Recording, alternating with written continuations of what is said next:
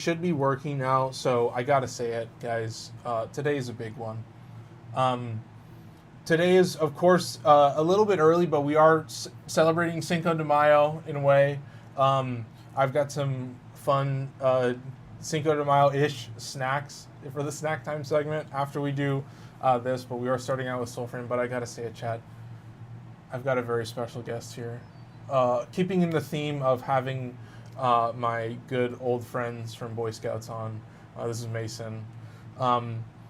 He's been on a bit of an adventure that I think we're probably yap about. I was meaning to stalk your Instagram and look at all the places that you went to. I don't post, so. Yeah. I think I was seeing some of your stories. Yeah, though. it's just story. I don't post, but Yeah. I post stories. Yeah, the stories are peak. So I was like, we got to talk about that. But yeah, we were yapping for quite a while, so we got to get into it. Yeah. So we're gonna start out pretty easily, but yeah, dude, it's just we were just yapping like crazy. But let me like pause everything. But yeah, this game, Mason was like, oh yeah, I've been playing some Skyrim. I've been getting obsessed with Skyrim. So I was like, okay, cool. Let's show him Soulframe. And you guys are like, what what are you doing? But so this is like I guess, what is it? Yeah, I explained it already, but it has like, I guess Skyrim doesn't have a dodge button. No. No, you just kind of like move in and out. So this has a dodge button. So B is your dodge button. Yeah. And you have like perfect dodges and stuff. But yeah, dude.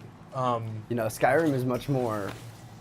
I mean, you do defense, but there's not really like parrying and dodging, which is like a massive mechanic in other, like Jedi Survivor and Jedi Fallen Order. I would feel like Skyrim's more like 70% offense, maybe even 75% offense. You have no other choice. Whereas like Jedi Fallen Order is like maybe 60-40 like, you get defense, where it's like you should be just blocking and parrying most of the time. Well, that's what we're here for. Oh yeah, Poppy, did you see my submission? Yep, I got you, Chris. But you were also a subscriber in Twitch. So yeah, that's one of my viewers. He calls me Daddy and Poppy. So yeah, I love that. I love that. Yeah. So yeah, you were a sub on Twitch, so you get automatic. So yeah, basically he asked a question. He was asking about like what our favorite Star Wars character is, but we're just gonna yap about that more on the on the podcast. But we can think about that. But I can't skip this. I mean, that's fine. Yeah, we're okay. So what is the story here, though? So basically, you play as like this, like magical Fae character, and you're fighting back against the dudes that I was killing. Those guys are called the Ode, and they're just like this. They're like this invading alien force, and they bring like magic, and they like corrupt the world, and so you have to like save the world and return it to its beauty. So it's got like a lot of themes of like the last quest is like about like addiction and like getting addicted to this like drug that's like called the Iker. So it's like pretty cool, but it's about a bear, and he's like, oh Tito, I love to take care of my plants. Like that's kind of so he's like not really Paddington, but he definitely gives off similar-ish, maybe like 60% Paddington vibes, but he's like bigger. He's like closer to Pooh, I guess, but I love him. He's mixed with Jar Jar Binks, it sounds like. Yeah. Misa Jar Jar Binks. No, I was like, first Mason is like, yeah, so I played some Star Wars Battlefront, and then we were talking, and then he was like, yeah, and then I've seen all the Star Wars stuff, and then we were talking about like Maul Shadow Lord. Yeah, almost all of it, but like most of the stuff that I care about, I guess, like most of the stuff people care that about everybody seems to care about. Yeah.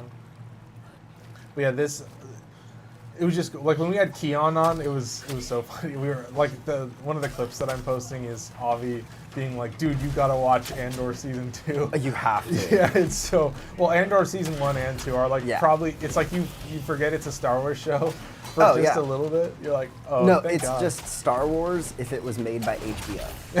Yes, dude. Like, and in my personal opinion, it's the best Star Wars ever made. Oh yeah, like it's so peak. I think like me and Avi are like such huge Star Wars fans that Avi's definitely like it's like one of my favorite TV shows of all time. Yeah. Exactly. Like I think the Star Wars aspects like give it this freedom to like tell the story how you want and have like worse consequences. It's like the Empire is like so much more evil that like, but it's so true to our times. And and then literally that shit is happening like right now. No, just it happened immediately, and they asked him while they were still in like press tour, and they were like, "What do you say about the fact that these things have happened right after you had your show?" And he was just like, "Well, we just followed the playbook of fascists." And yeah, like, and then he kind of just was like, they in Disney, you know, the Disney executives were freaking the fuck out, and he kind of just left it there. But it's like, Loki is like, well, we just looked at history and what people did, and who am I to say? But it's happening right now. What does that say? I don't know. Right? Like, oh, also Chris asked, how's that Boy Scouts popcorn? So you have multi-chat over on the left, so you can use that. I can probably bring this closer as well. So there's just like a bunch of chats everywhere that you can read. Dude, Boy Scout popcorn, it's been so long since I've had it. The microwavable stuff was actually a good deal. Really? It was actually good microwavable popcorn. But all the like specialty popcorns, like the caramel corn and the like s'mores or whatever like chocolate ones they do, they just were not. They were not. Yeah, not worth that. They were so expensive too for I always what you were getting. I always memed with my family that it was basically just a donation to Boy Scouts, and then you got popcorn for real. Because it was so much money that you're like, wait, I would never actually pay this for pop. And then you get Girl Scout cookies, and you're like, wait, last time I got them, they were like $6. I was like, oh my god, I can get how many of them? Yeah. I have a job. Wait, I could just, because like my job, the nice thing is that there's always like a Safeway or like a Fred Meyer nearby, and so I just load up on. Oh, I load up. What is the best Girl Scout cookie? Fuck. I am a Thin Mints guy to the death of me. You're a Thin Mints believer. Yeah, wow. but that's just ancient times, honestly. I think that has it has this stranglehold on my brain. Like I can feel it. It's like deep in my hippocampus. It's like I gotta get that hit. Like when that time rolls around, it's like, oh, Girls, master. It's master. It's Thin Mints time. The demon comes out. Yeah, it's Thin Mints time. Yes, it is very good. Yes, master. Yeah, I don't think I've bought Girl Scout cookies in a long time. Oh, but you're trying to say. But like my work would like buy like hundreds of Girl Scout cookies from like local, like from like kids of people. Like our boss would just straight up buy cookies for everyone in the office and buy them from like people's kids, right? So it was a nice thing for the company to do, right? And they just sent everyone home with like, I think every year we each got a haul of like 8 boxes of Girl Scout cookies. Dude, yeah, it was truly, that is, I feel like that was the goated one when you were like selling the chocolate. Like when I had to do band, I remember that you had to sell the chocolate, and somebody's work would just buy the whole box. Yeah. Like, fuck it, bro. We've got how many people in the office? Yeah, no, they'll eat that in one day. Those chocolates were so much easier to sell than, you know, like the pamphlets, like the coupon books, you know, that like other people would try to sell and things. Would that be for sports? Like if you for sports would do that. God, we got really good at it. Butter braids. There's the Krispy Kreme drive. There's those types of things you can do. Yeah, kids our age are getting trained to go door to door sales, man. What era are we in? No, the real trick though is just you use kids because they're cute, and it's hard when a kid is looking at you and is like, "Can you help me go to summer camp?" And you're like, "It's $10, fine. Here you go." Just because honestly, they're not buying it to help the kid. Actually, they're buying it so they don't feel guilty. That's what the secret of Girl Scout cookies is they don't have to deal with that. People actually do want the Girl Scout cookies. Yeah, they're so good. I mean, it is like an addiction every year. I'm definitely less of a fan than most people, I'd say. Like I'm fine with Thin Mints. I don't love them. Tagalongs are like just too peanut buttery for me. I like tagalongs too as well, but I feel that they're so decadent. They're so rich. The shortbread cookies are just like not quite there. Like they're good, but they could be great. The s'mores, there's something about the chocolate and the Girl Scout s'mores that just like doesn't land on my tongue well. Damn. Like each Girl Scout cookie just has this like, just small thing where it's like I don't know if it's just my palate or something or this one like ingredient they use that just doesn't loses a affect couple everyone points. else or something. Yeah. Just like, everything's just like yeah, it's good. Or some of them is like this is something I would like. Like I love peanut butter and chocolate, but I don't like tagalongs that much. Like, but I love peanut butter and chocolate. Dude, I feel like I definitely think with Thin Mints the difference is that I can have more than one of them. Like I don't think they're like too deep in my ass, but they released a new flavor this year called Explore Mores. And it's kind of like this chocolate almond cream Oreo. Fuck, I keep doing this. Oh my. Chocolate almond cream Oreo. So it's basically just like an Oreo, except it's all chocolate. Like it's not a cream filling, it's like a chocolate cream filling. Mm-hmm. Was it chocolate cream or is it like solid chocolate? It's chocolate cream. Like it still has some give to it, and it's still like So smeared. like still a sandwich cookie. Yeah, but it's like way more high quality. Oh, also do you know like the whole Girl Scout cookies scandal? No, what? They put Girl Scouts in the cookies? No, there's two different companies that make Girl Scout cookies. Oh. And they have different control over recipes. different states. Yeah, completely different recipes, completely different manufacturing processes. And we have the good one here in Washington. We have the good one. Interesting. Yeah, like they're like state by state. You're telling divvied me up. if I grew up in other states, people would feel that way with Girl Scout cookies, where it's like, I just buy it to support Girl Scouts. They're not good. It would probably be similar prices, but I think No, they would just I'm be not even talking about prices. I'm saying like whereas in people in Washington actually want Girl Scout cookies. No, I You're think they're telling me still in like okay. Nebraska, people are just like, I'm just doing this to support Girl Scouts. I think it's like how you are like, they kind of lose a couple points or two. It's like deduct a couple more points. Just, yeah. What do you think so far? I'm curious what you've been watching. There's like lightning strikes happening, and I mean, again, just looks very Skyrim with a little bit more of. does it look a little What I've overwhelming? seen- That's what no. I'm thinking.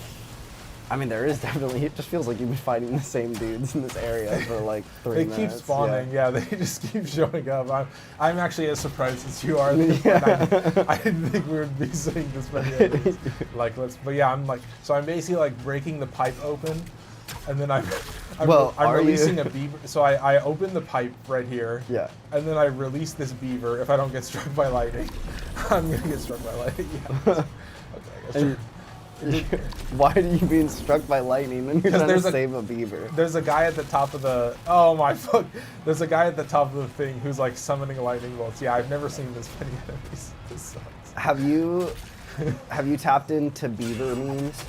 Beaver memes? Yeah, dude. Is that like Bobert Coolball? No, it just memes about how beavers are dope and how they just look at rivers and they're like, I'm gonna take over that shit. Oh, no, but I love that. And just I'm how on board. beavers are just engineering ballers. Like I'm on board with that. Yeah, like- 100%, yes.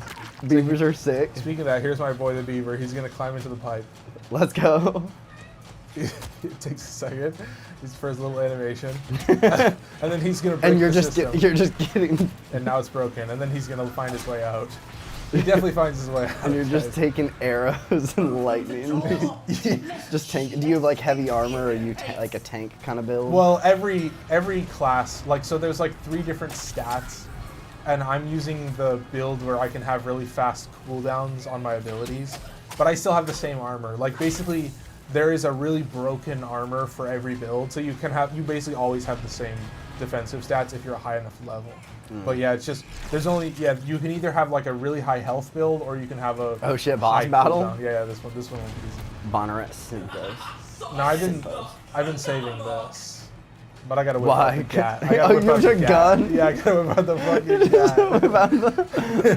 cat. And the worst part is it didn't do much. Yeah, it didn't do much damage, unfortunately. But I can hit him with that, and they definitely just buffed the health of these guys, I think. But I can snag this, so. Yeah, that's basically the gameplay. Dude. There's like a bunch of random shit to do out in the world. So can you choose to be like good or evil, or are there like factions for you to join, or is it They're all factions, but you're always good. You're always fighting back against these guys. Like these are like corruption. These are like foreign invaders in the bad way. Yeah. Anyway, but yeah, they like come down from the sky and they have like lightning powers and they like curse everybody, and then you can join the different factions that are fighting back. So you can join a revolt of talking weeds. You can join like of talking weeds. Yeah, it's like a living plant. Now. Okay. Yeah. Well, that's just what one of the characters calls him. She's like, "Oh, a revolt of talking weeds." She's like in a giant spaceship, and it comes down, and she's like, "Oh, I have to pick up garbage again and poop. That's all these people have is poop." Yeah, but and then there's like a human faction, and then there's like this ghost fireman. He's like a ghost of a clan. he alone is just a faction. Yeah, well he's just I guess the ghost fireman. Yeah, he's like that sounds sick. What do you? I don't know how else to describe him really. Yeah, he's like and he's giant. So wait, too. is he like actively like firefighting for ghosts? Like there's ghost fires and stuff, or no, he's a ghost. He's a ghost who was a power. Yeah, he's a ghost with fire powers. With fire powers. With fire. You said firefighter, so I thought you meant. No, sorry, I meant to say ghost with fire power. I was imagining a like medieval firefighter, like with 2 buckets. No, he definitely burns stuff. He's the one burning. He's the one causing the. He's definitely causing the fires. Okay, now we finish with some stuff. So, yeah, if you think you want to take over a little bit, I can take you in. And you can just kill random enemies. So if you ever want to pop in, then you just let me know. But otherwise, we can just No, one thing I know, Disney's just fumbling the bag on. What if they started the project now? How long would it take using all the designs and the engines and stuff they used for Jedi Survivor to give us a just open world free Star Wars game? Oh yeah. Where you just start off as a character. Maybe at the start of the game, you get a pick. Like if you have to pick at the start of the game if you want to be a Mandalorian, then you have to be like a Mandalorian from birth or something, right? Or they could do the whole, even though I don't know, I don't love the whole people being turned into Mandalorians a bunch like the Mandalorian show. I definitely love the lore of the older Mandalorians and the bloodlines. I just think it's a more interesting story, but. You know, you could go either way on that, but you know, you think what you'd pick between being like kind of aligned, like a bounty hunter who takes your jobs from the Hutts and the Pikes and all the gangs, right? Then you could be a Jedi or a Sith, like you could choose to be a Force user, and then your choices throughout the game affect whether you're a Jedi or a Sith. You could do whatever, man. That's like what you could go way in the future, you could go way in the past, like. But like honestly, the best would probably be Knights of the Old Republic. To Exactly. be honest, but maybe you don't. But you don't have to even follow the same story for me. Like come up with a new story with new characters during the Old Republic timeline. Cool. Like I'm totally okay with that. Just give us the open world Star Wars game where you can choose to be a smuggler or you can just do whatever you want. Yeah, a Mandalorian or a bounty hunter or. Yeah, you know, you can buy your own ship and you can travel to different galaxies and stuff, or different worlds and stuff. Dude, yeah, I feel like they're working towards that. But like, it should have already come out at this point, man. Is my point. Like, dude, I think so about, overdue. Like, dude, I feel like, because I think about like, is this weird to say like the Lego Skywalker saga? Okay, where you could go to like all the planets. I actually didn't it was like love a that. lot of content, but there was like nothing really there. Yeah. Yeah, like Yeah, I okay, think about that, where so like I'm there glad- needs to be so much substance to it that I feel like to fully flesh it out. But also, I think more about what engine the question of what engine it would be in is the most important. What studio would make it? Yeah, like I think that's Disney's biggest problem. Is they're worried about the gaming industry. But using like Jedi Survivor's already existing mechanics, you're telling me you can't. Like we don't need. There's too many worlds in the gal. You're not gonna make a true Star Wars open world where you can go to every world, right? Yeah, But like we've seen in like Jedi most Survivor of and them. stuff, you can give us like 15 planets, I right? see. Like you can do that, right? I mean, I guess Starfield is somewhat. I don't know. You don't really have the Jedi and Sith and the lore and world Well, you of can Star download Wars. a mod where it becomes Star Wars. Oh, really? Yeah, That's there's fun. like a whole mod pack where it just turns the world into Star Wars. And Oh, then that you is can have sick. you can have like a Mandalorian jetpack and a lightsaber. Nice. It's kind of funny. Yeah.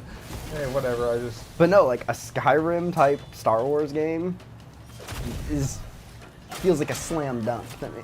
Like, I don't know. Yeah. Well, I think they know that, and I think they're probably like, I think they're so worried about like fucking it up. You know what I mean? Like I think Disney is already like very apprehensive and like very driven by a board. Like it's like written by like a committee and stuff like that. Like with all their movies and stuff. So I feel like they're just like, I feel like they haven't even answered the question of who's gonna make it. I feel like they're that slow. I feel like they're that ground, like those gears are so ground to a halt. Think about that, yeah. Lucasfilm is such a mess. Yeah. The amount of movies where it's like, we're gonna make this movie. Then 3 years later, it's like, we're no longer making that movie. And like, same with video games too. And then just, the quality, especially, God. Have you seen what the projections are for the Mandalorian movie? Oh no. They're abysmal. Oh, it's only they're supposed to make $65 million in its opening weekend, which is like historically bad. It's by far the worst for any Star Wars movie.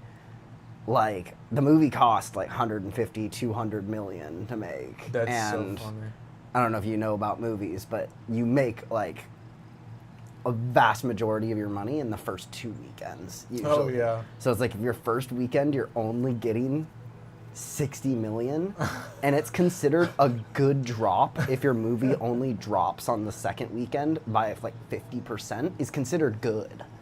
So it's like, you're probably dead in the water. Yeah, unless it really gets legs and people love it. But I don't know. I've watched every time I've sat in the theater and watched the Mandalorian trailer, I've just been like, I just don't really care that much, to be honest. Like, no, me and Avi are definitely gonna see it because we're just. I'm like, still probably gonna see it.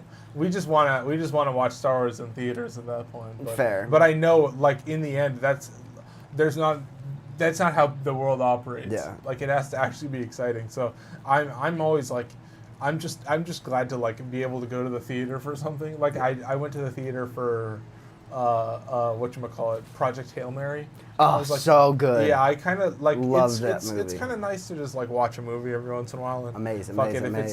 But yeah, I am the slop. I'm the slop fest of the two brothers. Yeah. Like I always do that meme where I'm like with Keon, I was like, I'm the apologist of the two brothers. Yeah. Like I'm he's the critic. Yeah. He's the one who's like, I don't really know if this landed as well as they wanted it to, and I'm like, hey, I'm glad for more Star Wars. It's fair. Yeah.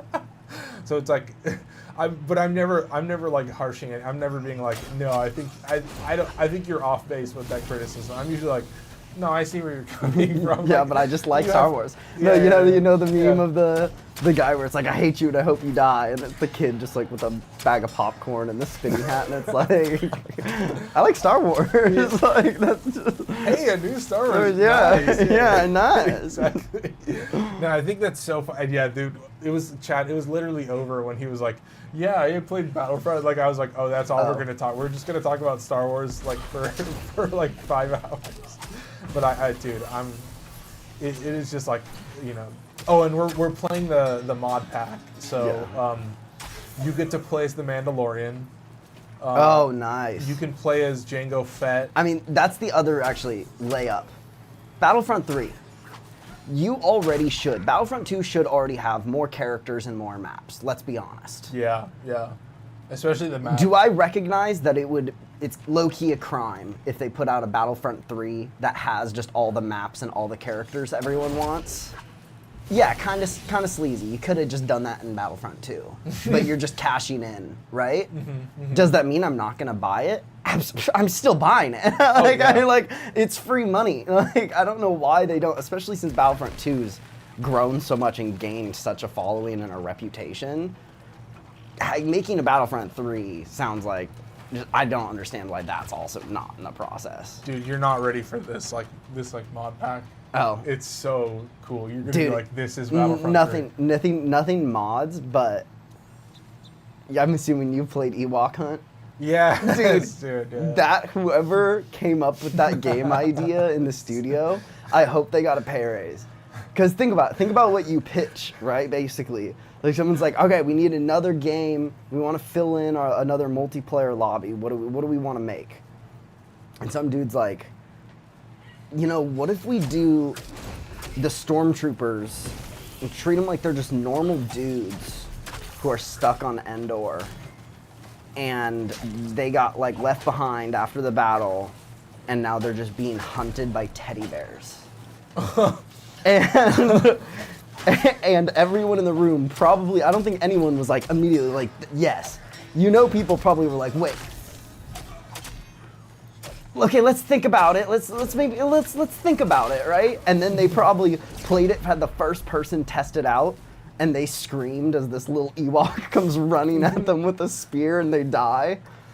No, that's what I. That's when it's like, they're we got something. We did it. We did it. Think Predator. Yeah. But Ewok. But Ewok. But And then everybody's like, yeah. yeah, it's so good. It's so good. And it's in darkness. Yeah. Yeah, it's so funny. It's like the best game mode ever. I don't play it often, but I just genuinely have a great time whenever I do. Yeah, that's the best. Yeah. No. I especially love when you just get a whole squad, like 8 Ewoks, just moving as a group, just like. It's terrifying. It's like genuinely when you have to play it on the Empire side. Yeah, no, I hate it. it's With the genuinely the flashlight's I hate great. the flashlights. I mean, the OG flashlight game for me was Slenderman. Oh, of course. I did play that. Was that like iconic. did you download that? Yeah, it was on our PC. Oh, that's so funny. Did you ever have a school PC that would have games on it? Well, kind of. My brother set up for me. I don't know how he did it, but he gave me a flash drive when I was like 9, and it had this like Game Boy like app on it where it could like play old Game Boy games on your PC, like as an application, just like a computer game. And that had the one I played a bunch was, I don't even know which Pokemon, but it was one of the like older Pokemon games. Mm-hmm. That's just an absolute classic still to this day. And I would play on my school laptop. I'd be playing it, and then I would just be able to. Gave me cracked Minecraft. Yeah, Amar. Yeah, I gave him cracked, like the cracked free version of Minecraft that never got updated. Oh. Yeah, there was like one build that I had access to that it was just an it was executable just like that you could the just game run. from still like 2011 or something. Yeah, or? but it was just that one version. Crazy, that we played, dude! yeah. I remember playing it like very first. My brother put me on immediately when it was still like not even an official game yet, technically. Oh yeah. And was still just pure 100% about survival. Yeah. 2010 late alpha. Yeah, yeah. It was still so early that basically you couldn't do anything. Well, no, I mean, all you had to do was build a house, hunt, and mine, and survive. Which honestly is still a totally valid way to play Minecraft, to be honest. You can still play, but it's definitely become way more than I've ever thought it would. Like, Did you see? Do you keep up at all with like the new updates and stuff like that? Not really. Again, because when I go on my Minecraft, you know how I Minecraft, man. Like my character wakes up in the morning, strolls through town, goes to my ranch, I take care of my farm and my animals, and if I got extra time in my day, I'll do a little bit of mining for resources, and then wake up the next day and do the same thing. So I don't use a lot of the updates. So like they kind of have to like smack me in the face for like when the bees started showing up, and it was like, oh well, I can tell there's been an update. 'Cause now there's bees and beehives everywhere, right? Well, did you see the update where all the baby animals changed? That's this most recent? update. Yeah. No, because I haven't played in a couple months. So again, I've basically only been playing Skyrim for like 2 months now. Dude, well, Skyrim is still, bro. It's still. Yeah, well, that's where I have my family in Skyrim. Skyrim base, yeah. Yeah, like, I mean, I even have, I made sure to, like, apparently, this was on my first Skyrim playthrough. You know, I ran into this miner woman who was like, oh, my husband fucking bores me, and I want to go out adventuring. And I was like, the other companions I'd ran into this point where you had to pay for them. And I was like, nah, I'm not paying someone, I'm fine. But then she was just like, oh, I'll come along with you for free. And I was like, hell yeah. Well, then she and I just kind of like stopped looking for other companions. I kind of forgot to like just even have my eyes out. So she was with me until I was like level 40. Oh. And she apparently had a daughter in one of the like villages. And so then I just went up and I was like, okay, boom, I'm gonna marry her daughter, and then I'm gonna make her the steward of my house. So then I'm gonna have just my whole family. I'm gonna have grandma, mom, and 2 kids, and I'm gonna have my whole family back at my house. And that's how I made my decision to marry I don't know her name, but the Skyrim. I just married her because she was nice, and I could have her mom live with us. Well, because I feel bad since I'm gone all the time. I want there to be a family there and people not to get bored, It's like real life, you're friends with the mom. Dude, I'm dead. I mean, that's true. Yeah. Shoots in the face. Yeah, that's so. Was not expecting that. Yeah, I'm level 40, and yeah, like I have the same mom companion. And the daughter. Yeah. Well, no, I still had her, and then I figured out about marriage or I just finally went into the temple and asked the guy, and then I was like, oh shit, I can get married in this game. and then yeah, just came across her daughter, and then I was like, this is perfect. No, the funny thing is the husband is still just back home, just totally alone now. No way, I didn't even realize that you cucked him. Holy shit. Not really. I mean, she's just my mother-in-law. He's just... Oh, I see. Oh, he you just married still the lives. Okay. Yeah, no, so I married the daughter. Yeah, but then she Okay. lives at the house because I made her a steward. Because you have like a steward to like look over your So property. the husband's just home alone. The husband's just home alone, and his daughter lives at my house. And Bachelor pad, guys. Yeah, exactly. He's probably gonna love, bro. He's cracking beers back home. He's like, it's so quiet. Like if she's over there, then I can do whatever I want. Yeah. No, and in the village he's Ladies, in, go on everyone in. else sleeps in tents. He has a house. He's the alpha, dude. You're telling me he won't have options? Like, he'll be fine. Shout out Tatsu. Welcome in, Tatsu. Tatsu, you're in the raffle as well. Yeah, dude, even today I play a lot of these like more complicated games, and I still come back to Skyrim. But I do put on mods where I can at least roll. I think I at least have a mod where I can do that. Which property do you have in Skyrim? Oh, Avi just asked that. Yeah, which property do you have? Oh, I mean, my goal is to buy all the houses. Oh. So I have like 5 of the houses in my one world. Shit. But the one that I have like my whole family at is Lakeview Manor. Oh. And I made it like you can only have the 3 additions. And so I made it the way like the least useful house to me. Like I didn't have any enchanting table or enchanting room or anything. I made the house specifically for what would a family want most here in the house. So again, I made it the most useless house for my character, but that's because I was just that's where my whole family lives, right? And then I have my house in Whiterun, Breeze Home, which is goated, right? You get it from like early on, and I've just kept using it because it's so nice. It's so nice and central location. So whereas my family lives back there, Breeze Home is my place where I just drop off all my loot, sell to all the vendors and stuff.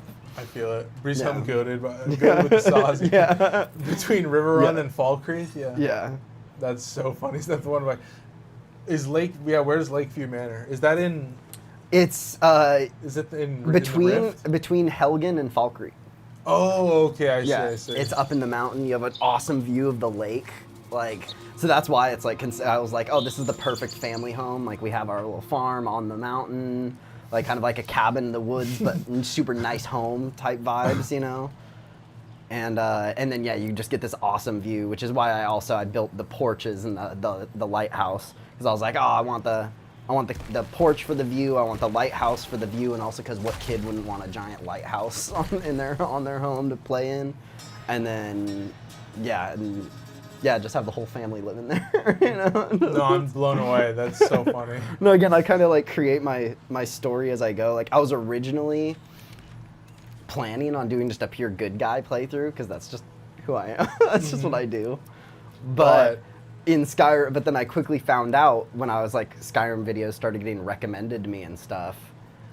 I quickly found out that but if I make like the good guy choice in this instance, it'll like completely lock me out from like one of the better storylines of the game, right? Like so it's like the Dark Brotherhood. It's like I wanted to just kill the Dark Brotherhood immediately, but like some of the best like people literally were like, oh, the Dark Brotherhood storyline's the best most fun storyline in the game. So then I was like, well, I was gonna do a good guy playthrough, but you know what? Instead, I'm just gonna, basically I've made this first playthrough is like, I'm just trying to do everything as much as I can across all the world, basically. No, I definitely feel that. Like I mean, yeah, you gotta like side with it. You gotta like do the Dark Brotherhood quest. Yeah, exactly. Like, now the funny thing is I've discovered like 300 locations.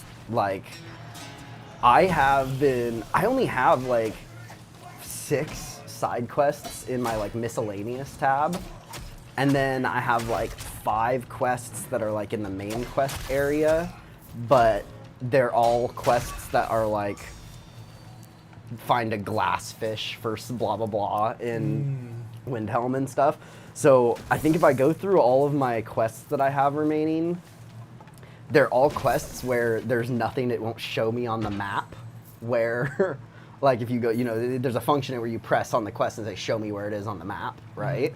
All of the quests are at a point where they're just, the reason I haven't done them yet is because I don't know the location I need to go to, right? Or there's multiple, it just won't show me a place on the map.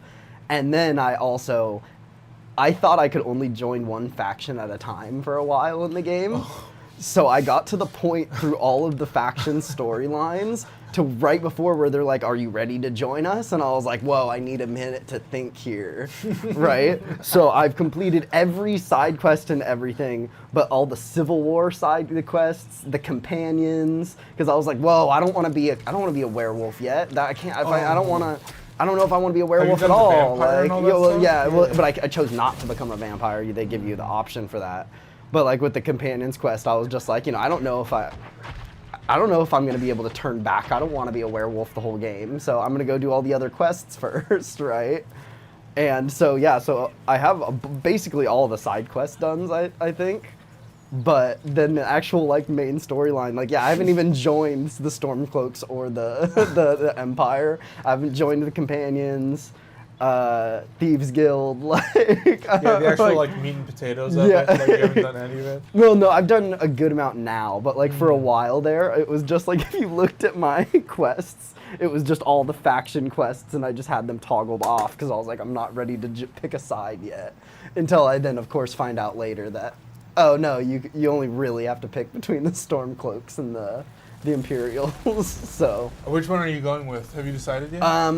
Definitely Yeah, Stormcloaks. I feel it. Even though I hate how racist they are, and they're so like right-wing libertarian coded. Really? Yeah, but like also the Imperials are like insanely corporate dem liberal coded.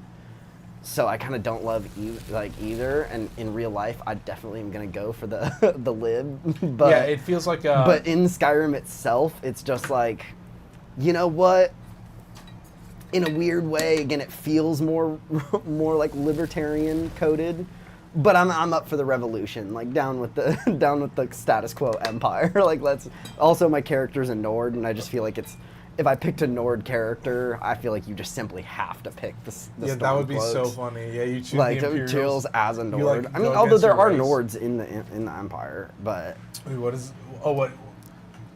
Trying to get everything in Skyrim is crazy. There's like 10 billion things. I know. I'm not trying to. Have you done the DLC in Morrowind? The North belongs to the Nords. Yeah, no, I haven't done any DLC yet. I'm just doing vanilla console Skyrim. But yeah, trying to do everything has been an insane grind. But I mean, the way I played through the game was, again, I didn't like. I guess I found out later, again, as more videos on my feed and stuff showed me other people playing Skyrim, that like people get a quest and then they just go travel and like follow the quests around the map. Whereas I instead was like, oh, you gave me a map, so I'm going to explore the map, right? So instead I just like slowly moved. So I just like finished everything I needed to in the entire south area of all of Falkreach and Whiterun. And I moved from all of Falkreach and Whiterun, and then I just did everything I possibly could in Riften. And then I've moved up to Windhelm and Winterhold, and I'm now just doing everything, just exploring the whole area until nothing shows up on my map anymore, and there's no more quests in that area. And so I'll have like, there are quests like you get in like the first like 10 hours of the game that send you to like Solitude and Makarth, and I'd probably played like 50 hours plus of the game, and I still hadn't even been to those cities because I was just finishing everything in each hold before moving to the next one and exploring the next part of the map. But that was definitely a grind, is just taking my horse and just actually finding all the locations that I possibly can. And I'm sure I'm still missing a good amount. I know it's impossible to, I'm not that dedicated that I'm gonna go look up for everything. It's still impressive, dude. But I've again just been slowly just moving around. But I've definitely noticed that there have been some, it's not necessarily how the game was fully designed to be played, as I've run into a couple like, not like glitches, but like where I finally got to the Nightingale quest and I was so high a level that they won't let me upgrade the sword when it's like one of the best swords if you upgrade it. But if you like are over level 46 or something, when you get the sword, you can't upgrade it. Really? Yeah, so it's just stuck at the base level, and I'm like, damn, okay. So there have been some ramifications for the way I played, but I didn't know, Holy right? shit. I feel like I did what you're supposed to in Skyrim. I just opened it up and then just started going. Like, that is not something I was expecting to learn, but no, that you get locked out of certain. Yeah, I mean, but it makes not locked sense out of when like you say quests it, and yeah. stuff, but it yeah. makes sense. Because that is very familiar. Because I've played with mods for so long that a lot of them will like fix those things, and so I've just raw dogging vanilla Skyrim. I'm a guy who I've never used mods. Like for anything. Again, I don't play enough games for it. Yeah, and it's so complicated. I don't have a unless you have a PC. PC. Yeah, it's so complicated. But that's goated. I mean, a shout out. I mean, still Skyrim to this day is like one of the, and it must run at 30 FPS. I have no idea. Anyway, but this is what I was getting at is I think this is running at quadruple Jeez. the FPS that you're running at. I'm not 100%. But see, I honestly feel like that stuff doesn't matter as much. That's another one of those things where I was. If you can have fun, however. Yeah, you know how I was talking about, right? Like, how like with athletes, like they're constantly picking just I'll give me the most money over the best actual total decision. Mm-hmm. Like, I think the same kind of with the game industry, where it's like so much money has been spent and so much time and effort is put on graphics and just how smooth it looks and how good we can get it to look. I think it's kind of a waste. Really? Like, yeah. Yeah, I think it hits a threshold. I think like a visual style is better. Yeah, and I think also we've like reached a point where it's like it's already so good that spending time and energy making it like perfect or way better. Like, I'd rather have a clean running game with good stories and good mechanics and graphics that look like they're from 2015. Like, again, that's why Skyrim holds up, like, in my opinion. Yeah, like, but if we could just take the resources we're putting into games these days and just, I don't know, like, scale back the budget, just the emphasis on graphics and even just the striving for the graphics to be just perfect and, like, so real life. Like, that's the other thing is, like, I don't need my video games to be real life looking. They're video games. I'm curious, how do you think this looks? Yeah. I mean, I think it looks good. Like, it's super nice, but it's like, if the graphics looked a decade older, would I have any different opinion on it? No. No, I think a lot of people would agree. But there's like, I just don't think it's the thing that, I think it matters more than the money that gets put into it. Well, I think there's been this push with like smaller development studios where they choose a unique visual style so that they can save resources on graphics, like graphics processing, so that the game runs smoother, but also so that they don't spend as much money on those assets. Yeah. And so it's like these cool stylized like cartoony graphics, and there's like this whole like genre of games where it's like super simple gameplay style. It's like an arcade game. Yeah. You just load in, you play it for a little bit, and you're done. Dude, some of those arcade games are genius. They're called roguelikes. They're pretty fire. You basically like do a run, you get as far as you can, and then you die and you reset. And then you get like it's a random run every time you do it. And then you get upgrades like every time you complete a run, you get some resources, and then you upgrade a little bit. So the next time you go in, you're a little bit stronger. And so you just log in, play real quick, and then you're done. So it's like a super simple. And some of them have a story, but some of them don't. But yeah, like definitely, like having a story with like a cool, like it looks sick. It doesn't need to be like realistic. You know, it's not. Well, it's like, again, I mentioned my college friend where I'd sit and watch him play. One of the games he played through was God of War. And it was like, yeah, I loved watching him walk around the world and how beautiful the world was. It was definitely like a nice part of the game. but I just don't think it's what matters the most, you know? Whereas even maybe in the top 5 most important things about a video game, right? Yeah, like I feel like they put a lot of resources towards it when it's Yeah. like, I don't think it's 100% necessary. Wait, what are you guys saying? Remember Battlefield 1, that shit looks like $1 billion and runs like butter. Nice, yeah. Definitely infinitely better, yeah. Trying to look as realistic as possible. Yeah, shout out Lua for joining as well. Yeah, Avi's in the chat right now too. That's Blasty, yes, that's Avi. Yeah, I think like what I've learned is like a lot of smart studios are doing that, where they're like choosing a really cool style that just like looks sick as fuck, and it still has the same emotional weight with certain things. You can still good animation, facial animation, stuff like that. Like I think it's still all there. So let me check the time. 3:24. Why don't we? Okay, so we'll do this for a little bit longer, and then I think we'll swap over to the snack time segment. Okay, sure. And I've got a bag of goodies, and I'll let Mason pick a couple fun ones. But no, it is. Have you seen the Tetris movie? No. What? Oh, is that where like is it like the documentary about the creation of? Well, no, not a documentary. It's it's a movie, so it's not like actually historical. It's okay, but it is about the creation of Tetris. No, it's about the story of the guy who like brought Tetris to America. Okay. Yeah, and got the he bought the game rights, I think, for like handheld and arcade or something. I don't remember the full exact details, but it's a super fun story. But the one like fascinating thing for me is just on again how different video games have become, where it's like when Tetris first came out, like that was like crack for people. Like that was like this such a simple game could entertain so much. And I think it is definitely a small statement on where we are today, in that a game like that just does not stimulate us enough. Our brains are so cooked at this point that we need this insane experience when people back in the day used to just smoke a cig and play Tetris for 2 hours and have the time of their life. That's so. And now we sit in front of these massive worlds that would take factories of data to hold back in the day. And we're sitting there and they're like, yeah, it's pretty good. That's all right. But these people back in the day would rip a cig and then finish a Tetris level and be like, let's go.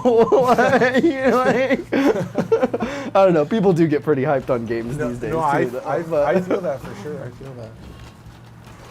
Oh, I missed that. Fuck. I low-key have become more anti-technology the older I get. Oh, you become a Luddite? I've become a little bit, like, I don't know, you've read Dune, right? Yeah. One of my favorite things I've been saying to my friends is just Butlerian jihad now.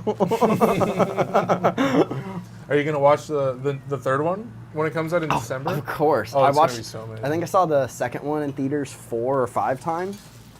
Wait, what did Lewis say? If you're trying to build a simulator, yeah, I get that. Warm Snower, yeah, gotcha. Was that the secret level episode?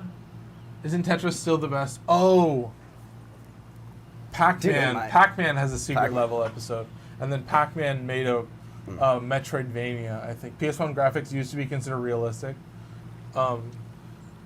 just considered stylized. Yeah, no, I definitely. Have you seen any of those like old new games that are in like PS1 style? No, I haven't. It's so that sounds cool. They're like really simple story games. Yeah. I don't know any of them, but I guess there's one called Overkill that's kind of like it.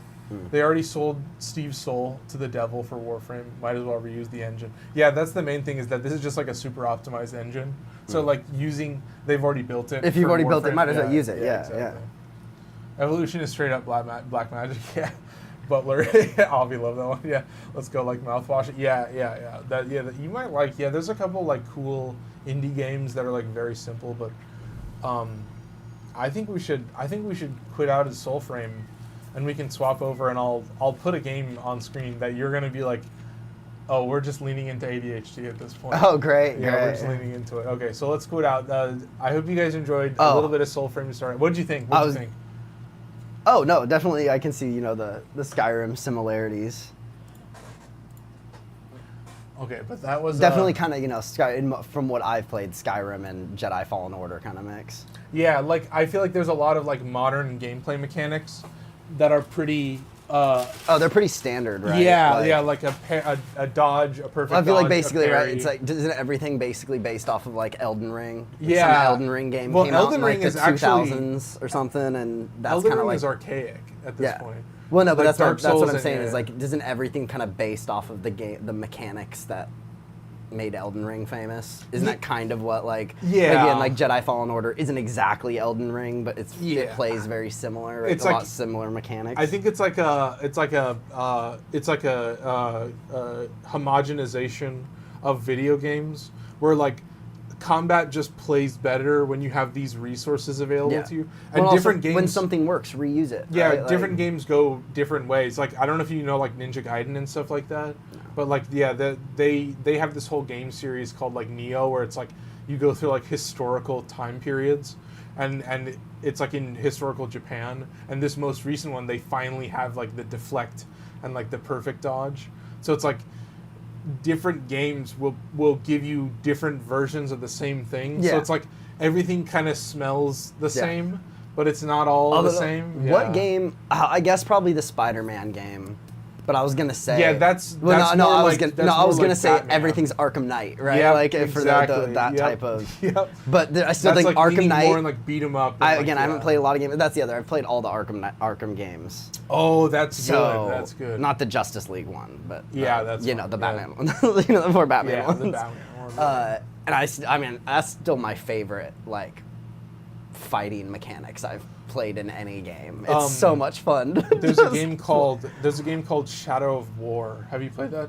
Oh yeah, Shadow of Middle Earth Mordor? Shadow. I haven't played it. But Yeah, that has but the I same actually mechanics. think I own it. Yeah, and Really? that has the same like parry mechanics, but it also has this like insanely complicated like status effect system. So it leans more in like the Elden Ring while still playing like. Ooh, So- like so- Arkham. So kind of a really fun mix. Yeah, sounds so it like, has more complex combat mechanics, Yeah. but still presents you with the same basic formula. Yeah. But then it adds onto it with all these extra. You can ride an animal, and then you can like ride a fucking dragon and shit like that. And I have this like god save that I built up for that reason, that I can play like an arcade game. You can go like hunt captains and stuff. It's the most Yeah. fun. Oh no, I think my friend played it in college. That's the one, right, where you can convert like enemies into allies, or like you defeat a guy when he's like a lower level, and then he becomes a boss later and stuff, right? Isn't that the game that has that? Yeah, like, yeah, There's exactly. some Yeah, you, name like- for it, like the boss. Oh yeah, mechanic Nemesis of system. the Nemesis system. Yeah. But That's it's- that game, right? Yeah, exactly. Oh yeah, 1.27 E120 is a very large number. Oh yeah, he's looking at, yeah, that. Yeah, that's an insane amount of money. Oh yeah, and then Lou was saying you can run Warframe at 144. Yeah, like that engine that I was showing you is really optimized. But Nice. yeah, let's I think we're good. We can tab over and make sure everybody's sounding okay. Guest desktop C, we tab over, and now we're Yeah. big. And now this is the Subway Surfers in the background. Oh, nice. Yeah, nice. while we do this, and then I'm gonna grab the drink, and I'm gonna grab a sounds glass for you. And then we're doing snack time. Cinco de Mayo snack time. Oh my goodness.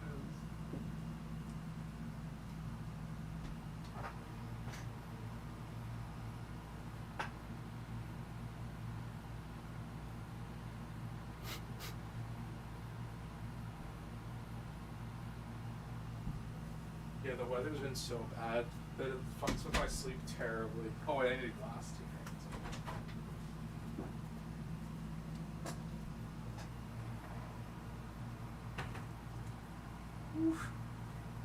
What do you think, dude? You're such a natural. Oh, thank I'm you. telling you're a natural content creator. All right, chat. We've got. Oh, is this the strawberry coconut milk? It's got like jelly in it. Yeah. Have you tried That's this? I have. It's interesting. I knew I it. don't know. I'm not a boba guy, Yeah. right? So it's like I like tapioca.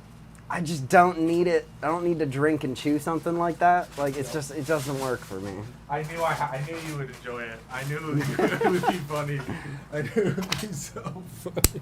Okay. So of course we've got just mission chicharrones. This is just what I could get at Safeway. So I want What to a get shame. Mason's review. Yeah, I want to see how bad these are, and then I'm probably gonna be snacking. I just wanted to eat I wanted to get Chicharron. I was like, I wanted to get some snack. You had to put in some effort. Yeah. That was what I could get. And then this is what I had. This is what I could get at Safeway. These are just Cremax wafers. These are the vanilla flavor. Very authentic. Yeah. Maybe next time we'll go to an actual grocery store. And then is that? Oh, and then you brought something. Yeah, you brought something. So now we're gonna eat this on camera. Oh no, this is What? for you. What do you want me to do? I didn't realize what that was. Oh, I didn't realize what that. I thought it was just normal. I thought it was just normal. I thought it was just. That would have been hilarious. That's so funny. That would have been so. I mean, we might have some later, but yeah, we're not doing it for the snack session. That's so funny. Okay, I'm dying. I know you said I brought something. And I was like, what? I did. That's so funny. Okay, now you have a choice. So those three things, that's what I found in the aisle for Cinco de Mayo. This is just incredibly Latin, right? Yeah, can't you see it? This is my Cinco de Mayo episode.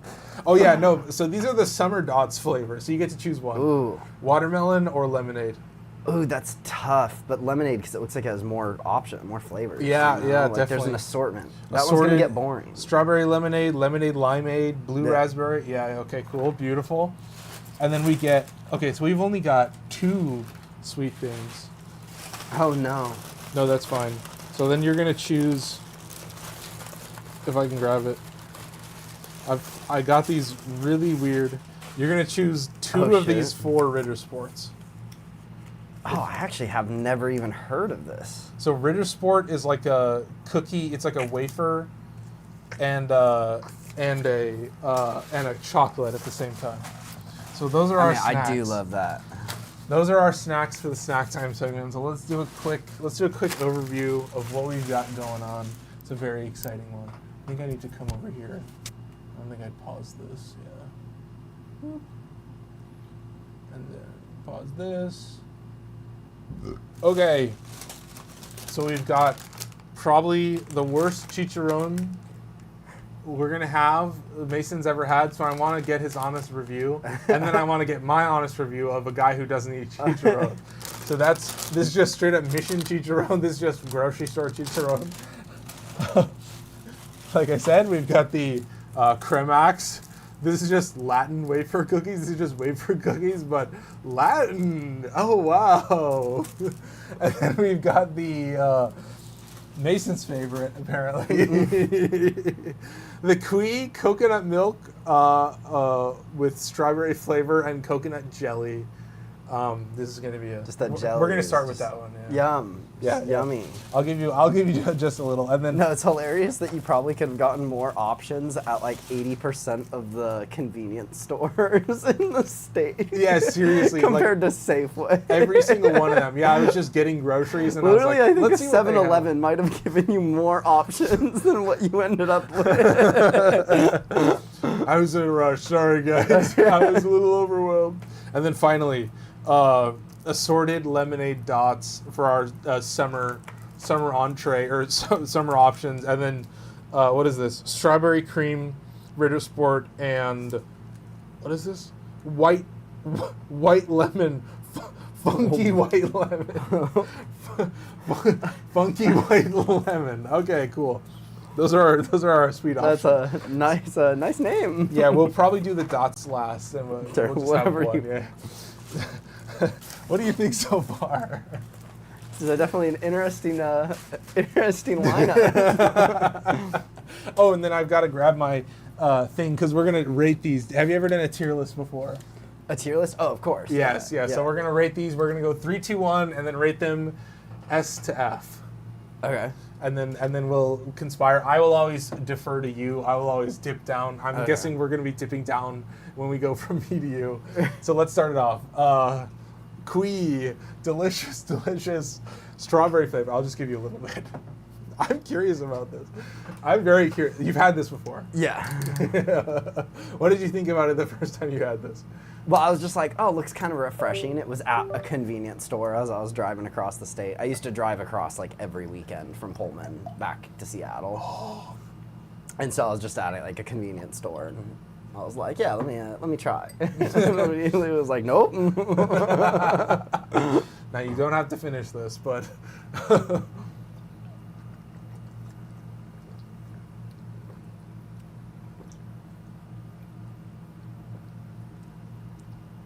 is it fucked up that I just let the jelly slide down my throat? Fucked up? No. Is that weird? No. It's just not my preference. This is good. Holy shit. No, like the drink itself? Oh, just redeemed a hydrate. Oh, wait, let me... Wait, you guys have been saying a lot of stuff. Let me scroll. Oh, yeah. Very large number. In a game, though. 1E307. Nice. Called it... Okay. Dots. Nice. Just redeem a hydrate. Yeah. I actually think this is pretty fucking good. No, the drink itself. Mm-hmm. It's like I mentioned, like it's for me for the boba. I just don't like having the... Guess I'm kind of a boba guy. See, that's fine. I'm just slurping not it. a boba guy. I just don't like the, like, while I drink, like, whole chunks going with it, you know? I feel like I would swallow cum pretty well. I'm proud of you for that. I mean, It's brave. I'm just like extrapolating, basically. Slurping, yeah, this shit is good. What he's slurping, this. I think it's pretty good. Okay, you ready for your rating? No, again, because the drink is good itself, I'll say B tier. Oh, we have to do it on 3, 2. We have to do it at the same time. Oh, my bad. Yeah, no, next time though. That's fine. My bad. B tier. That's actually good. I was gonna give it A tier. Yeah, But we'll put it in that's- B tier. No, yeah. we'll put it in B tier. That's fair. Yeah, but It's just the chunks, and then my genuine, like, criticism across all of America, everything is too sweet. oh, true. Really? Yeah. Oh, I think no, I everything can is feel just that. too sweet I for feel me. that. Yeah, like the coconut doesn't come through as much because it's just like sweet and a little bit of strawberry. And Yeah. Because it is, coconut milk. Let's say, okay, what is this? I'm just going to call it strawberry coconut. Oh, shit. Is my pen dried out? No, it's funny you mentioned the tier list because you know what I did yesterday. I wish I had my notepad with me, but I wasn't planning on it. So, but I had a box of Skittles, and so I decided to test out all of the Skittle combos and rank them.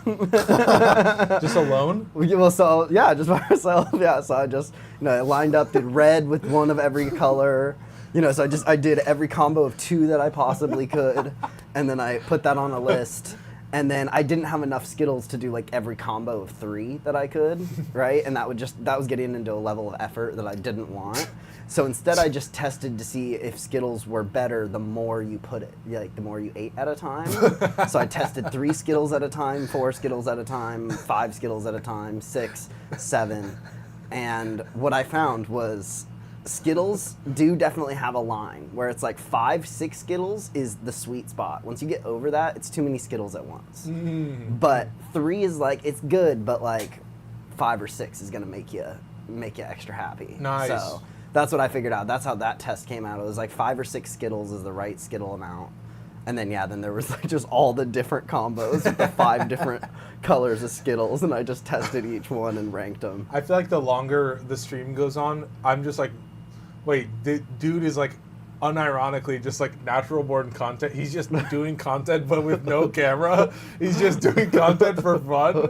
Like, holy shit. I was just bored. So Yeah, holy that's why I just That's was like, insane. I'm bored. I had the box of Skittles, and I was like, let's test these. That's so insane. Like, he's literally doing what I'm doing right now, but he was just doing it for fun. Okay, now I'm excited about this one.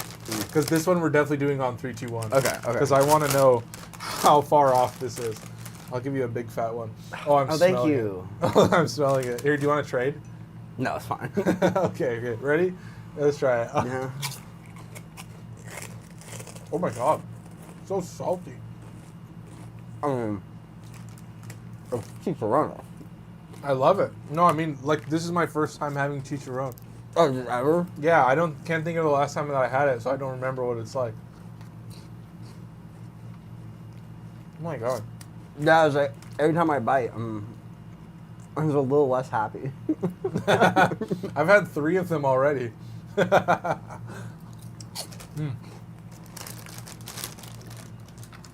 I think I'm ready. Hang on 1 second. Let me finish chewing for everybody in chat. Everybody's loving this. The second segment of the stream is a mukbang segment. Yeah, exactly. Look at that. That's way too many combos for me to try to do. 260 Another 6. combos. I think my box of Skittles, or maybe I'm tripping, but my box of Skittles only had like 5 colors, I think. Oh, How interesting. many? There's red, green, Mm-hmm. purple, orange, yellow. Oh shit, we have to add something to the list then. Right? We have to add Oh one shit, more we have sweet thing. Skittles. That's We have to hilarious. add Oh, they're popped. the popped. Oh. Yeah, we have to add this. Do you want me to sub out one of these, or are you okay with this amount We of can just sugar? keep going. Yeah, we no, can it's add. fine. I'm We not- can I'm- add one to the list. Okay, I was just. It's not I like don't we want to have to eat the overload you whole with thing. sugar. No, yeah, I'll be yeah, fine. Yeah, I'll give you a couple, but yeah, well, this Oh, is no, just our. these are Korea open classic. bags. Yeah, yeah. Have you had these before too? The Oh, yeah. popped as well. Yeah, I mean. Oh, these. No, yeah, but I'm saying the chicharrones. Oh yeah, we Yeah. got to rank it too. Yeah. Yeah, I forgot. Fuck. Yeah. Okay, I'm ready. 3, 2, 1, A. D. Really? You like those? No, I just think chicharrones are good. What Oh, I'm getting at okay. is I've never had good ones, but I still think the concept. But I was Okay, meaning so- to put it in B. so you're we saying- should put it okay. in C Okay, I mean, I'm fine with that. because I but- think it is more of a I think it's a B. See, honestly. I think a good chicharron is like a B tier snack for me, and those are definitely a step below yeah. other chicharrons I've had. Do you want to put it at C or we can put it at D? That's fine. I mean, I'm a compromise guy. We can Okay, compromise and nice, put it nice. at C. Yeah. Like I can taste how But those you, are you stale. can you can tell me like this isn't. Well, I don't know. Chicharrones are always kind of like that. Oh. Like they are super crunchy. Mhm. It was more just for me that the texture was just slightly Oh, it's like too styrofoam. Again, Yeah. it's the mission, I think, of the you Yeah. get the cheap ingredients and whatever the heck they do in yeah. I that think this was like factory where it's $3 or something. yeah, just kind of like it wouldn't shock me if that came out in the New York Times that those were like 20% styrofoam. Basically. It's Like they somehow managed to put filler. in yeah, chicharron. exactly. Yeah, to save just that extra $1 for the shareholders. Yeah. Wait, Lewis says it's been a while since you had Skittles. I mean, I can understand that, but Skittles are goated. Maybe it's been a while since I had Skittles too. Jesus Christ. Yeah, we'll put that in C. No, there was 125 combinations of. Yeah, Skittles. exactly. If I did 3, which is why it was like, there's no way I'm gonna be able to do this. I have 1 box of Skittles. No, I'm excited about these because this is just. Oh, there's this a is lot of classic. them. These are good. You've all had these before. Yeah, these Maybe are like not this exact brand, but we've all had vanilla wafers. Well, that's what I'm Right, kind of like- wondering. Is like, how do they stack up, and do they taste better, and like, is the I cream don't know. different? The hard thing with these for me always is Ooh, it there's like smells a. different. It feels like a extra cheap one of those. Just like, or just ones that aren't good, I guess. Because I don't know, just because it's more expensive doesn't make it better, right? Yeah. But there's this like slightly metallic, almost like aftertaste that I don't like. Oh my god. Wait, this is so good. I mean, I could see where it's overly sweet. This is definitely better than other wafer cookies that I've had. You think? Yeah. Better vanilla flavor, at least. You can taste the milk. Here's my hot take. Mm-hmm. I think I like vanilla wafers. The Like- cookie, like the the cookies, cookie? the cookie vanilla wafers. Mm-hmm. I'd rather have that than this. No, I could feel that. I can feel that. But like in terms of these types of wafer cookies, I really like this. Yeah. This is really good. And it's pretty big, but it doesn't feel super heavy. I'm pretty on board with that. All right. Yeah, that was good. I like that. You ready to rake it? Yeah, All right. I think we'll be. 3, 2, 1, A. I'm sorry. Oh, sorry, my bad. No, you're fine. That was my fault. Sure. You said A? Yeah, A.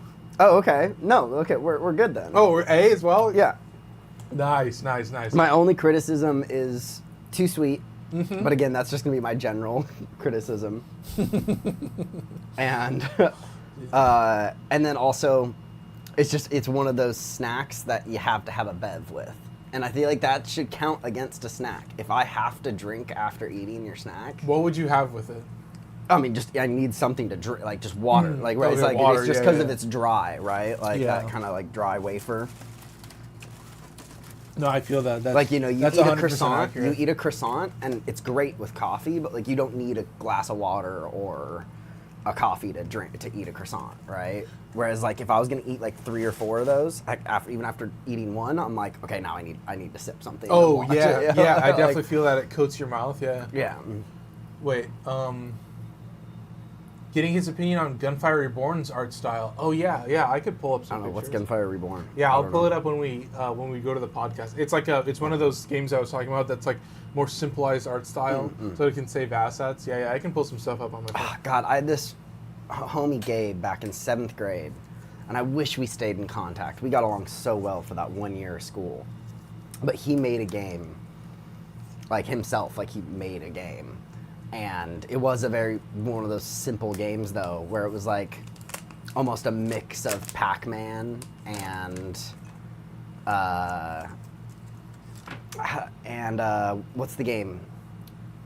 Not Pong, but where the ball bounces around, right? Oh yeah, Breakout, where like Yeah, you break the blocks basically. But it was basically a mix of that and Pac-Man, and it was like all fruit centric. Like it was so much fun, but it was a very simple game. Oh my god. So This is the funky white. yeah, funky white lemon. Shit. Funky Shit. white. They boy. call me funky white lemon. Shit. That actually would be kind of a fire. That is a 1980s NBA nickname right there. They say at the 3-point line they called him funky white lemon. Because his shots were like lemonade. Oh my god. It's like a guy that plays for. It's like a nickname for a guy that plays on the Harlem Globetrotters. Yeah. He's like the one white guy on the team. Yeah. Oh my god, it's funky white. I do. I'm gonna eat one. I have always wanted to do the bit of going to a Washington or a Globetrotters game and just going nuts rooting for the Washington Generals. Just the truest underdogs that sports has ever seen. The Washington Generals. Yeah, the Globetrotters are like pulling down their pants and like, I'm the person behind the bench. Come on, ref, that's a foul!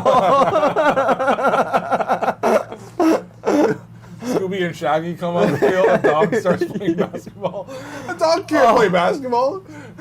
That is my favorite political meme in the last 10 years. Oh, a dog can't play basketball. Well, don't watch it as a dog dunks all over me. Yeah. And I voted for the Leopards Eating Faces party. That's a good one, too. That's another good one. Congratulations to Funky White Lemon. Yeah, thank you. Okay, yeah. What do you think you would rate that? Think about it, and then let's keep talking. I'm set on it. You ready? Okay. Yeah. Nothing in your mouth. Oh, we're good. Okay, 3, 2, 1, A. B. Really? No, I'll put it in A. I'll put it in A. No, but why? What was your reason? Because I think it's like, I ate 2, so that might have been why. It's because there was a lot to it, and it was very dense. And Oh, that's true. coated my I mean, mouth. I barely ate the second half, so I get that. So I'm actually, but that's why I had it not in S tier. Okay, I feel that. Also, again, but I'm not even considering it at this point. Too sweet. They could like. Yeah, it was again, really general sweet even for America. me. Can we just do an American like new thing? I don't know what agency would get involved, but someone just come in and just go, hey, whatever like amount of sugar you're using right now, can we just like cut it back like 15%? But Just then they would across make the less board, money. everyone. They would make less money. I mean, I guess if it's Can't still going to allow be a that. lot of sugar, man. And actually, we're asking you to put less sugar in. I mean, if you're not replacing anything, I don't know how much that truly will mess up a lot of recipes, just not putting more sugar in. I don't know. I feel like we can work ways around it.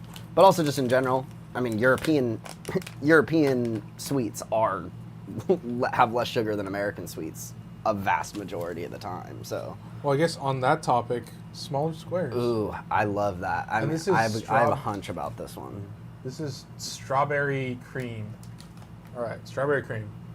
I'm one biting that shit. Yeah, I did too. Mm. Chocolate and strawberry, Of all top time. tier. Of all time. Yeah, I already know Interesting. where I'm ranking this. You think you're ready to just do it to him? What? You think you're ready to just do it to him? Oh, yeah, I know what I'm gonna. I'll let rank you it as. finish chewing. No, and I know what I'm gonna rank it as. Yeah. All right, 3, 2, 1, A. S. Okay, put it in A. It would only be S tier for me if it was dark chocolate. Oh, Yeah. dark chocolate guy. Okay, I like that. No, that's fine. Well, think about it. That's What's my also- main criticism? Yeah. Too sweet. I thought it was. So- I actually think like that's because now no, we that have, was like, pretty solid, but No, what I was gonna say is I think now you have the more sensitive palate, and so I'm always like, I thought the thing was perfect, and you were like, still too sweet, but like it was better. Yeah. And now we have like the baby palate, and then like the refined man palate. I'm baby. I like sugar. I know. He drinks Diet Coke. Yeah, I drink full sugar sodas. All right. Dude, it happened out of nowhere. I used to never drink. I used to only drink water and my morning vegetable drink that I have every day. Mm-hmm. And then at work, I started drinking. I had started having Diet Dr. Pepper. And then my roommate and I started buying, he bought 1 case of diet soda. And then now that spot in our fridge is just endlessly filled with a new case of diet soda where one of us buys it. And so and sometimes I grab my 3rd diet soda of the day and I'm like, you fucking, I need to stop. I know, they are better it is better than full sugar, but I need to stop. I don't know if you remember a super fun dude we went to high school with, Adam, Adam Petter. Yeah. Dude drank 6+ Diet Cokes a day. That's crazy. And he would no water. He would drink Diet Coke in the dugout during baseball practice. And all of our coaches were so concerned about his health. Everyone just told him he was gonna get cancer. Yeah, bro does not drink water. Yeah, he just that's the main drank Diet problem. Coke. Yeah, he went through sometimes almost a full case a day. That's Crazy. all he would drink. Wait, so Lewis says I eat sleeves of saltine crackers without drinking stuff. That's You're- insane. That's Could put that's money towards psychotic. researching the mass production of allulose. Is a sweetener about 70% of sweets. So he goes, yeah, please, yeah. I mean, hell yeah. I'm a dark chocolate person. I prefer to. No, to me, if I'm eating chocolate, I want it to be sweet. That's my philosophy. Well, but I like dark sweet chocolate stuff. is sweet. No, Or can be sweet. It just That's what depends I mean. on how is dark it's you like get if it. I'm gonna indulge, then I might as well indulge all the I way. mean, it depends by the thing for me. Yeah, right? that's true, that's true. Like a straight actual truffle or chocolate, I want the dark chocolate. But if I have an ice cream or a hot chocolate, that better be milk chocolate, baby. Oh yeah. Although dark chocolate, hot chocolate is still, I'm not gonna say no. I'm never gonna say no to that. But I think milk chocolate, hot chocolate's definitely the best. Yeah, no, I fuck up a hot Now, see, chocolate. I've never had one of these freeze-dried candies ever before. Yeah, these look so cool. Should I give you one of each flavor? I mean, up to you. Do you want to individually rank each flavor? No. We can just try them each I mean, we individually if could, you want. That's too much of a list, yeah. Let's see. Yeah, and these Skittles probably don't follow my other Skittle standards. Yeah. I don't think you'd want 5 or 6 of these at once. I feel like 2 to 3 is gonna be the. Yeah, I don't think it's a good replicable study. Okay, I'm just going to start going for it. Okay, you're doing one at a time. Yeah, I kind of just want to... Oh. What? Oh, what the fuck? That's not. I don't know why I was still expecting a pretty, a Skittle. That's insane. Oh, it's a Skittle at the end. Mm-hmm. Let's see, it's 3 at a time. Do you want some more? That's so weird. It's really strange. My body doesn't know how to react to it. I mean, But my body... about halfway through, it just starts tasting like normal Skittles again. It's like it reconstitutes. in Yeah, your mouth. it comes back. It It's like when we reforms would into a eat Skittle. freeze-dried stuff on backpacking trips, and then it would reconstitute. Yeah.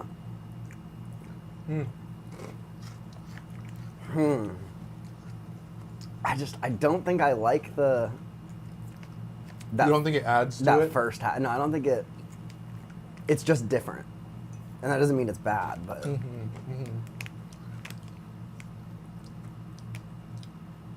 Pulling a very strong vacuum, causing the ice to sublimate into water vapor, leaving a lot of empty space. Interesting. Yep. Which is that's what it tastes like, right? Like it's just puffed. It's just very strange texture. I don't know how I feel about it. I know how I feel about it. Okay, I think I'm ready. 3, 2, 1. C tier. Yeah. Yeah. C. See, because I feel like it's a nice, like, I had those 5, but I don't need more. Mm-hmm. And that's a penalty against it, but I still like, it's not like the flavor's bad. They're Skittles. Mm-hmm. Who doesn't like Skittles? Like, I don't think I'd trust you if you didn't like Skittles. It's like the fucking Inglorious Bastard, but it's just the E holding up the Skittles. Wait, you don't like Skittles? I love that movie. Yeah, seriously. Such a good movie. I do. I quote all the time, would you make that deal? I would, sir. I would too. Damn good deal. That whole movie has so much aura. So we're talking about aura farming. I love the second act, that second chapter, titled The Inglorious Bastards. And just Brad Pitt is one of my favorites. It's actually, I think, this is what I would say about it. I think it's his version of DiCaprio's performance in One Battle After Another, for me. Where this dude is just absolutely hilarious. He is a serious person, but he's playing this goofy dude and just playing up the cheese a bit, right? Like, and like, I just love Brad Pitt's. It's like, I think the least Brad Pitt character he's ever played almost, and that's probably not true, but like, it's just like a personality that's just like so uniquely just present in the movie. Like, he just has this aura, right? And this personality that's just so unique to bring. And yeah, have you seen One Battle After Another? No, I saw. Oh my gosh, it is worth watching. You know, I've met people who like wide range on opinion on how good the movie itself is, but the one thing that you have to watch the movie for is Leonardo DiCaprio gives what is my personal favorite DiCaprio performance of all time. And then the other like standout is Benicio del Toro, the fucking legend himself. He's in that movie? He has like maybe 12 to 15 minutes of screen time. I don't actually know. We'd have to look that up. But his screen time is not massive. But the presence he leaves on the film, he's like probably the second or third character everyone talks about. Like, he's so good. Both him, and then him and DiCaprio get to play off of each other too. And so you just got two great actors giving great performances and just playing off each other. And it's by far DiCaprio's funniest performance to me. That's good. I mean, very minor. You said you're not a spoilers guy. Movie's been out for a long time now, right? So there's a time jump. And so he goes where he's a very competent dude. Then after the time jump, he spent like 15 years just drinking and smoking his brain cells away. And so when you re-meet DiCaprio's character, he's basically DiCaprio's version of playing the dude from The Big Lebowski. No way. That's like my favorite movie of all time. So you have to watch One Battle After Another because DiCaprio will change your life. I still think to this day, I rarely tweet, but I tweeted out about this when it came across my feed and someone was just like, I love loser Leo. and I put down a comment underneath the post that was like referencing, so he's this one scene where he gets a phone call and then he hangs up the phone and the director does like a shot that's like zooming in on his face and DiCaprio's basically just like staring back into the camera. And then he smokes his joint in his fingers and then goes, I'm fucking paranoid, man. And he's just like breathing into the camera and it's just like, I love you. Like, you're so, like, he's just going, I'm fucking paranoid. And just rips the joint again. It's just beautiful. That's so funny. Honestly, Leo's been on like a loser era, his loser era, kind of. Between his kind of like loser character in Killers of the Flower Moon, him as the scientist in Don't Look Up, and then one battle after another. He's kind of a loser and all those, like, kind of a weird guy in all those movies, and I love it. I love was his gonna era. say, like, I feel like I should be seeing more movies because I want to talk about movies with you. So I just go every Tuesday because that's Really? discount day. Mm. So tickets are like $7 or $8. And I don't go every single Tuesday, but if there's a movie I want to see, I just wait till Tuesday, and then I live right across from a movie theater. But even when I don't, even when I lived back at my dad's, I would just go to Cinemark in Bellevue or Woodinville. Mm-hmm. Dude, that's pretty clutch. Wait, what? Oh yeah. Speaking of Swedish Fish, Lewis said Lou was wondering if you liked Swedish Fish or not. Oh, I do like Swedish Fish. I just can't have. I can have like 10. Yeah, 15 no, maybe. I'm with you. I I like can't have many. half at a all. pack, and then like one of the packs you'd buy at like a convenience store. Mm. Maybe a third or half a pack at a time, but then it's got to go back in the backpack and get picked up another day. Yeah. Okay, but we got to rank this last one, the dots. What did you think? You ready to rank? Sure.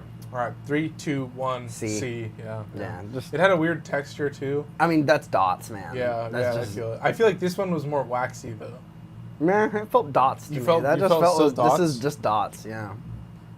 I No, mean, I if you've feel had it. a dot before and you've had lemonade, you know what lemonade flavored things are. I did feel like the You've had the flavor came lemonade through dots. okay. I but mean, it was yeah, still it's, just it's fucking lemonade. dots. Yeah, but it's just dots. Yeah. Yeah. It's just dots. Okay. Wow. I like this list. This is a good Alright. showing. Okay, so now we put them in order. So which is worse? Chicharron. Put these in order. Chicharron, Skittles Pop, and dots. Which is worse? We'll just go from bottom to top. Between Chicharrones, Skittles, and And dots. Those are all C tier. So put those in order.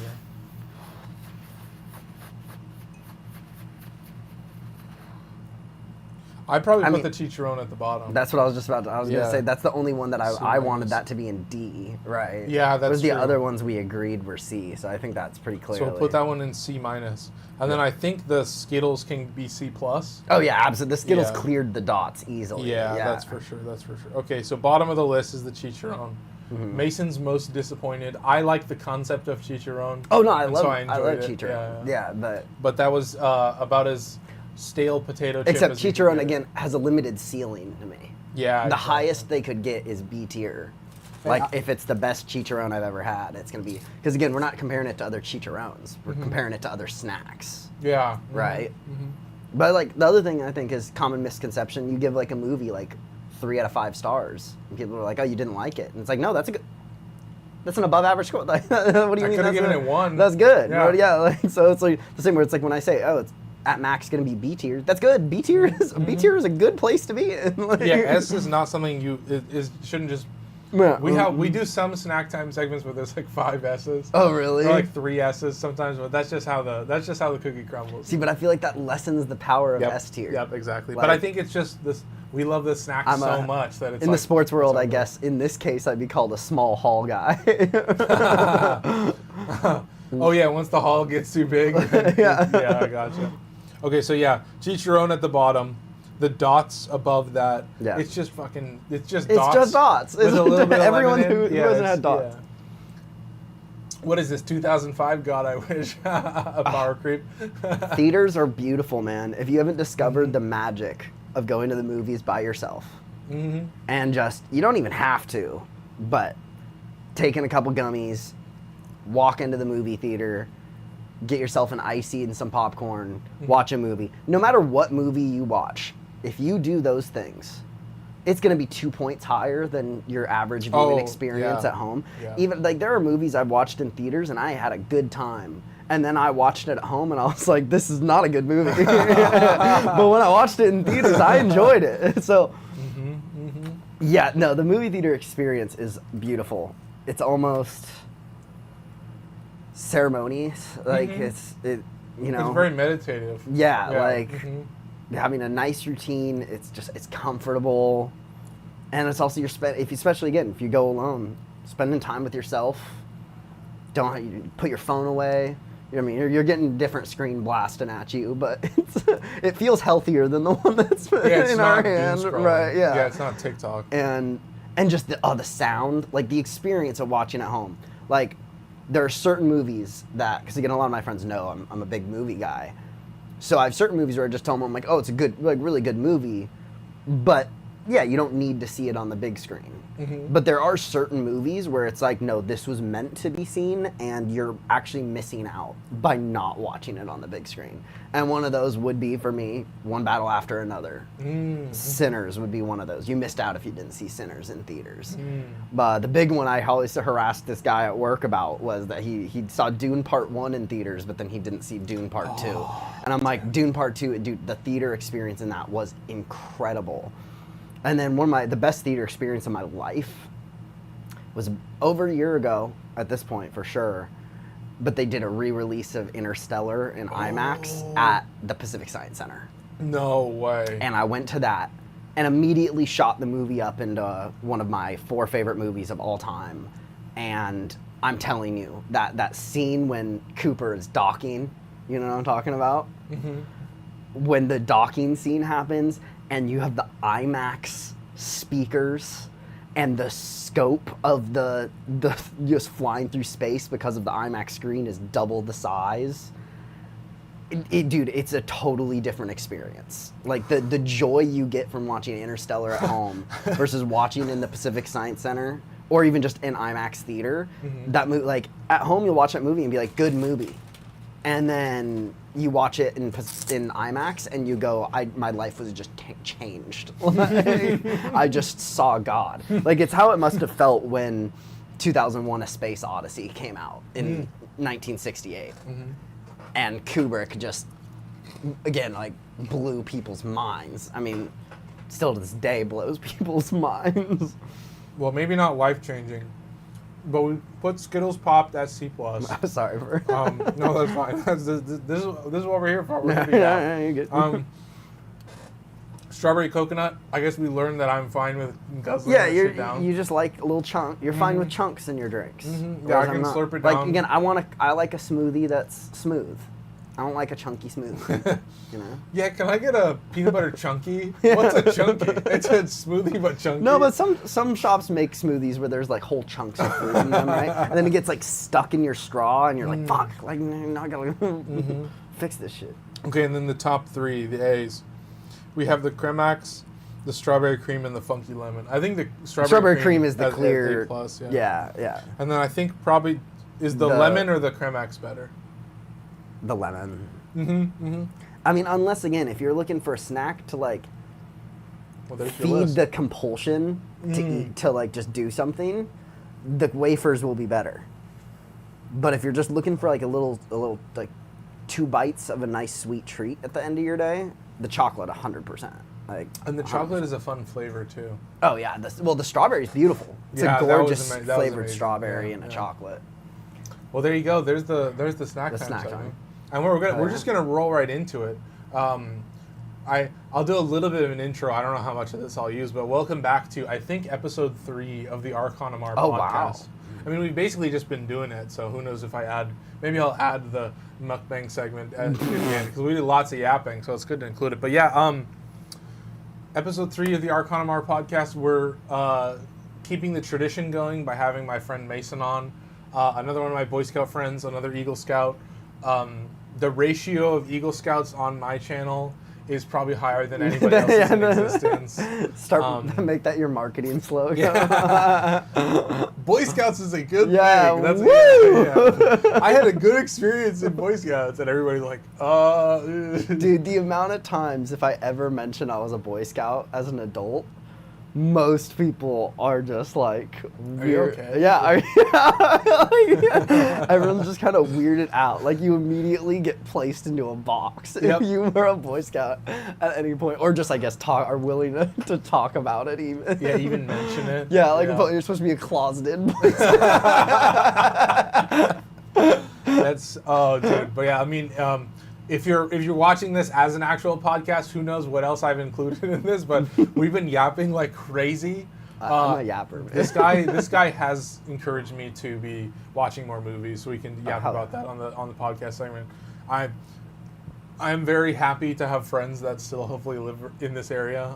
I'm thinking about moving up to like Linwood area, and so I'm like, it'll be nice to like be in a nice area where I can have my friends on. And I got Keon on. Keon's moving down to California. Oh damn. Yeah, he's for medical school. What area?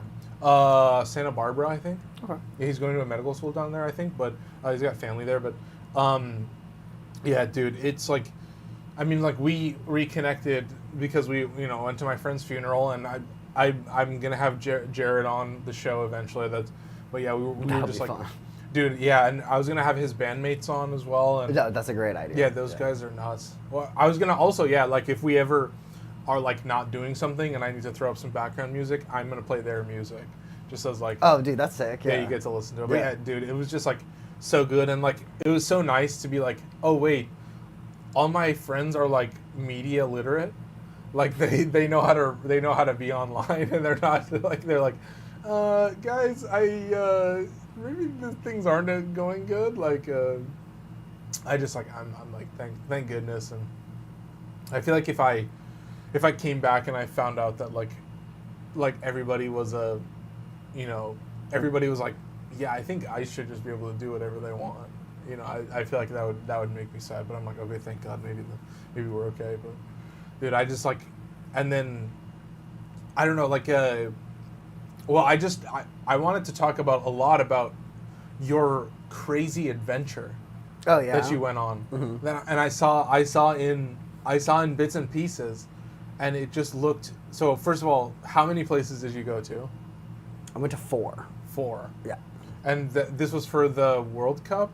For the World Baseball Classic. World Baseball Classics. Yeah. Okay. Which is basically the World Cup, but for baseball. So there's international teams, is that right? Yeah. Each team represents all the players represent their countries. No right? So you have United States, Mexico, Venezuela, Dominican, Japan, just all the countries that qualify. Just like the World Cup, you gotta get into the tournament. How do we do?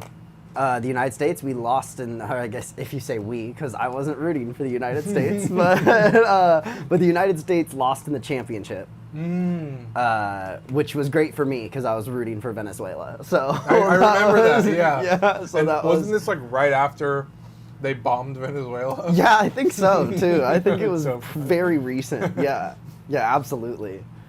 But no, so it was just one of those of, I was done with my job in February, and then I was just, bored, the early days of unemployment, and I was, drinking cider, having pizza, and watching the World Baseball Classic, like the early games, right? Because they have the group play before it goes into the tournament, the championship tournament, right? And I was just watching the pool play. And I was really bored, after not, again, unemployment hit fast and hard for me, where I immediately was like, what do I do, with my time, right? But I was just watching the games, because the game's also being played all around the world. Like, there's the Japan game starts at 2 a.m., and stuff. So it'd be just, random times. But I kind of just got inspired, because I was just, sitting there watching the games, and I was like, wait, I have nothing holding me. I can just go to that if I want to. I should just go. And so then I just looked up, found, unfortunately the flight was a little expensive because I literally got inspired 3 days before. So buying the plane ticket 3 days before is definitely a little more spendy than the average. But then I found a hostel, which was super cheap, which was in Miami. And so then I just, put everything together in about 2 days after I got inspired, and then just went down there. And I was supposed to be there for 9 days. But those first 4 days were just purely baseball, basically. I had a hard time adjusting to a sleep schedule. And I basically just, the only activities I did those days was go out and eat for dinner, check one of the food places recommended, and then go to the baseball game. And then after the tournament was over, and that was truly awesome, right? But then I was like, dang, now there's more things in my, now I just get to do Miami, right? Because this tournament could have been anywhere, right? And my days would have been the same. I would have gone and eat and then went to the games. But then once I didn't have the baseball games to go to, it was like, well, now I'm just in Miami, and now I just get to do Miami, right? And very quickly realized that I'm not going to get to be able to do all the things I wanted to do in Miami. And then kind of had that second realization of, wait a minute, I have nothing waiting for me back home. So then I got on my computer again, and I turned my 9-day Miami vacation, I turned into a 32-day, four city trip. Holy shit. I again kind of just got inspired and went, I can just do things, right? I can just do this. Holy shit. So I extended my trip in Miami for another 5 days. So then I was able to just do everything except for a cruise that I wanted to do while I was in Miami. And that was a blast. I'll never live there, but highly recommend to go vacation there for sure. Wait, before you say anything else, I'm going to run real quick. And No, grab a you drink. good. Chat, I'll be right back.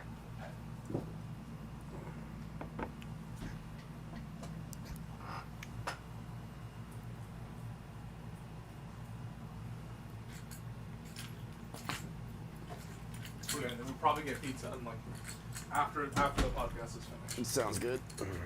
Oh, dude. But yeah, so then I spent basically a whole day, honestly. I mean, not the whole day, but like until like 7 p.m. like Eastern time before I left my hostel, and I just spent that whole time just planning out the next 3 spots on my trip. And just what I was gonna do then with my now extra time in Miami. So yeah, after planning that out, I scheduled my flights, got my bus ticket to do, because I didn't fly to every location, right? It wasn't worth the cost in every scenario, right? I mostly flew, but yeah. So I did the 2 weeks in Miami, went to Heat games. I mean, I went to a lot. In this month. I went to, I think it was like 75% of the days I went to a sports game. Wow. Yeah, like, because I started off going to the 4 games in a row for the World Baseball Classic. And then while I was in Miami, I went to like 3 Heat games, and then I went to a Panthers hockey game, which actually the Kraken were in town, which was hilarious. So I got to watch the Kraken while in another state, which was fun. How did they play? I'm so mad about the way that game went. That was actually one of the sore spots of my trip. Really? Because there's 5 minutes left, and the Panthers score to go up 4-1. And I'm not a person who leaves sports games early, because my aunt always taught me, right, like you never leave early, something can always happen. And I wasn't leaving, but I did need to use the bathroom. So I was like, okay, it's now 4-1, 5 minutes left, game's over. I need to pee. So I'm going to go use the restroom before everyone else leaves the stadium, and then I'll come back to my seat, and then after people have filtered out, then I'll get my pictures, right? Because I was, again, a tourist, so I wanted a picture of the rink and everything, right? So I was not leaving, right? I just go to the bathroom, and I come back, and the game's tied. What? I was gone for 5 minutes of, like, real-life time to go to the bathroom. Holy shit. And then I come back, and while I'm walking back to my section, like my seats, I just hear a girl walking by me, and she sounds like she almost gasps and like sadly, like shocked, like frightened gasp. And she went, "Oh my God." And I was like, "What?" And then I turn and she's looking up at the TV, and I turn and look at the TV, and then it's just and then I see the score pop up, and it's like 4-4, and I was like, are you kidding me? Like I flew all the way across the country. I'm as far away from Seattle as I could possibly get. They play horrible when I'm watching, and then the second I turn my back and just use the bathroom, I don't even leave, I just use the bathroom, and then they came back and tied. You're bad luck, So, dude. Come on, man. But yeah, and then when I was in Chicago, right, I went to 4 Cubs games. Oh, nice. I went to a Blackhawks game. So Were yeah, those just tickets expensive? Like, how much did you? Were No, the tickets Cubs end up games? being okay? yeah. So I mean, for the World Baseball Classic, for example, I went to amazing investment if you're a sports fan. Like a Super Bowl ticket is like $2,000 plus, right, to just get into the Super Bowl. For the World Baseball Classic, I paid $800 for my tickets in total. Not bad, not bad. With the most expensive, the championship was over $200. But then like the quarterfinal games, and I got all my seats on the main level. I could have even done it. I could have even done it cheaper and just gotten like nosebleeds, right? But I wanted to make it a good experience, right? And I like being with the crowd, you know, on the main level. So like, but yeah, all those main level seats for the World Baseball Classic, it was like $700 to $800 total at the end of the day, which honestly, for what they ended up being, were really good prices. That's amazing. And then the Panthers game, the seats that I was sitting at the Panthers game were $40. Oh. And I was row 7 from the glass. Like in Seattle, those tickets would have been like $180. Wow. Like, yeah, so what I found is all the hockey prices, like around the country, the Kraken have like the most expensive tickets I've seen so far. But I haven't gone to that many places now. That's a good point. Yeah, but I like, bet we have a pretty... But our prices are, no, because again, like Blackhawks game, getting into like the top third level was like $15. Whoa. Yeah. Whereas in Seattle, like those seats are like $50, $60 usually, and sometimes even more. Sometimes go up to 80. That's insane. Like, yeah. So that was great though. Was the other hockey stadiums I went to, and just being able to pay less than I'd pay in Seattle for a ticket with better seats was pretty awesome. The Heat games, I loved the standing only, where you're literally like on the back of the stadium's concrete walls are directly behind you. You're as high up as you can possibly get. But whereas like at a baseball or a football arena or a game like this, where this would suck, like that being so far back in that view, with the basketball arena, it's such a closer, tight-knit arena that like I could actually, it was kind of nice being that not almost bird's eye view, but still like an upper view like that, because I was able to see everything great. Like I was able to watch the game really well. That's yeah. So cool. So I went to all the Heat games I went to were I just went to standing room only tickets, and those were the one I went to, the Lakers game, because it's the Lakers. Those tickets were $70. But then the other the Spurs game I went to was like $25 for the standing room only. And then at the Cubs games, I sat at one. I wanted to sit everywhere in Wrigley. Oh, dude. Like so for the first 3 games, I went one on the first level, one on the second level, and then one ticket out on the bleachers. And the bleacher seats were like $27, and the second level seats were like $38, and then the main level seats were a little like $80. But it's like, yeah, I mean, since I went to a lot of sports games, it definitely added up in the end. But for just that's like a lot of sports on games. like an individual event, I think I went to like 20 sports events in like 32 days or something. Yeah, that's so impressive. No. So, but that was a lot of, I went to, so again, the second destination after Miami was Nashville. And then I was only in Nashville for a day. Went to the Florida Panthers game. And then I took the flight up from Nashville to Cincinnati. And I was in Cincinnati for 2.5, 3 days-ish. So I got there, got a day to just recoup and relax, just stayed in the motel basically. And then the second day in Cincinnati was the opening day game for the Cincinnati Reds, which is like, this is why I chose Cincinnati as my follow-up to Miami. And how my trip kind of formed was, it's like, oh, I'm already getting this huge bucket list baseball thing off my list with the World Baseball Classic.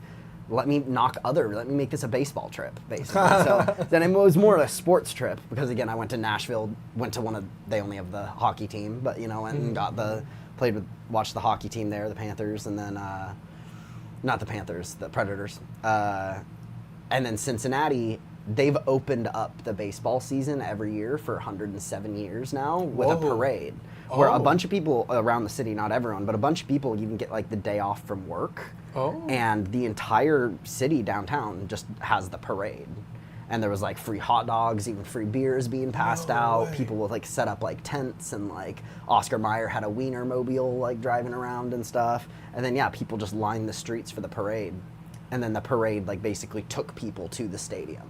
Whoa. And that's just what the Reds have done for over 100 years at this point. So I wanted to be there for that. And that was so really cool, seeing this whole city kind of collaboration thing. And just seeing, again, like, the city was like, half a bunch of businesses, half the businesses were closed, and their employees were out on the street for the parade and stuff. And that was super cool. Dude, I wish I did more of that in Seattle. That's the one thing that sucks about, like go to parades in downtown, but just Oh, do really? it, like that just sucks. See, but I want to take the train now. I'm That not a was huge. my- Oh, I'm so excited about I the want light rail. not because like now that the light rail connects the east side. Yeah. I've always wanted to live like on because like my job is in Linwood. Yeah. So like I was gonna get a house or like an apartment in Linwood. Well, and then you could just take go the train. north-south, yeah. Yeah, and then I can still get to Bell. It might take forever to get to Bell Yeah. because you're taking the train there. It's honestly not that bad. So I've gone from Marymore to the Mariners Stadium, and it is about 40 minutes. But it's 45 still you minutes? don't have to park. Exactly. That's the thing. Yeah. Is like Yeah. that's the Ah. main reason to just that downtown sucks so bad. It's like I want to like go to down like. You know, then I can like, Yeah. if a girl lives there, then like we can just walk around. So yeah, it's hilarious that you bring up the light rail because, right? So I went to Cincinnati, then the final destination was Chicago oh my god, for the rest of the trip, right? And Chicago radicalized me. Like, I absolutely loved it. First off, it was hilarious. Like, the Fox News propaganda went hard. Really? Because I mean, when I even told my mom I was going to Chicago, she was like, "Oh, I don't love that. Are you going to be safe?" And then dead ass, at least in my experience, there's probably parts that are just as bad, but downtown Chicago was cleaner than Seattle for me. Oh, yeah, I saw 100%, less yeah. I saw less homeless people, Yep. which I don't even have a problem with homeless, but like Seattle's just in pretty general, bad, like though, the things that you hear about like Chicago, and then just like how dangerous it is and everything and sketchy it is, and then I got there and I was like, this is a crown jewel of the country. This is amazing. What are we talking about? And yeah, and I felt safer in Chicago than I did in Seattle, to be honest. Like, which was kind of crazy. And then the other thing the part that again radicalized me was the train system and the public transport, with the combo of the buses and the trains there, where no matter where you are in the city, you can get somewhere else within 30 minutes to an hour by simply taking a bus to either wherever you need to go, or you take a bus to the train station and then the train takes you wherever you need to go. And there's like the trains run like something like every like 9 minutes or something, and then the buses are like every 7 or 8 minutes or something like that themselves. So when I went to Chicago, whereas Miami I had to get a rental car, Chicago I just used public transport. Oh yeah. And that's the first time I've done like city living, I would say, because I was living like downtown in a skyscraper. Like, right. Nice. Well, that's where the hostel was. It was an insane. It was Whoa. basically like this hostel it felt like it used to be a college dorm. Oh. Because they had like a whole welcome desk and like area for people to lounge on the first floor. Then the second floor was a way bigger like entertainment activities area with like multiple TV screens and couches, pool tables, dartboards, board games and stuff. Then they had a whole kitchen dining area, like 6 stoves for people to cook with, and then probably a 80-person dining area of just like tables, kind of like a cafe. Whoa. And then each above that, it was just a hotel, and every hotel room was turned into like an 8-bedroom bunk bed hostel. Wow. Holy crap. And so I only paid $30 a night for my insane. stay there. Holy shit. But also, right, but it's like I was in downtown, right at the Loop. So I was downtown Chicago. And, you know, it's like I've been and used stuff in Seattle, but I've always had my car and it's always been home. Whereas this was just truly, I had 100% use and rely on the public transport, and it changed my life. Well, I swear by the light rail. Yeah. It was, but even in Seattle, like comparing Seattle to Chicago, if you like the Seattle light rail, you will cream your pants when you go to if you go to Chicago and check out their public transport, because like it truly, that lifestyle that it basically created artificially made me I was loving it. You were so productive. I loved you it. Did so yeah, much. yeah, and like it felt like life ran through me, like ran to me more, right? Like more things in the world ran into me now. That's right? so crazy. And after the trip and coming back here, I was kind of depressed, right? Like I got hit with the post Chicago blues in particular, for sure. Because again, I mentioned like Nashville was a lot of fun, right? Cincinnati was cool, cute little town. Miami, very fun, but I would never live there. Chicago was I walked away and I was like, I would love to live here. Like that would 100% That would be live so here. cool. 100%. But basically what it made me realize was like, dude, I think like half of our country's problems could be solved by like doubling down on public transport and dense cities. No, I was like the obesity cry, like get people walking more. That's going to help people's mental health. I think there's a mental toll to driving. Oh my god. Where it's such a stressful thing for people. Road rage is just this unique rage within us human beings for some reason, that when you remove that from people, that rage and tenseness from people's life, and replace it with a 30-minute comic book read on the train, their mental health is way better. Again, life runs into you more. You get more social interaction with people. As you get more people using public transport, more people in a city typically ends up being a safer place. Like if you want to improve brick and mortar shops and small businesses, you get more people walking and foot traffic. Like literally, I'm now radicalized to where I think doubling down on public transport and just throwing money at it could solve like half of our country's problems. I think that's why it's so cool to see what's happening in Seattle. Oh yeah, I think so. A take that a lot of Americans hate, but all of the Europeans on my vacations love it when I say this, is that there's only 2 real cities in America, Chicago and New York. I think Seattle's on track. I think 100%. San Francisco and Seattle are both. San Francisco's in front of Seattle for me. Oh yeah, but well, I think because it's San just Francisco, older too. San Francisco and Seattle, I think are both. Which city terms? This is not long. Are a couple decades away if they do the right things from being and entering Mason's real city category. I think it's such an interesting combo because you've seen like the WashDOT, like the budget deficit that they're at, and how like they still want to keep investing in it, but it's like they have where's the money supposed to? And I'm so curious to see what they're gonna. But I just think like New York and Chicago, exactly. Like they have that like old world. Like old world industrialized. It's like it comes from a different era of America where we built cities to exist forever for cars. But like the subway and all that stuff. No. I mean that's been the problem. Is cars. Yeah. Now we started. We also decimated cities that used to be like Cincinnati and other cities used to be like built like in New York or Chicago in certain ways, but then they made the decision to transform their city around cars. Oh yeah, and so it's just investment. America's insistence on car-centered infrastructure is like I think the cause of so many problems, and the suburban sprawl. And oh my god, that was another just funny thing where it's like that time 2 weeks in Chicago quickly turned me kind of radicalized against suburban living, where I kind of hate suburbia now. I'm like, it's kind of a hellscape, bro. Isn't it so weird though that Western Washington now is kind of like endless suburbia? Just endless suburbia, man. But it's like but then Seattle is downtowns. Yeah, but nice. Like the I-5 corridor, because working where I work now, it's like the first time that I worked along I-5. Yeah. And I can see the old world of it. Yeah. I can see how it's so different. Yeah. And how that getting the light rail along I-5 was critical. That was probably life changing for a lot of people. And that's why I'm I want to live along that infrastructure line. But then I look at there's on Highway 99, it's the most run down. There's prostitutes on walking along the whole thing.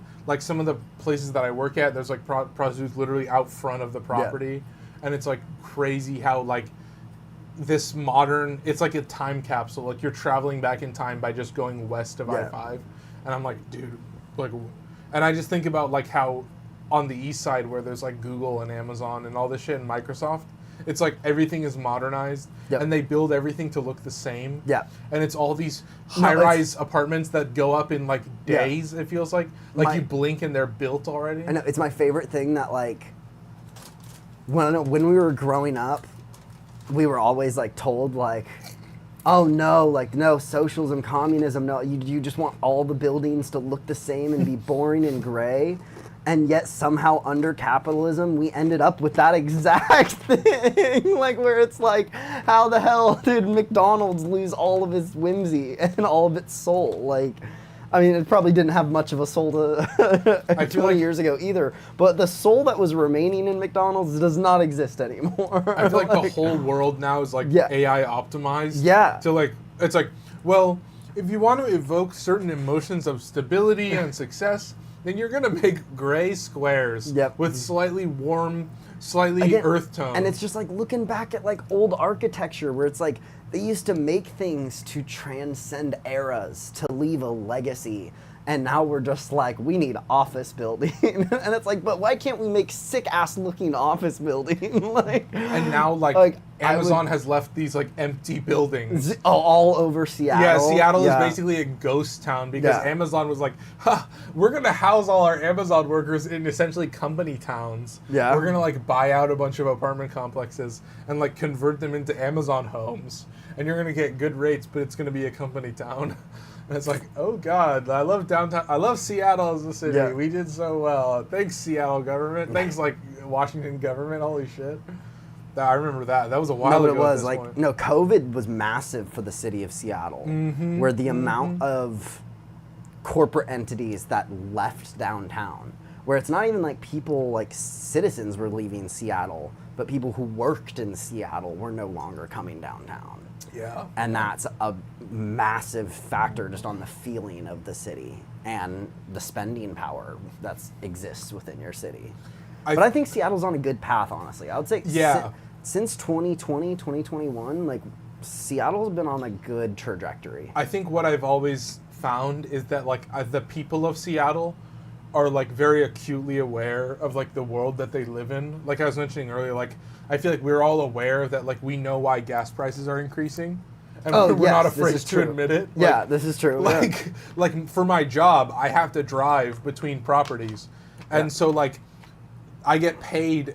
I get an extra like hourly bonus for the mileage that I have to drive. Yeah, of course. But if gas prices rise, then I just make less money, like doubly, like an extra layer on top of that. And so it's like all the people that I've talked to are at least not, or most of them I should say, not all of them, because I used to work at Batteries Plus, and I would sell boat batteries, number one, RV batteries, number two, so you already know, and then number three, big truck batteries. And so I would be like changing out this guy's car battery, and then we would be talking. I'd be like, "Yeah, I'm a Boy Scout," and he'd be like, "Oh, I love Boy Scouts. It always breeds strong young men." And I'm like, "Huh?" And then we keep talking and then he's like, "Yeah, and I think it's weird how everybody hates me because I voted for Trump, and I think he's the best." And you're like, Yeah, exactly. But then the guy gives me a $20 tip, and you're like, because I just didn't. Yeah, I was you just like, you just you're just nice to him. Yeah, you're just like whatever. But yeah, that was my experience. Is like. Yeah. It's always the dude who has the truck. Okay, so what I've realized is it's not that a truck is bad. It's that some trucks tow landscaping equipment and some trucks tow boats. Yeah. And I think that's like the distinction that I've realized is like working at Batteries Plus, it was like a specialty retailer for those types of products. Yeah. And so you would get the boat guys and like the dudes who are 50 who boat have guy, incredibly high chance he's going to be a Trump voter. Yeah, incredibly high. But not just that like there's this math equation that you do where you're like, oh, statistically a boat guy is a Trump guy, also hates all service workers. And like thinks you're evil, and thinks you're scamming them. A lot of circles overlap there. Yeah. It's just one big circle. Yeah, there's a lot of overlap. And you don't realize it, but like Washington is this like it's like this juxtaposition of like there's all this like new blood, and then there's this like old 50 plus, maybe even 40 plus sometimes white people. Are you aware of Washington's relevance in politics? Oh, not in the political world. I'll say. Sure, but I want you to keep going. Yeah, I want you to keep going. So, we've been an awesome, like, test for people across the country where hilariously didn't happen for the first time in like 40 years, this election. But it was very easy where you used to be able, before every election, look at the poll data, not even the actual votes, but just like polls on people from Washington State. And if the population of Washington State went more right-wing from the last election, right-wing people across the whole country swing. If in Washington it goes further left, the whole country swings left. And it's hilarious because my dad always told me, but he was talking about geography and how Washington State has every single biome you can imagine. in the United States also exists within the borders of Washington itself. That Washington itself is honestly a fantastic representation of it's a mini United States. Inside of Washington State is just if you were to pick one state, I think, to represent America, it's actually, Washington's a great one because you have the super dense city, and then you have the open plains where nobody lives, right? Where, oh, look at all this red on this side of the state. Yeah, but then you have all the people who live over here, right? And you have them stay together. You have the cities, you have the irrigation, you have the connection between the two sides, even though they couldn't be more different in a lot of ways, right? Like, I don't know. I just think, you know, you have rainforests, you got skiing, you got, I think the only thing you can't do is find a place to surf. Like, Yeah, that's like true. on a beach. Or like if you do surf, then it's always It's freezing. shitty. Yeah, Yeah. it sucks like, all year Yeah. round. Yeah. Yeah. No, that. My mom would love that. Like I should that send Washington that. No, is- just oh. what you just said. Like Oh. I'm gonna like send that to her. But Washington's a perfect representation. Yeah, exactly. That's just so. It is. Because she has so like- much experience with that, and like Yeah. being like, yeah, it's like the fact that like every couple of years the Yeah. Eastern Washington wants to secede Yeah, well, from it's like, Western yeah, Washington. and it's like Seattle is the New York, Yeah. and Spokane is the Miami of Washington. Like, I don't know about Miami because it's Yeah. but maybe it's like I don't know. Nashville or something. Yeah, like, Yeah. I don't know. I was trying to think the biggest like red city, which Yeah. probably would be Miami. Yeah, that's true. That's But true. No, that's so true. No, but I think that is a good take. Is like Yeah. you realize that when people are like, "Oh, well, you don't have to talk about It's like politics affects. Oh, you look at a everything. map. Oh, yeah. A map is just politics. Oh, yeah, You don't even. it can be, You look yeah. at a map and it's like all you can. If you know a little bit about what's going on, then it's just there's politics over here, and then there's this border, and that creates this, and it's like. I think that's like growing up. You realize you're like, oh, everything is. If it's connected to people, then it's connected to politics. Like, Yeah. That kind of sucks. Well, and it's you ever have you heard about the pig war?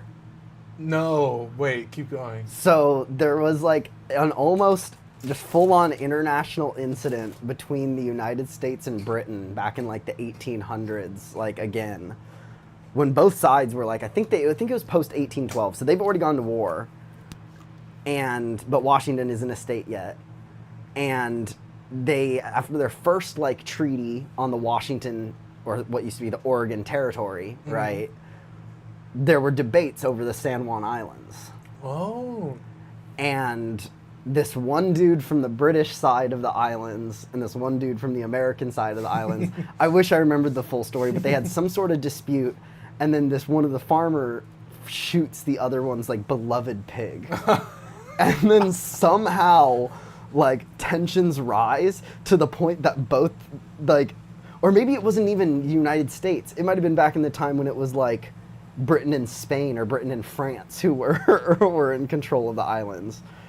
But just look up the pig war, because yeah, it got to a point where the two colonial, empire governments had to send their representatives out to the San Juan Islands, and the representatives all got there and they went, we're here for a pig? Like, what do you mean? And the tensions on the island were real. Like, they were close to going to war. But as soon as the representatives showed up, everyone was like, this is the stupidest fucking thing we've ever seen. It's like a sitcom. Yeah. Yeah, it's like they travel halfway across the world and they're like, wait, this could have been an email. Yeah, exactly. POV was in modern day. No, it's just like, oh, it's so fun. And then, yeah, like the first time that I went over to Pullman and I was like, what is going on? Like, and it's more that you meet some of the people there and you're like, holy shit, wow, geography does matter. Yeah. No, but speaking of that, like, I think that was like one of the biggest moments was like when we went to Philmont. Not to do the most legendary segue of all time. No, go ahead. But like, yeah, going to New Mexico and being like, going to the Cracker Barrel for the first time. I remember the Cracker Barrel after Philmont. I don't remember it at all. Really? Yeah. No, but I think that's hilarious, because I think it's just a little bit of difference about you and me.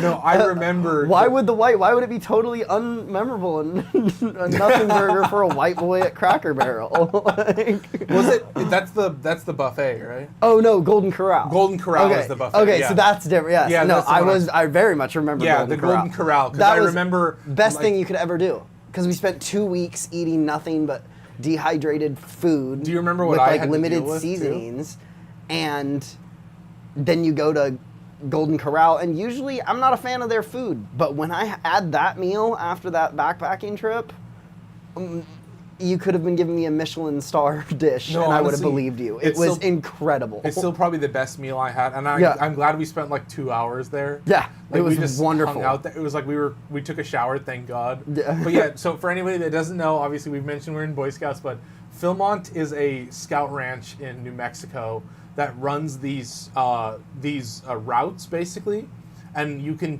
depending on what skill level you are, you can take longer or shorter routes. And we decided for our 2-week trip we would take a 100-mile route. Of course, it's 100 mile over 2 weeks, and part of the process is that you can't physically carry all that food, so you would get food drops, because basically along your route you would go to these like main stations, these main They'd be camps. like mini miners towns. Yeah, they'd have like basically, yeah. activities for you to do, like there'd be a horseback ride, or I remember when we went to Poneal and there was like the song and you went to the saloon and it was like Yes. right after it got flooded. That was cursed. That was but then cursed. amazing, That was, yeah. dude, it actually did feel like cursed is a great term for it. Like something felt off in the air. Because they had literally just dealt with one of the most traumatic things Yeah, they like could have 2 ever weeks dealt prior. with. Yeah. It was like 2 or 3 weeks before. Mm-hmm. And yeah, again, it's like, and it was during the day, everything was fine. But then at night, like, again, the air felt like there was an extra shadow to it. Yeah, almost. 'cause, like, these- like the fogs like moved extra slow. Because like it was, these places are staffed. yeah, right? like haunted. And so you could feel the energy, and Yeah. this is like something that's very familiar to like people who like were in Boy Scouts, is like the energy of the staff is like reflected on the energy of the participants, and that's like yeah. NYLT stuff. But like, yeah, when they just went through like the most traumatic thing they've ever experienced, and then apparently it just got crazier from there. Like, Did it? I didn't hear anything. yeah, I think Keon was saying that like there was like a fire or something one year, and Oh, I see. I thought you meant like after no, like the no, story but like, that from like you and climate change slowly made it worse for them. But yeah, like basically, yeah, it was like Poneal was like one of the main places. It was like big and it was prominent. huge. Yeah, And we came there right after there was a huge flood, and yeah, it was like clearly some like horrible people died. yeah. I think it was like 3 or 4 kids. Yeah, so it was like Yeah. really fucked up. But the staffers still had to work. But yeah, it was like one of the main outposts in the south region, I think, because we went north into the south. Is that Yeah, right? yeah. Yeah, because I remember there was a storm that was going south to north. I Or no, didn't north know to the direction it went, but I remember all we I passed remember through is it. All I remember is that storm. Yeah. So we were basically stuck inside of like a south, like a desert squall, Yeah. which is like it doesn't function the same way as like what we think of. Like they're big and violent and have crazy winds because it's like all this different heat and Yeah. like the storm cools it down. So it's very complicated. But yeah, like I think like we had such a shitty time and then we crested. No, you know what's hilarious? Mm-hmm. I'm sure it was not my mentality in the moment. I remember the storm days better than most of my days there, and I look back on them with a smile. Like I kind of like, and again, I'm sure in the moment I was miserable, but I now think back to that feeling of the water dripping off my brim, and I like being like it brings me joy to think about that. When it was at the time, it was miserable. Yeah. But now my brain still attaches happiness to that. Oh, well, I think I know why, and I think it's like the vision that immediately popped into my head was like a pack of wet playing cards. Do you Yeah. see what I'm saying? Because it's like we were in so much of a slog where like Yeah. nothing ever dried. Yeah. Oh yeah. But then we would still be like, well, No, we have to do like, something. It was just like 2 straight days of just pure. It was like no, it was like the first half of the trip. We maybe had some in and out. No, but I mean Yeah. there was like those two like big days when it first hit, where it wasn't like it wasn't overcast. It was like the atmosphere itself had become gray. Yeah, like the air around us. Yeah, yeah. Like there was fog around us. Like all almost the there was like a film. If someone was shooting us, there was like a film put over the camera like lens. the whole world was blue. Yeah, like it was just everything was just slightly like gray. slightly gray and tinted. Yeah, like the color has slowly been sucked out. Yeah, like and so it was like, and you know, you had no idea what time it was, because when it also, I think when it got to like nighttime with like the clouds, like the moon was bright, so where it was like the moon like made the clouds like little nightlights above us basically. Like it was like one of the two of the brighter nights I can remember, where again where the gray was more was gray, I would say.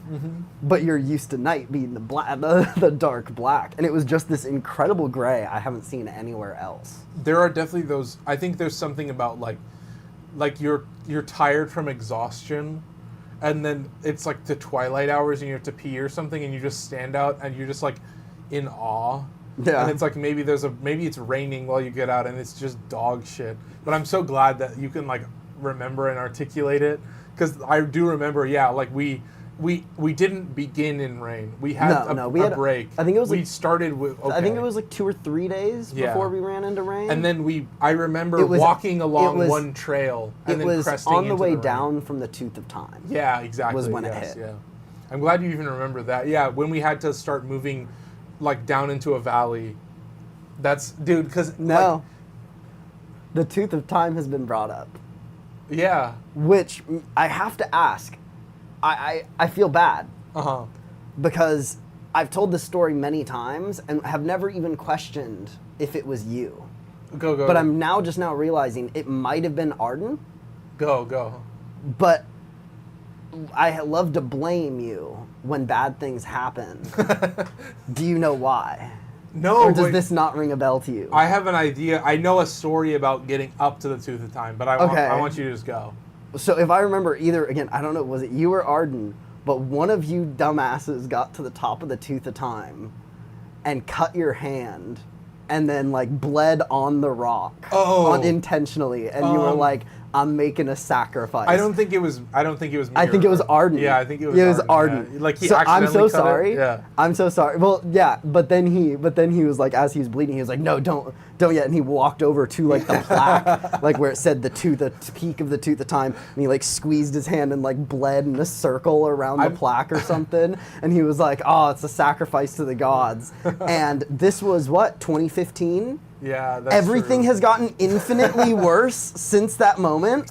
So that's why again I thought it was you. Probably happened is I convinced him to do it. Yeah. I was the one who was like, because I know that what anybody in just that blood on the Tooth of Time sounds familiar to you. I think what anybody in that group would say is that I was a bad influence on Arden. This is true. Yeah, 100%. That 100%. I riled up Arden, and Arden would have, if it was like, if the tables were turned, it would have not happened the same. Arden, it was more like I got Arden to rile me up by riling him up. Yeah, exactly. And it was a problem for everybody, especially Bryce. I remember that.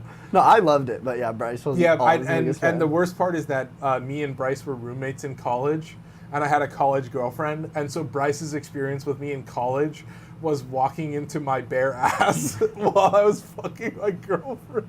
Why didn't you lock the door? No, I I probably locked it, but he had a key, right? But then I would text him, and then he wouldn't see, or sometimes I wouldn't text him. Like sometimes I straight up wouldn't. Like genuinely, it was statistically, it was more my fault than it wasn't. But so Bryce's experience to me, I would expect so. But no, we definitely riled. And I remember the parkour, the training course or whatever. I remember the wall. Oh yeah. I don't remember the solution landing to it or the anything. wall. Like I just remember, because I was like one of the taller, bigger. Dude, I was really big, like heavy back then. Yeah. Because I think I was the same height, but I was heavier than I. See, I would have. Even though I still like have awesome memories about the trip as I look back on it, it was like I was I barely qualified, right? Dude, I snuck under. I was like 3 months old enough before the deadline to where you were old enough to go, and it was just too much for me. If it was 2 years, if I was 16, I wouldn't have had a problem with the hike. But as a 14-year-old who had yet to like really grow into my body at all, like still very much just had a kid body, that 100 miles was brutal for me. And again, everyone else was older than me and more experienced than me, and I was just the kind of the runt that just like was trying to keep up with everyone else, and that was again low-key a miserable experience. No, I definitely in the moment. But then again, I've still like all the negative I had on Philmont was just like an in the moment thing where I look back on it as one of the best things I've ever done. Even though I know I complained for like half the time. I think it's why I feel like I need to like look at the roster and like try and get everybody back on and like piece together the story from like everybody's perspective except for Brad. I don't. Oh my god. My tent mate. Yeah. Oh my god. Yeah, the one that I got stuck with. The one that was like in AP classes, so he never went to any of the training. No, I know exactly what you're talking about. Yeah, dude, that was a struggle. But yeah, everybody didn't else. I sleep with my dad? I think. Did you? Or did you sleep with Mason or Gibson? I don't remember. I thought the adults had to sleep together. Yeah, I honestly, I don't know how that. I don't remember. And then I think Mrs. Lane had to sleep in her own tent. Well, yeah, obviously. Yeah, but I think that was how I remember it. But yeah, I'm trying to think of what. Yeah, there was like one. All I remember is when we finally got to stop. That was crazy. Go ahead. How goated was it that we weren't even supposed to, like, you know, you have the scoutmaster of the troop, right? But each of the Philmont crews like had their own adult leaders, right? And every other group, and us, we did too, had an assistant scoutmaster who was assigned as their like leader of the group. And then halfway through the wait time, the training time for the trip, then Mr. Ray got added as an adult on our, and it means nothing to anyone except people who were in Boy Scouts in our area, but Mr. Ray is he's like the Chuck Norris of Boy Scouts in Western Washington, and he's just hiking legend, charismatic leader, like fantastic dude. Also, like the most, and the fact that he just got and the most experienced backpacker, and like emotionally smart too. Oh, like so a kind. samurai. Yeah, literally. Yes. Exactly. And so the fact that he just got thrown onto our trip made our group went from like already like an A tier group to like Mr. Ray. It made that like genuinely an S tier group of people. Like, God, he was a legend. Man. I just there's something about like being on that trip where like the conversations that you have, like you don't necessarily remember it, but it like changed you forever. Yeah. Like I'm so glad that we were like all cool people. And like that's so important. Like it was just like the team dynamic and stuff like that. And like like you struggled, but then we would always back you up. And that's because everybody else was. Or at least just give me grace. Yeah, I remember the climbing of the Tooth of Time where it was straight up. Dude. It must have been like an incline like this. It was straight up climbing up a ravine. Do you remember what Arthur came across? Yeah, I was going to say, go for it. Yeah, iconic. Well, he was just like the front of our line, right? And the patrol leader of the group too, and which was a great choice. But yeah, this ravine to get up to the mountain ridge, like it was basically like there was like rock steps. But instead of like the rocks being like human-sized foot, it was like the rocks were made for a giant. Yeah, you had to climb. You had to climb the rocks instead. Yeah. Like they were probably like 5 foot tall boulders. Once again, very impressive for you to accomplish. But like 5 foot tallish boulders. Some of them taller, some of them a little bit less. Like it was nature, right? So it changes, whatever. But then Arthur climbs up onto a rock and then just immediately goes, "We have to stop." And then we all stop and look at him and we're like, "Oh, so what's the problem?" And he just like backs up and jumps off the rock and he's like, "There's a rattlesnake in the way." So it was, from what I remember, it was basically there's always like different routes you can take to climb up these big boulders. Yeah. And Arthur had gone up to the right. Yeah. And out on a ledge, like it didn't prevent our travel. No. But if we took that route, we were all following his lead. And we were following him. But I've never seen a human being move so quickly. Yeah. He's huge now. He's like jacked beyond. So he's always been very strong. Yeah. He had a 40, 50 pound backpack on his back. He climbed these rocks like his legs like a were pro, twice. Like yeah. like he climbed them like they were nothing, and he was almost screaming the whole, like he didn't want us to panic, but Yeah. he was definitely like, don't go over there. Internally. Well, Yeah. no, he Like, immediately. I think we all reacted to, so that's the sound of something bad. Yeah. But we weren't like, we didn't think Arthur got bit by a rattlesnake. We just Yeah. thought Arthur was worried. Yeah. But then to find out, and then, along the trip we find out that, like apparently Arthur's dad is like It was in the CIA. Yeah, we all think. That we all was, think, yeah. No, that's 100%. That's Yeah, 100%. No, he was. He Yeah. was? Yeah, That's yeah, confirmed? straight up. Yeah, That's 100%. crazy. No, and it was the most hilarious drop ever, too. You remember? No, go for it. You go don't for it. remember? No. Oh my gosh! So it was when we were. What was it called? The Po Town or so? Oh, Poneal. Poneal, thank you, yeah. Where they did the song. Yeah. So remember where we were camping up on the city was in the on the little rocks, ravine, right? and we were sleeping up on the rocks, right? But there was the nearest troop to us, and we kind of beefed with them. Yes, like because they were from Florida, right? Yeah, and we were beefing with And them. they were crazy. And they were like frat boy douches, kind of. Yes. The most frat boy douches you'll find in Boy Scouts. Yeah, exactly. Right? Which is still pretty significant. They were still very much that. Yeah. And then what? They're arguing, and then for some reason, Mr. Taylor was with us, Yeah. or at least overheard us and walked over, because one of the dudes thought it made him so tough that he was like, "Yeah, my dad's an Army Ranger. Isn't that?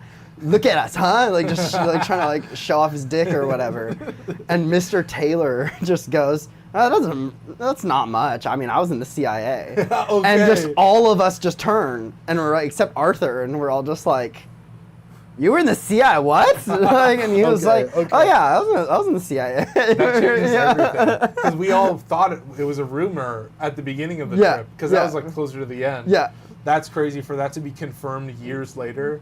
Now I have Well, to I mean, it get was Arthur. confirmed on the trip, but Yeah, no, that I don't remember that. Yeah. I had forgotten about it. Oh, or and never heard this it, man was the best, Mr. Taylor. Do you remember what he did? No, keep going. He was like the free ranger of the Oh. group, where we would go sometimes 30 minutes to an hour, where Mr. Taylor would either be 30 minutes behind us or 30 minutes in front of us, or he would just go into the woods to the left because he wanted to go look at something, and whereas everyone else had hiking socks and hiking boots and the best gear, bro wore sandals without socks for the entire trip. He was the For the goat. entire 100 miles.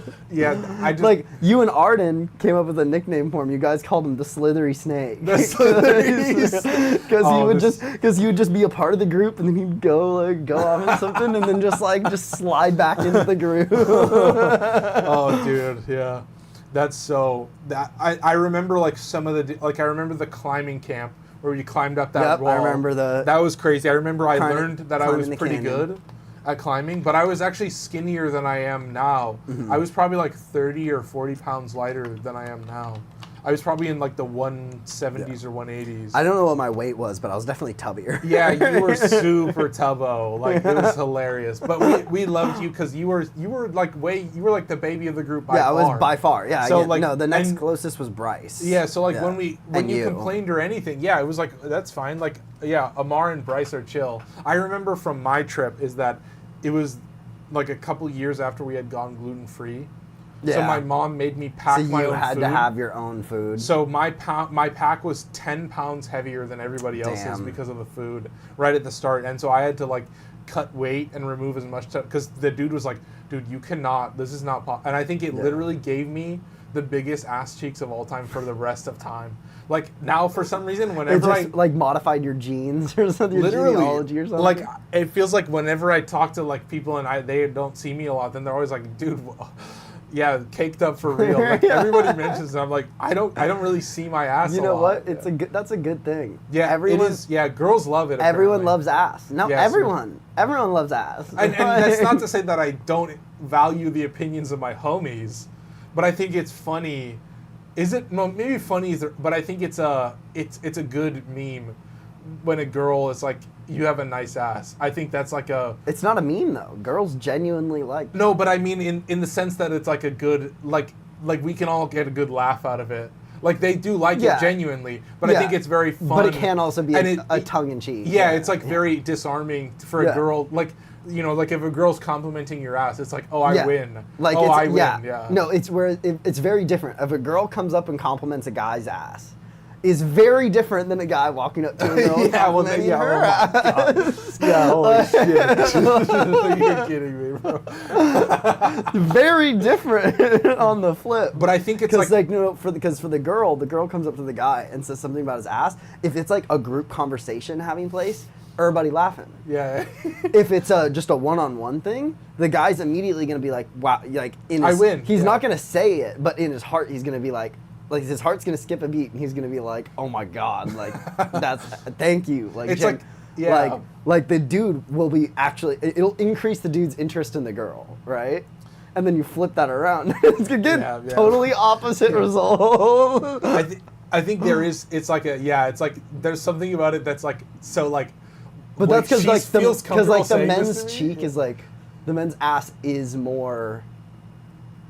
Is it funny? It has a longer history in comedy. Yeah, yeah, like it is funnier. Yeah. I think it's more of Well, a freebie for everybody. yeah, if that's the way you yeah, can describe it. yeah. It's like you know it's like you also if a girl is like even like making fun of your ass, then you know it's a layup. She's like a cool person. Yeah, exactly. Like, Yeah. It's like Yeah. because like I feel like a guy with a big butt is just funny. It's- you know? no, he It's is, funny no. as fuck. And for like and because I feel like there's it's- also the flip side where you're like you're not a baseball fan, but you know of Cal Raleigh, right? yeah, is that Bro, on the Mariners? Yeah, cheeked up. dude. Yeah. You know from the third deck, you can still see the shadows of the rounding. Like it's insane. Like, but it's funny because me as a dude, I look and I'm like, damn, that shit's crazy. But then all the girls are like, that's hot.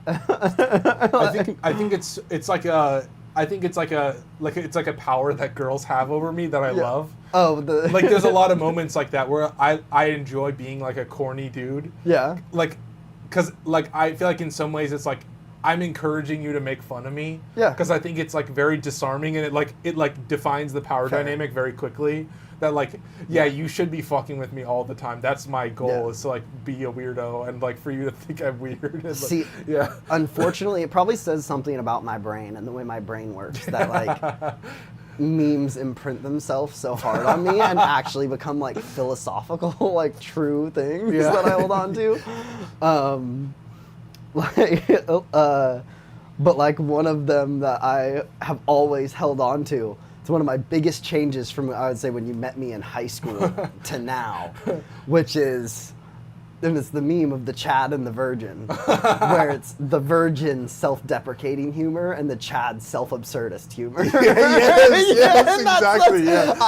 I get myself into like some sort of like pattern of self-deprecation, and then as soon as my brain stamps that meme back up into my frontal lobe, then we're done. We're so back. We turn around, but that's just like. I feel like That is a pillar of my life now. I feel like I always do the meme of like, haha, I'm a sociopath, right, guys? Haha, I'm the coolest guy on planet Earth, right? Oh, guys? really? Like, yeah, but that's like the self-absurdism. Like, Yeah. like I'm so like I present myself as such like a cartoonist Yeah. perspective of what a Yeah. man is. Yeah. And like everyone's clearly like, wait, is this guy just a living satire? Yeah. Like, where's the Yeah. real Amar? Yeah. But it's like the real Amar is there all the time. Yeah. But it's like to open myself, like to be like a cartoon. I feel like it's funny to be like sorry, my boyfriend's a little bit of a cartoon character. Yeah. Like, No, he's a that's- little bit absurdist. He's God like, forbid a boy has whimsy. yeah, Like, God what do you forbid a mean? boy be sexy and goofy. Yeah, and hot what do you and sexy mean? and Exactly. goofy. Like, yeah, come on. Yeah. Girls love me apparently, but I wouldn't know. God, that is though. Like a guy that Top takes tier. himself too seriously. Yeah. I hate guys like Oh, like yeah. to me a guy should be like, I'm a weirdo, aren't I? Like, Yeah. I No, sorry, okay, I give so you no, the ick, don't I? So your view then I think in the social realm, at least dating wise, yeah. seems to be you subscribe to jester theory. Yeah, Which yeah, is you think 100%. it's the man's job to fool himself for the woman's entertainment. It's like funny man, straight man. Like I don't think the girl wants to be the funny man saying weird stuff, like being strange and like confusing. Yeah. But like she's totally fine with being like, oh, daddy, you're so silly. Well, just look at him. Yeah. Exactly. Like sorry, I know he's a weird. Yeah. Like, sorry about this. Yeah, sorry about him. I love him, but sorry about him. Yeah. I love him, but he's like this. Oh, well, hey there, daddies. Yeah, Chris is back at the perfect time. We're just talking about... Dude, I was kind of wondering if we could pop one of those. One of these? Yeah, we Because do. we're going to, after we finish the podcast, we're probably going to go a little bit longer. And then I'm going to order the pizza. Where's the Boy Scout popcorn? Yeah, sorry, bro. We don't get pop. We don't get Boy Dude, How much are those? Boy Scout edible. It's like edibles, but it's just Boy Scout themed. How much are those? What does it say? Oh, like 10 milligrams. I thought you were. My dumb ass thought you were talking about price. Price. And I was I like, am how much curious. did these run me? 25? Yeah, we'll get warmed up a little bit, and then I might get a Schmecky Diggy. Yeah, the Boy Scout. Yeah, Avi loved that one too. Boy Scout popcorn sucks. Again, honestly, it would probably make more money than Boy Scout popcorn. Did you see the Girl Scouts selling cookies in front of the meat shop? That's the best story. That's the new future. That's the new reality. Yeah, we'll order pizza in a little bit, and then we'll do Battlefront after that. I'll probably just like play Wolong while the pizza's getting ordered. That's how they make the BSA unbankrupt. Yeah, that's why they fused with the Girl Scouts, so they could get all the Girl Scout cookie revenue. Oh, did they actually work? I don't think so. I Really? actually couldn't tell you. Actually, low-key, the infrastructure of Boy Scouts with the financials of Girl Scouts might actually just make sense. Oh, also, if you want another Diet Coke, there's another cold one in the fridge. I do know that, like, didn't Boy Scouts with Venture, Boy Scouts just opened themselves up to girls. Like, girls can join Boy Scouts now. Girls are part of Boy Scout troops now if they want. Or they can be part of a Girl Scout troop. I really think they should have just merged Girl Scouts of America and Boy Scouts of America. Because I guess it's... Because now you have Boy Scouts of America, which takes girls, and Girl Scouts of America. But I guess it's like Girl Scouts of America is a place for only girls, but it's also weird that the curriculum and the process is different as well. I mean, basically what I'm saying is, like, you could still have that. Like, you could still have... like troops that are only girls. Troops that are still only girls, but they would get access to the Boy Scout infrastructure, the summer camps, the activities, the organization. I mean, the institution of BSA is a much larger bureaucracy than... And an Eagle Scout has a lot Scouts. different meaning than whatever Girl Scouts has. Yeah, exactly. I don't even know what it's called. I don't even know either. Yeah. Do you need a knife? Yes, please. Yeah, here, let me get you... You're not ready for this knife. Be very careful. I'm curious. What was it we were just looking at? Ooh, sexy. But here, I'll just hand that to you while what was I just about to kind of look up? What were we just talking about? Oh, whether they merged Boy Scouts and Girl Scouts? No. It was going to be... Fuck. Damn. Oh, the Girl Scout version of Eagle. Oh, yes, gotcha. What is that called? Any butterfly knives? No, sorry, bro. I don't want to cut myself. Although I'm probably going to cut myself with this knife. Oh. What is the Girl Scout equivalent? No, I mean that... And I just knew, this is like this gapping... Go. Oh, don't even do it to me.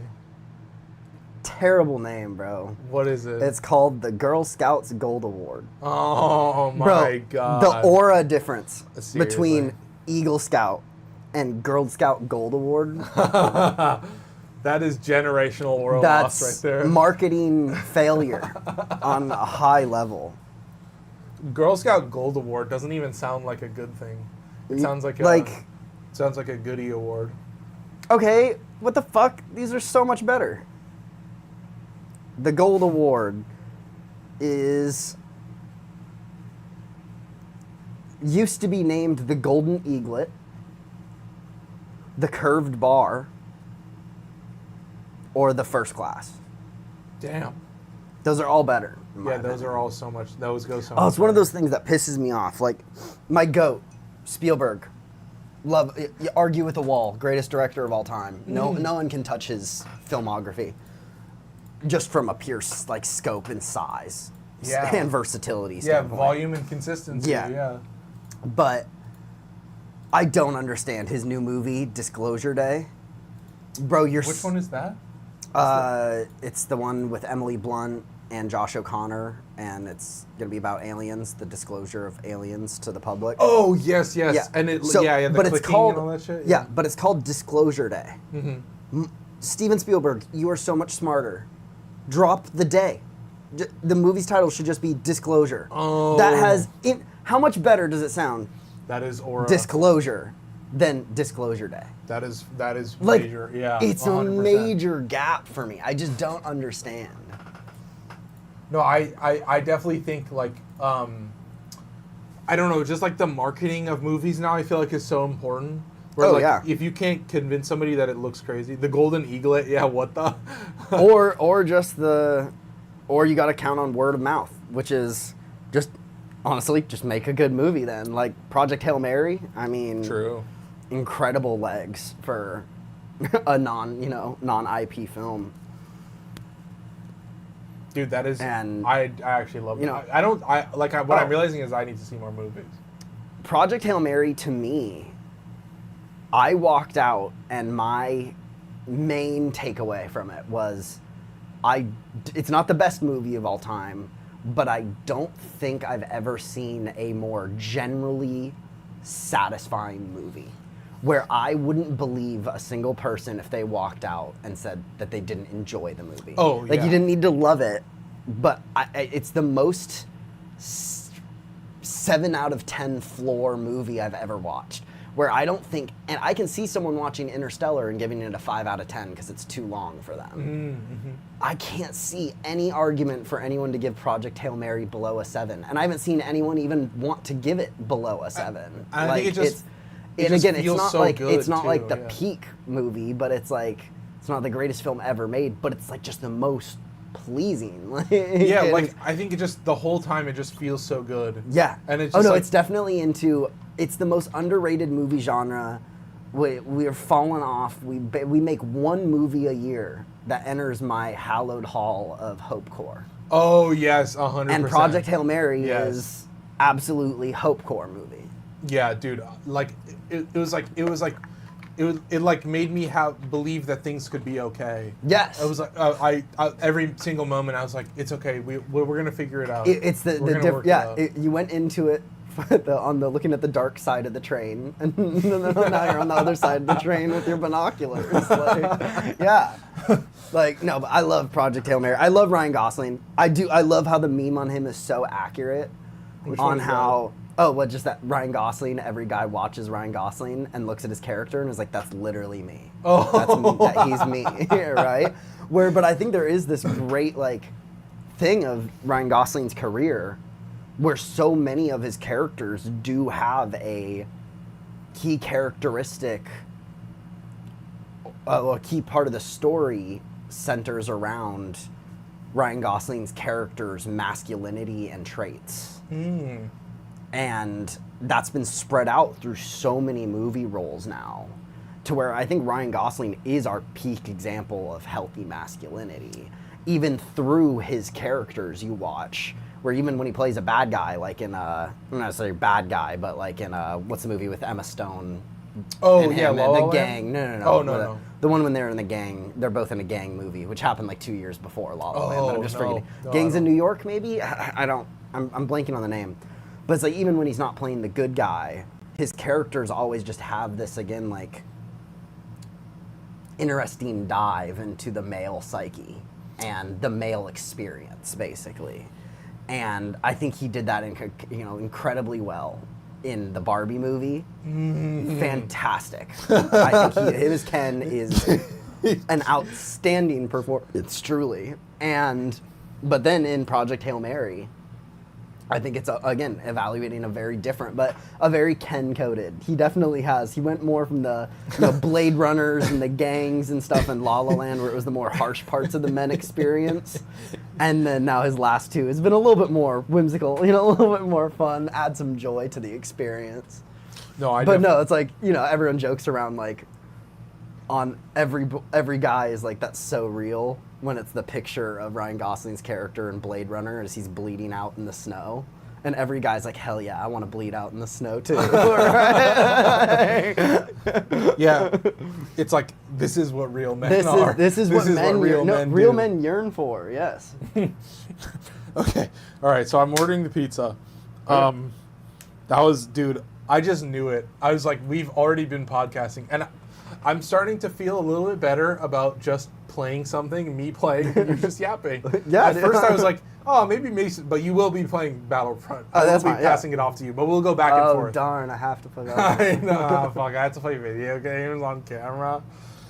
Dude, I might even get some schmoky going as well, though. But yeah, this is like, we're closing it out a little bit in terms of the stream, or in terms of the podcast, so I hope you guys enjoyed.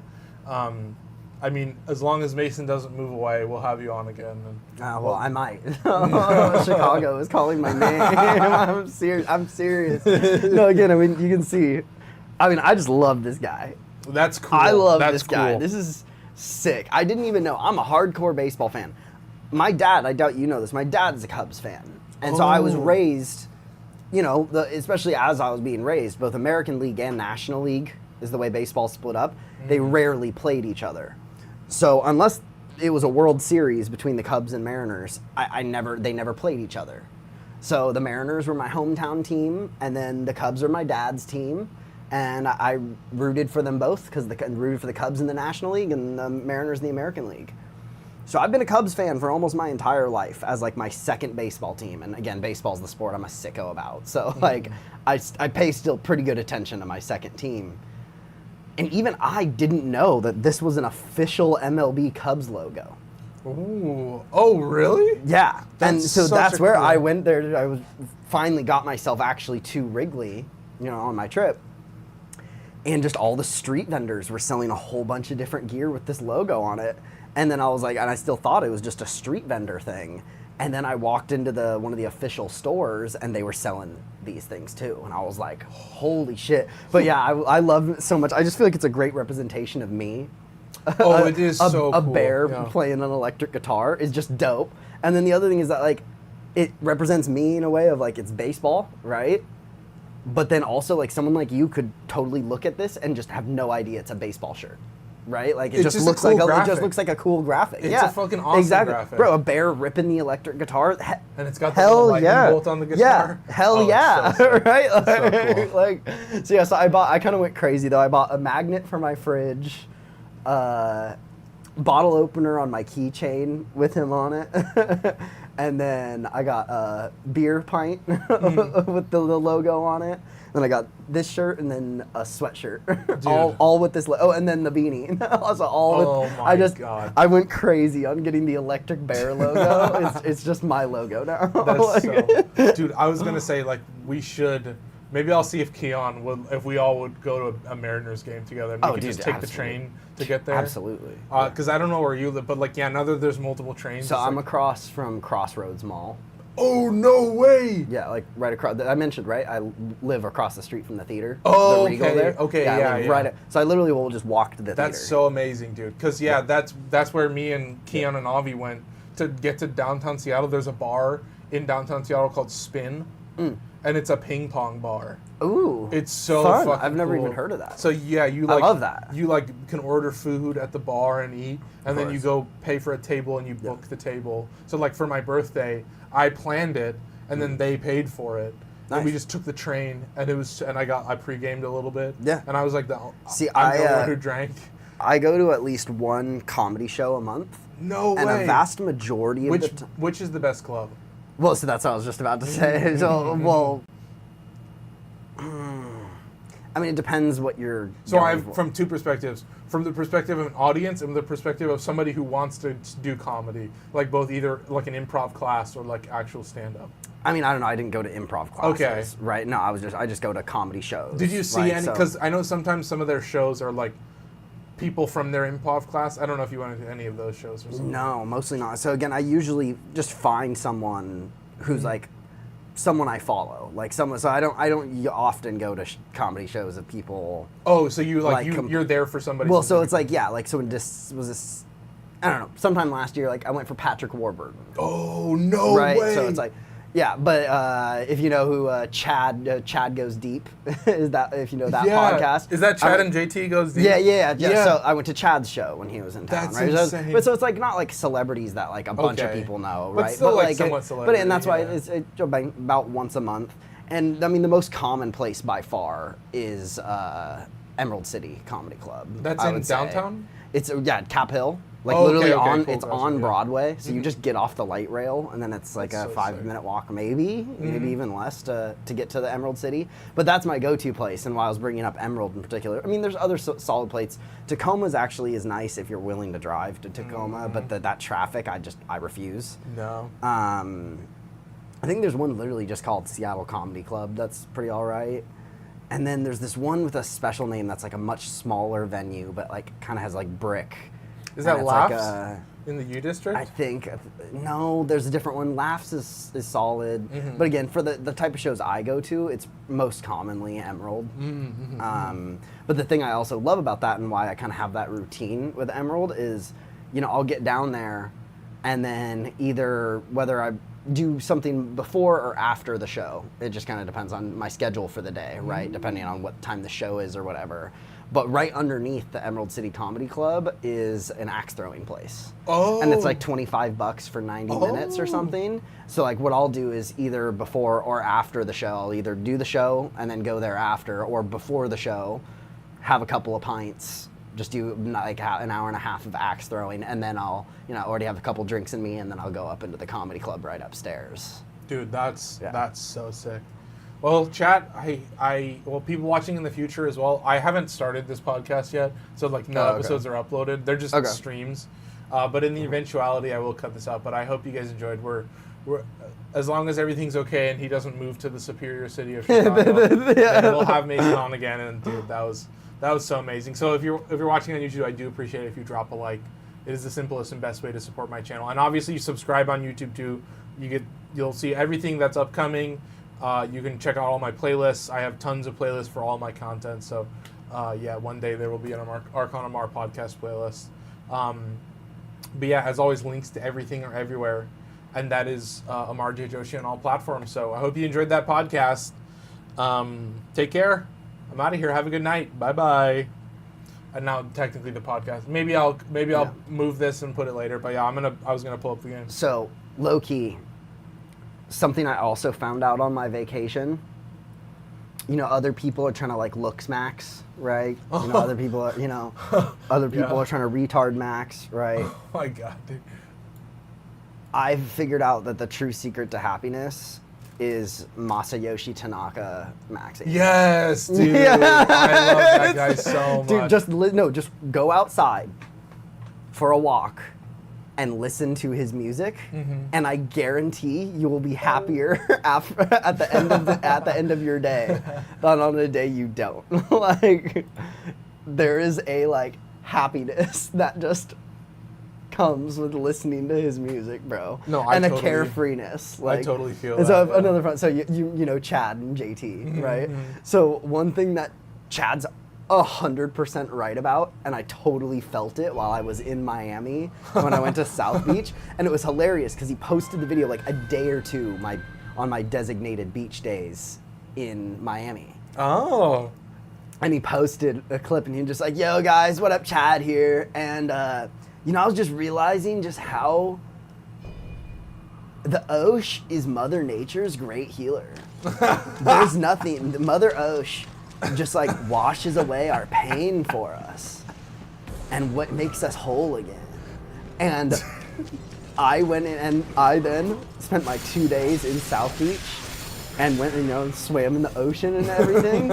And I low-key came out of that ocean. I had become like 10% surfer dude. I was like then walking around, just dude, find the ocean in your heart. Yeah, no wonder you can do that. I was gonna say that's such a good impression. That The sounds so good. Yeah, the ocean is like Mother Ocean. It was so good. The ocean will just cleanse your soul. I pop me another fridge cig and sit back and just enjoy the water on my toes, and it's like the water just like cleans you. I got the ocean in my toes. I got the ocean covering my toes. What more could you need, man? I'm blowing O's. I'm blowing fruit stick O's. Dude, that's so funny. Well, pizza's been ordered. When it gets here, or Avi will pick it up. I'll text him when it's done. But yeah, I'm just gonna play this in the background while we wait for that. And then once we're done with pizza, then once Avi's done, then I'll have him message us, and then we'll do Battlefront after. But what do you call it? Yeah, Warburton was a lot of fun for sure. Let me see. I mean, he was a way bigger venue because then there's other like bigger comedians where they just get full auditoriums. Oh yeah. So like Morgan J. You know who Morgan J Is that the guy from SNL?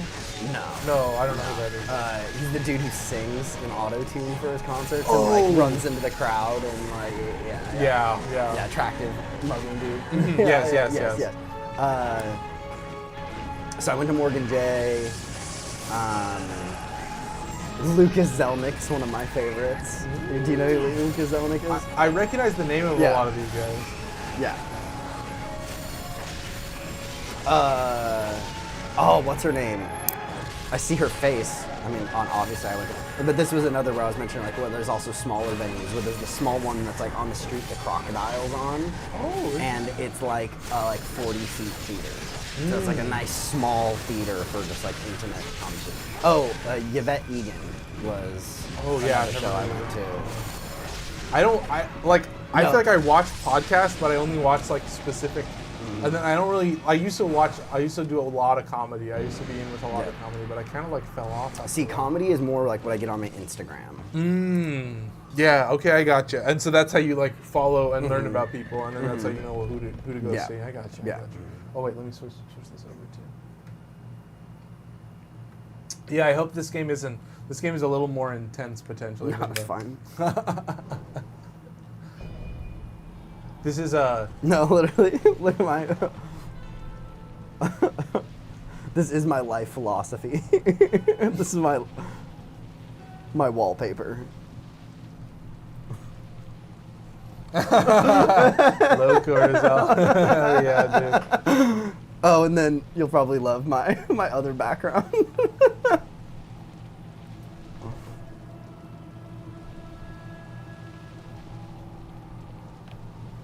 All right, let me pee real quick. Okay, hold on. Drunk. Here you go. You need to pee at all? No, I'm good. I'm just trying to. I'll get it to you. I'm trying to clear the page so you can see the full thing, because you want to see all the details, you know, like.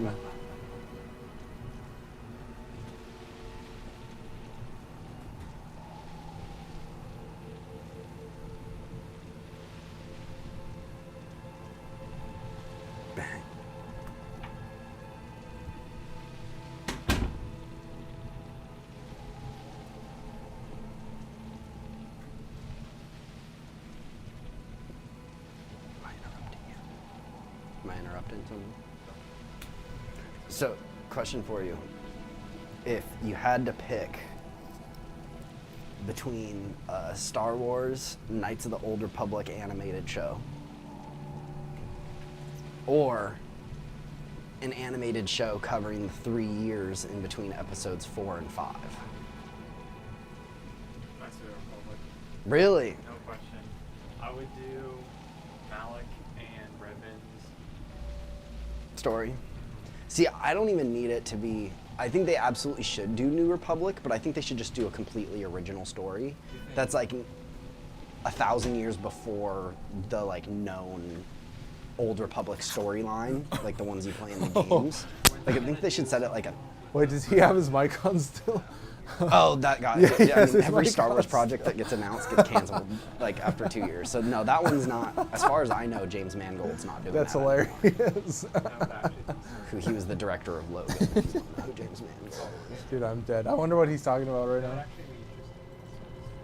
No, see, I think Order's they're missing ready. out on. Dude, you could totally just do a Clone Wars type show to flesh out Luke, Han, and Leia, like we got Obi-Wan and Anakin fleshed out in Clone Wars, and you would get to see Luke, Han, and Leia more as a group. I don't think they can hear running Avi. I think they the can only rebels hear Mason. during those 3 This years. is in between hilarious. episodes 4 and 5. This is so You funny. get to see Luke's. You get to see Luke's like, what do you call it? Luke's like training a bit water more. You that get to see they're the leaking? military No, build they're up. light- You get to see Leia and Han significance.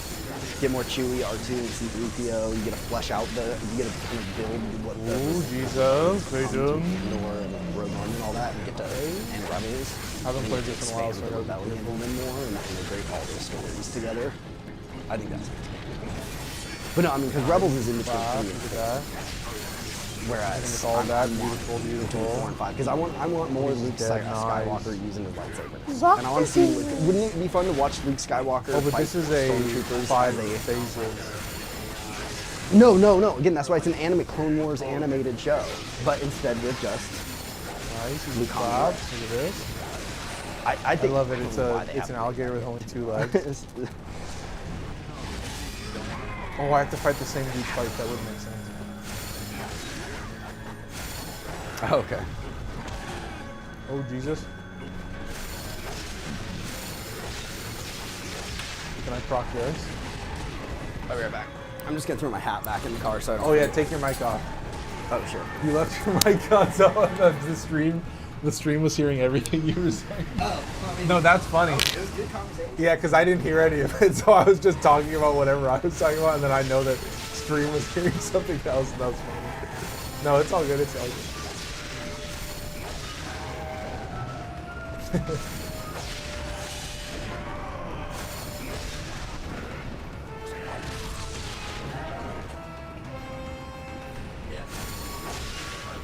Super Chicago. Uh-huh. Oh. They did customs in Chicago. I was like, oh, just send it back home. And they were like, Oh. so I luckily was able to look on my screen and start Starbucks and see so I made the order and picked it up, but I picked it up and this happened on the day. Oh, no way. The last thing I did was but the other thing was like I didn't have shoes inside my backpack, right? So I did not have space in my notebook. Because also keep in mind, I was only supposed to do a 9-day trip, and it was 32 days. So by the end of the trip, all of my backpack stuff were just filled to the brim. So I had to wear these shoes to get them from the airport because I didn't have Nice. bags or anything. But yeah, but here's what I got customized. That's the Chicago skyline That's so and the cool. state colors, and then here's Wrigley Field. Oh, dude, that looks amazing. And guess what? Oh, not $100 bad. for the shoe, $20 for the order. Yeah, $100 for shoes is a good deal, just even if it's not embroidered. It's timeless, dude. It's like a bunch of things. Oh yeah, yeah.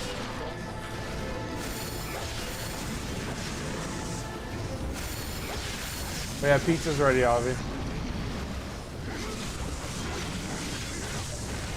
Oh fuck. Yeah, luck him.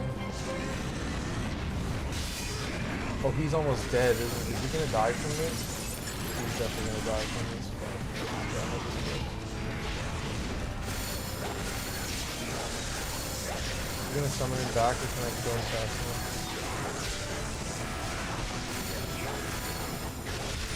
No. Oh, and he's back at full health. That sucks. Okay, let's get him down below. Is that gonna kill him? No, we're good. Locking! Locking! Gonna pop this. Gonna pop this.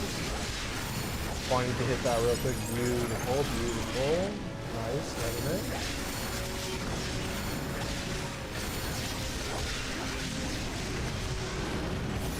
Nice, easy clap. Do that perfectly, excellent. Oh, now we're locked in for real. Did we just kill him? Just kill him, yeah. I just gotta finish this now. I think I should talk that real quick. Alright, G to the G. Oh, that is this one. Look at that, freaking easy glare. I don't need to heal at all.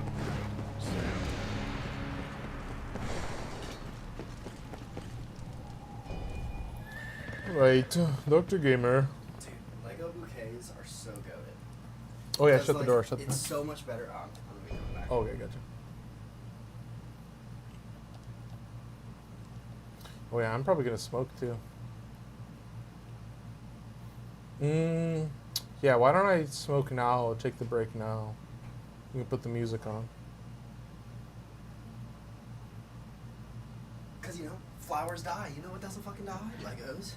Yeah, and the And colors. and they still look nice. Good color. Yeah, like... I actually, so one thing I did, my ex's in-laws still had me dog sit for them. The breakup happened and everything. But I was like, oh, no, I'll still watch your dog. Like, I don't care. Like, yeah. So I was,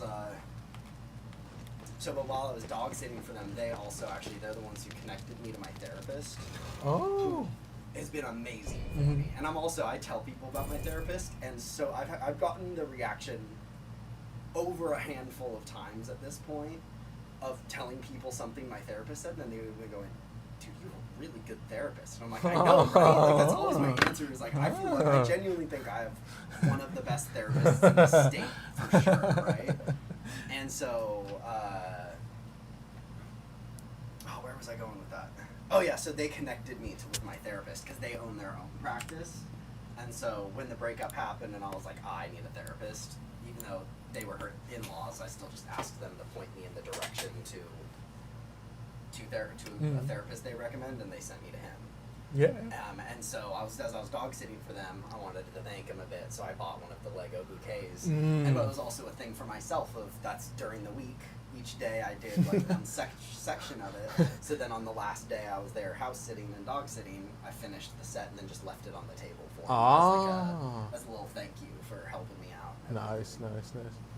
So, Yeah, I'm gonna put on some music, and I was gonna step out and smoke if you want to join me. I just need to use the restroom. Yeah, go for it. Yeah, I'll be here to the right. to the right. Yeah, first door on the right. Yeah. All right, chat. Oh, there's probably gonna be some echo. I'll put the mics on the bed. Yeah, I'm just gonna play a little bit of Bodie Boys. Bodie Boys is Jared's band. Jared was on the stream earlier, so these are just my favorite songs. I'm just gonna play them in order. Yeah. All right. Let's hope it's not too loud for you. Is that what I want to do? Is this gonna load? Okay, cool. All right, I'm gonna let that play. I'm gonna clean up some of this stuff, and then I'm gonna grab myself a drink and smoke, and then pizza will probably be here when we get back. So yeah, I'll just let this play.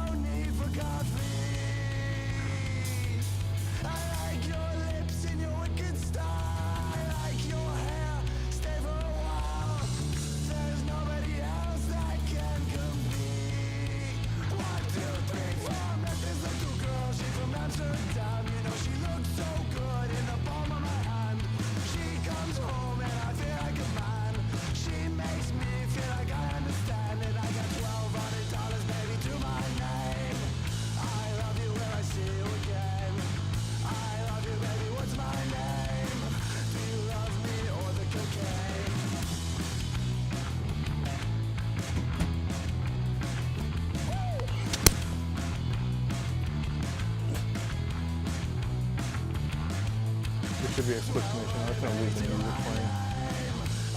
Dude, I'm gonna turn it back on in a second. I'm gonna leave it. Oh Jesus! I think this is a invader mission. Yeah, it's an invader mission.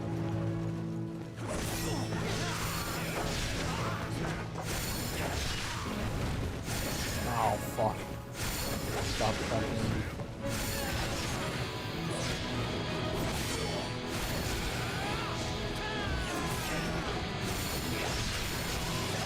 Beautiful. I'm just gonna start addressing this one.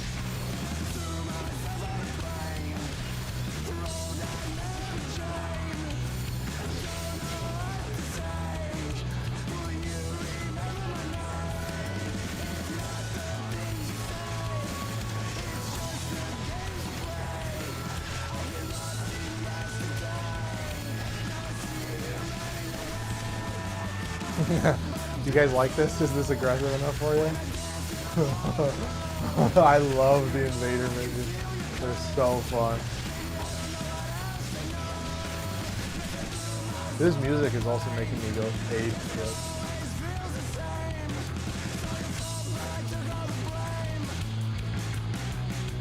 Pause it. I'll reset this song. Fine, chat. I'll pause it. Fine. Where's my horsey? Oh, I completed over here. All right. Yeah, dude, this is the best. This is so amazing. It's so chill. Major chill vibes. Chill vibes. I'll have some more of these chicharron.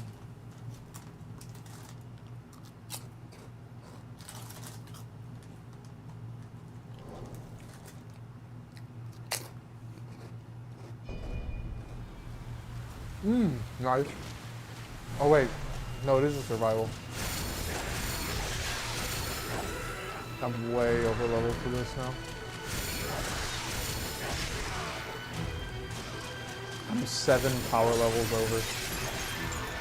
But the reason that I have it at 61 is because there's one mission where you have to fight a bunch of human enemies. And the only dangerous thing about the human enemies is that they do a bunch of martial arts. And so if you don't properly parry those special attacks, then you're just kind of doomed. Like it's gonna deplete your power level, because that's one of the mechanics in this game is like every time you get hit by a special attack, it reduces your power. Like this, that's a special attack, so you reduce my power level by 1. So it's the type of game where the worse you play, the more impossible it becomes.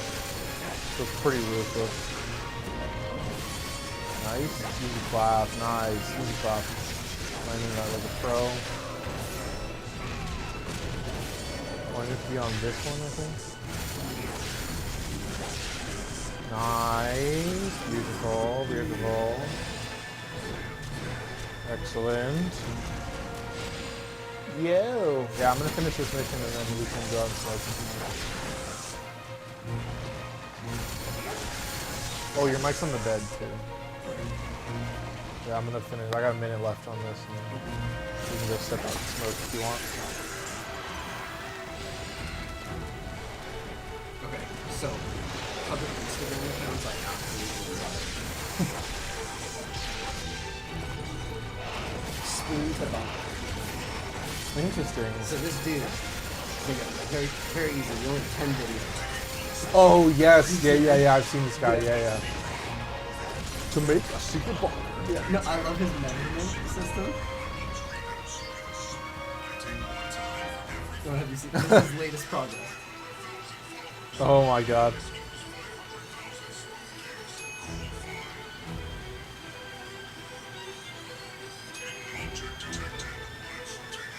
Where I clean up that clay pipe and use that shit.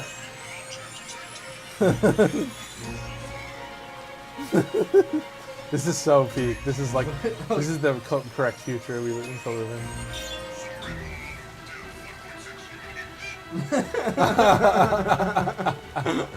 Beautiful. Then, engineer Kayla. She spent the last 3 years, she got bored and decided to start a mine in her basement. And then as she got all this rock, she then decided she's going to build a castle on her property. And so she's gotten into splitting rock. She goes out into the... How big is her property? She goes out into a public park and then finds rocks and then nails into them like halfway and then just hangs them until they split. Yeah, and so... But yeah, it's her engineering project is insane. Like she managed a mine under her house and she has a pulley system to bring the rocks up and dump them in her backyard. It's insane. Very good.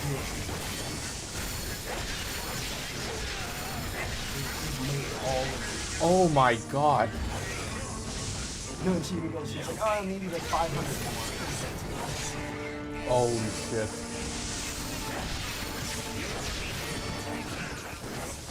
Holy sh... Oh my.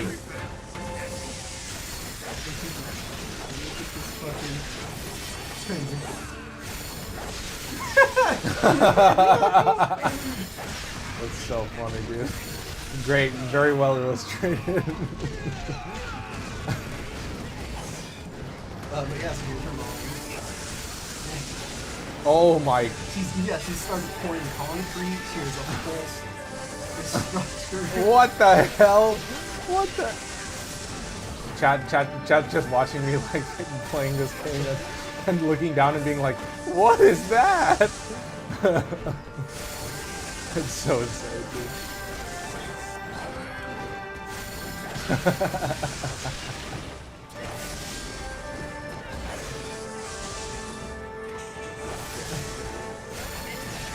Oh Jesus, what?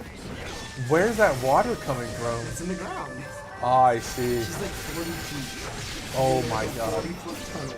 She calls her some. This is you ran power down into the mine. Oh my god, dude. This is crazy.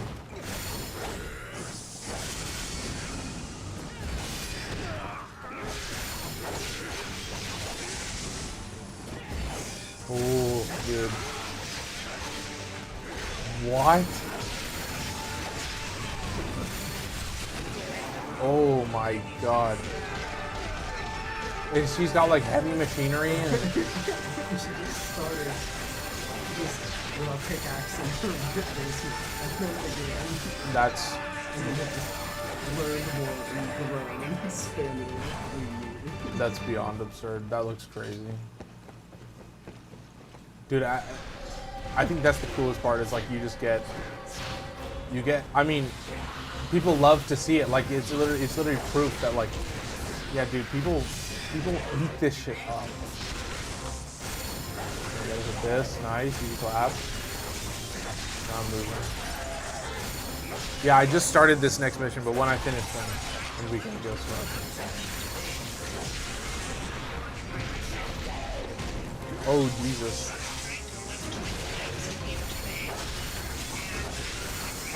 Oh, I see.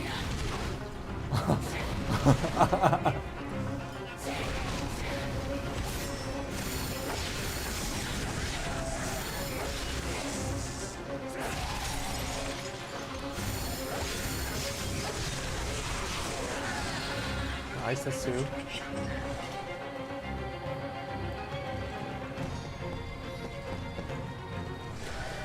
Oh, nice.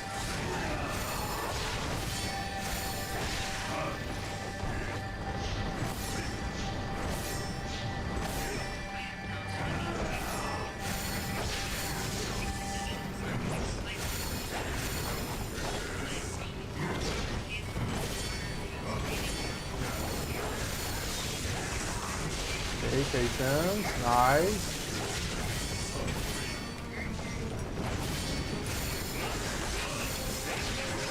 Okay, there we go. Oh, we're almost out of here.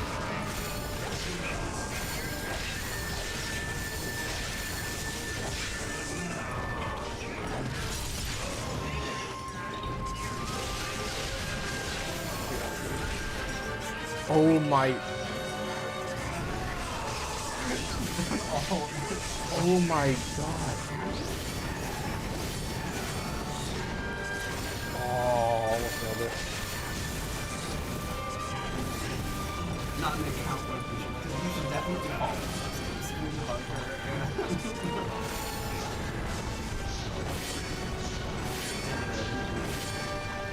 But this one's just hilarious.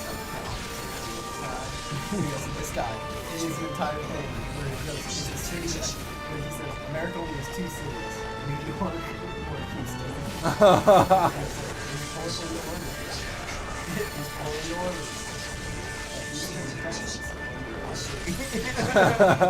And surprise, 95% of the time, that's a Houston. In America. Dude, I'm dead. Alright, I just gotta kill Horse Fireman and then we can go swim. And then I think Avi's gone to pick up the speed. Yeah, so he's a very anti-call.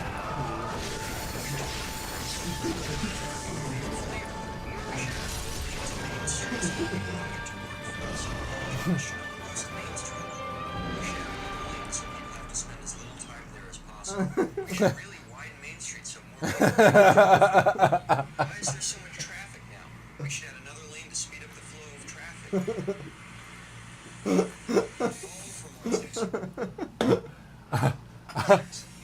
This guy's peak. This guy's. Yeah, well, guy's no, killing he me. makes music about Ermin playing.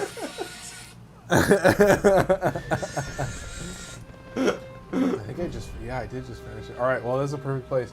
All right, let me put on the music again, and we can go step out and smoke for a little bit. Yeah, I actually love Jared's music. It's so fucking good. All right, you want to join me, my friend?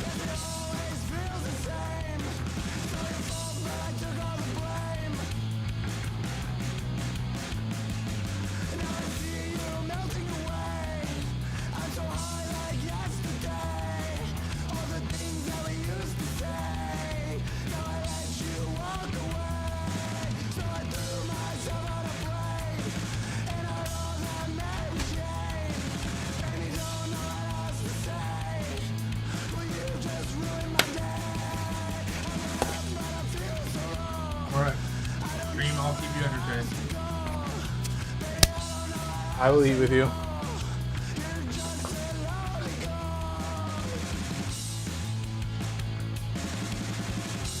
Ah! No! This is... Now you can see the true gameplay here. Let's just squeeze in. But no, like, the other... Chicago hadn't radicalized me yet. But... my first moment of radicalization was when I was on my vacation in San Antonio. And they have their own version of the Space Needle. Very funny. They hosted the next World Fair after Seattle, and they literally were just like, Seattle made a Space Needle. Let's make our own. And it is taller, but not as aesthetically pleasing. But so we went up to the top, and you could just see forever, right? Because there's no mountain, not like, it's Texas, it's super flat, right? And everything for just as far as the eye could see, all you could see were roads and grids of houses, and just suburban sprawl. Because San Antonio has a bigger population than Seattle as an area. But its downtown is a fifth of the size of Seattle's downtown. The rest of it is just grids. Just endless. Just endless sprawl. And just looking at that from the top of the tower, I was like, this is so fucking ugly. This is a hellscape. I know that in... Oh, you can put your mic back on if you want. In like Kirkland, in some areas, there was a height rule where like a building can't be above a certain number of floors. Oh, yeah. And so that has like hampered basically all construction in like the greater Western Washington area. Well, Western Washington is just a really hard place to build anyways. Yeah. But that's kind of why Seattle's great for a newer city, and why I can see it ending up as a real city, unlike most American cities. It's because, I mean, bro, you know about the hill projects to even make Seattle? Basically building new terrain. Or No, getting well, rid of it. Getting rid of it. Mm-hmm. It took them like 20 to 30 years. But where First Hill is and Denny Hill is, Mm-hmm. they're called that. It's still called Denny Hill, even though there's not really a hill around there. Because when they were settling Seattle, there used to be two. They were basically mini mountains. Like they were called hills, but they were like just under the qualification for mountain, basically, right? Mm-hmm. Like they were like 600-foot tall mountains, right? Mm-hmm. And what the city of Seattle did was they siphoned water from the ocean and blasted with hoses the hills for 30 years Holy until it just just washed away the hills. Holy hell. And then, you know, you had all the streaming water. They then had the water that was, you know, trailing down. They then built canals and then had so that all of the debris and rocks and the sediment then poured into Elliott Bay.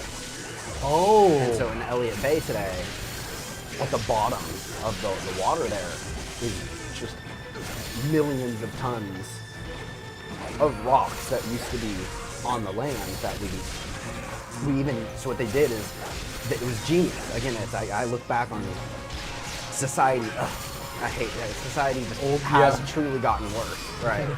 For the true human soul, I think, right? Like the human quality of life technically is better, but the human soul, I don't feel like is as fulfilled. But anyways,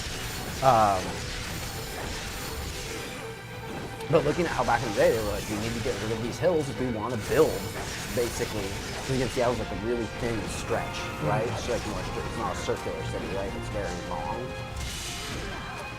Because it has the two sides, the water. The water's border, right?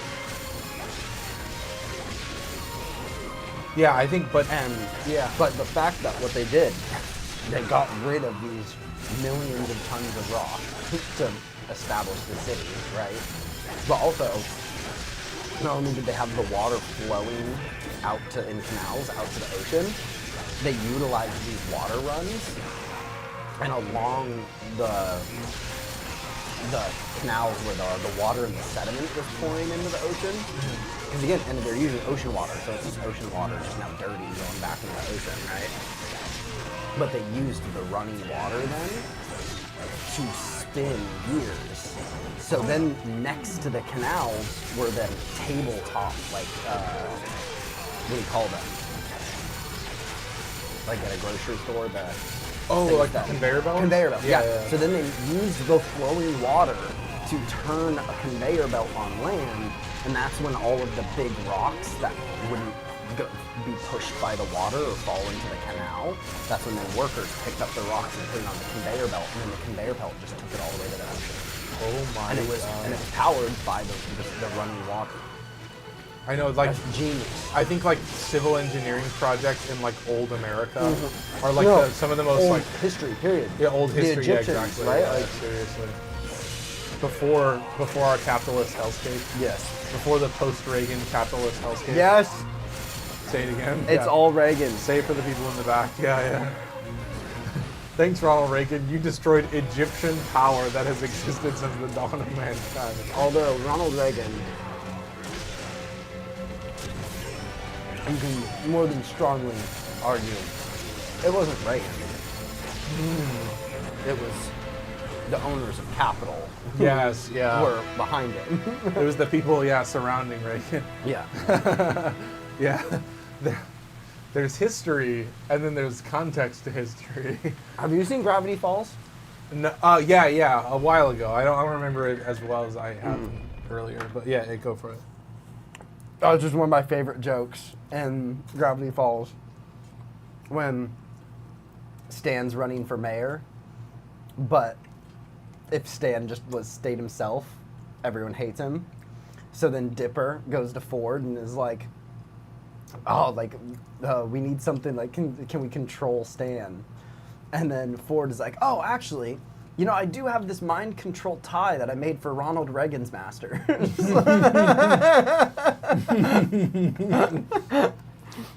That's so funny. In a kid's show too. I know. No kid understood that. But that's where it's needed most. Because that's where it's understood the most. God, and I love the side plot with Ducktective, where Ducktective is the Gravity Falls within, to the residents living in Gravity Falls, their version of Gravity Falls is the show Ducktective. And so throughout the show, they have the Ducktective show follow along with Gravity Falls. So like in one of the episodes, they do the big reveal that Stan has a twin brother. And then in the next episode, they're all watching Ducktective. And then in Ducktective, it gets revealed that Ducktective has a twin brother. And everyone boos and goes, I predicted that 6 months ago, boo!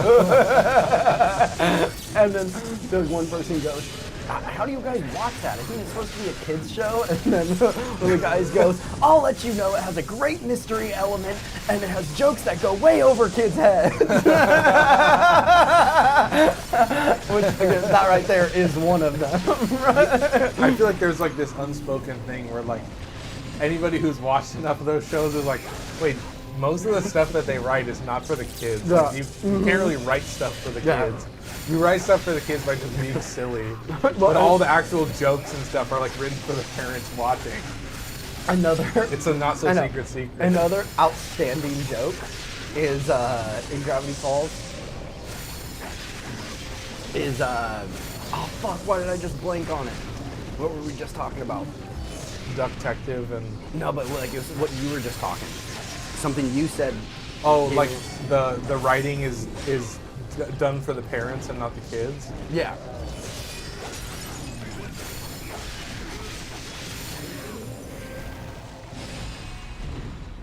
God, there's even good ones in Phineas and Ferb of that.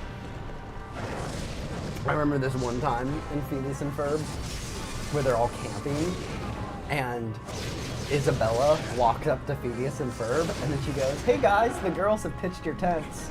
And then there's just like a 5-second just silence.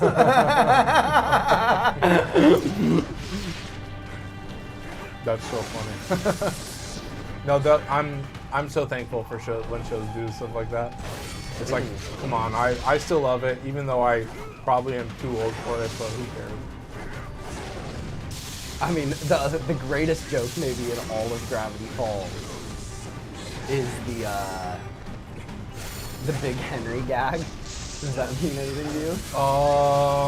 No, not So, really. I don't really recognize the it. plot of the episode is that mini golf courses are fake and that there's mini living golf balls, like their own society of golf balls that control who wins the games of putt-putt.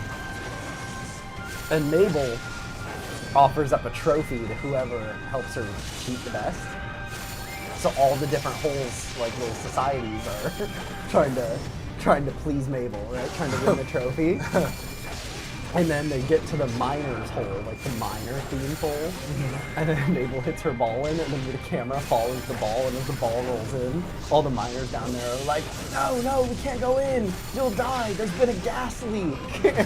And then this big dude, like double the size, like a giant buff, like 300-pound golf ball size guy, like looks like an NFL player basically, right? He walks up and he goes, I'll do it. And then they all go, no, Big Henry, no, we need you. And his daughter runs over and she's like, Daddy, please don't do it. And then he just starts pushing the cart as they're all crying. And then he walks through the gas, he gets the ball to the other side, smacks on the elevator, and then it goes up. And then he falls to the ground and then cries as he just looks at a picture of his daughter and then dies. Oh my. And then we just follow the ball as it goes back up and everyone's just standing waiting and just watches it roll out of the tube and just drop right into the cup. Everyone's like, nice, okay, cool. But just the whole gag of, she hits it in and it's like, and then I think Dipper even says, oh, I wonder what cute little things are happening down there. And then just down there is, oh, there's a gas leak, run, everyone hide. No, it's not worth it. And then just, I'll do it. Big Henry, no! Oh my god. No, there's something about like when it's like you just fill the show with gags. Like when I rewatch Family Guy, I'm actually kind of like There's something so absurdist about it. Real quick, have you seen the TED show? The TED show? No. Oh, is that like the teddy bear? Yeah. Okay, yeah, that's what I It's thought. way better than the movies. No way, It only really? has one problem. What's that? Everyone loves the kid they cast as the main character so much that it kind of makes everyone depressed and everyone's like in denial and having like battles basically within the fandom, where it's basically everyone's like, there's no way. I refuse to believe that this version of Johnny grows up to become Mark Wahlberg's version of the character. Oh, I Like, see. so it's like yeah. everyone loves this kid actor as Johnny. But then it's like, I don't know, I guess it's like watching Anakin Skywalker, where it's like you know what he's gonna become, but you love my him. God. You love him now, but throughout the show, he just gets more and more corrupted. But even by the end of the show, he's still a great kid, and everyone's rooting for him. And then you're just like, he's Mark Wahlberg, bro. Like, no fucking way. But Ugh, he becomes Mark Wahlberg. but genuinely, Ted is the like best thing. Like, if you like the first like 6-7 seasons of Family Guy, and because again, it's made by Seth MacFarlane, and it's again the Ted movies, but better. That sounds amazing, dude. No, there's an iconic one. You haven't seen the "They Got Him" meme? No. Are you talking about like Ladies and Gentlemen, They Got Him? No, no, but that was Not the George Bush movie? those. I guess there's other ones. Yeah.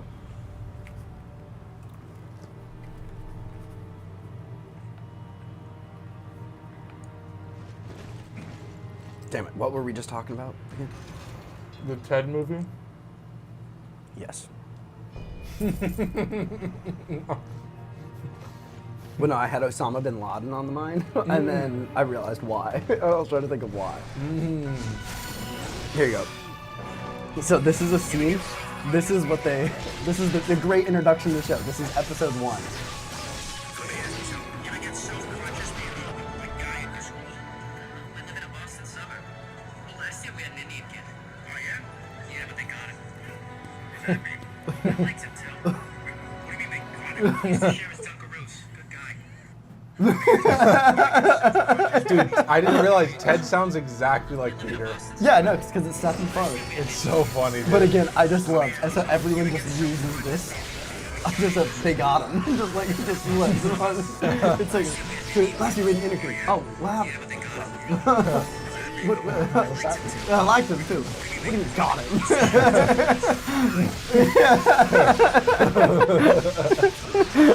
That's so good. That's so funny.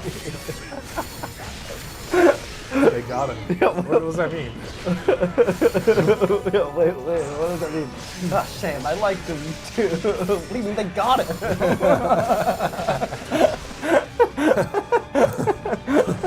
I'm dead. It's so good. That is so Seth MacFarlane. I forget. Yeah. I haven't watched, but like, yeah, American No, but like Dad. good, but good. Yeah, Seth MacFarlane. like prime Seth MacFarlane. Yes, exactly. Yeah. Peak Seth MacFarlane. Yeah, but also the TED show just has heart to it. Like it has an awesome soul. You follow his family, and you love this little family, man. And then also great Seth MacFarlane, the casting he did on the show. Everyone loves every character in the family, but in particular, the guy who plays the dad is the most perfect Boston racist man you've ever seen in your life. That's so bad. But so true. I mean, it's too real. All right. Here you go.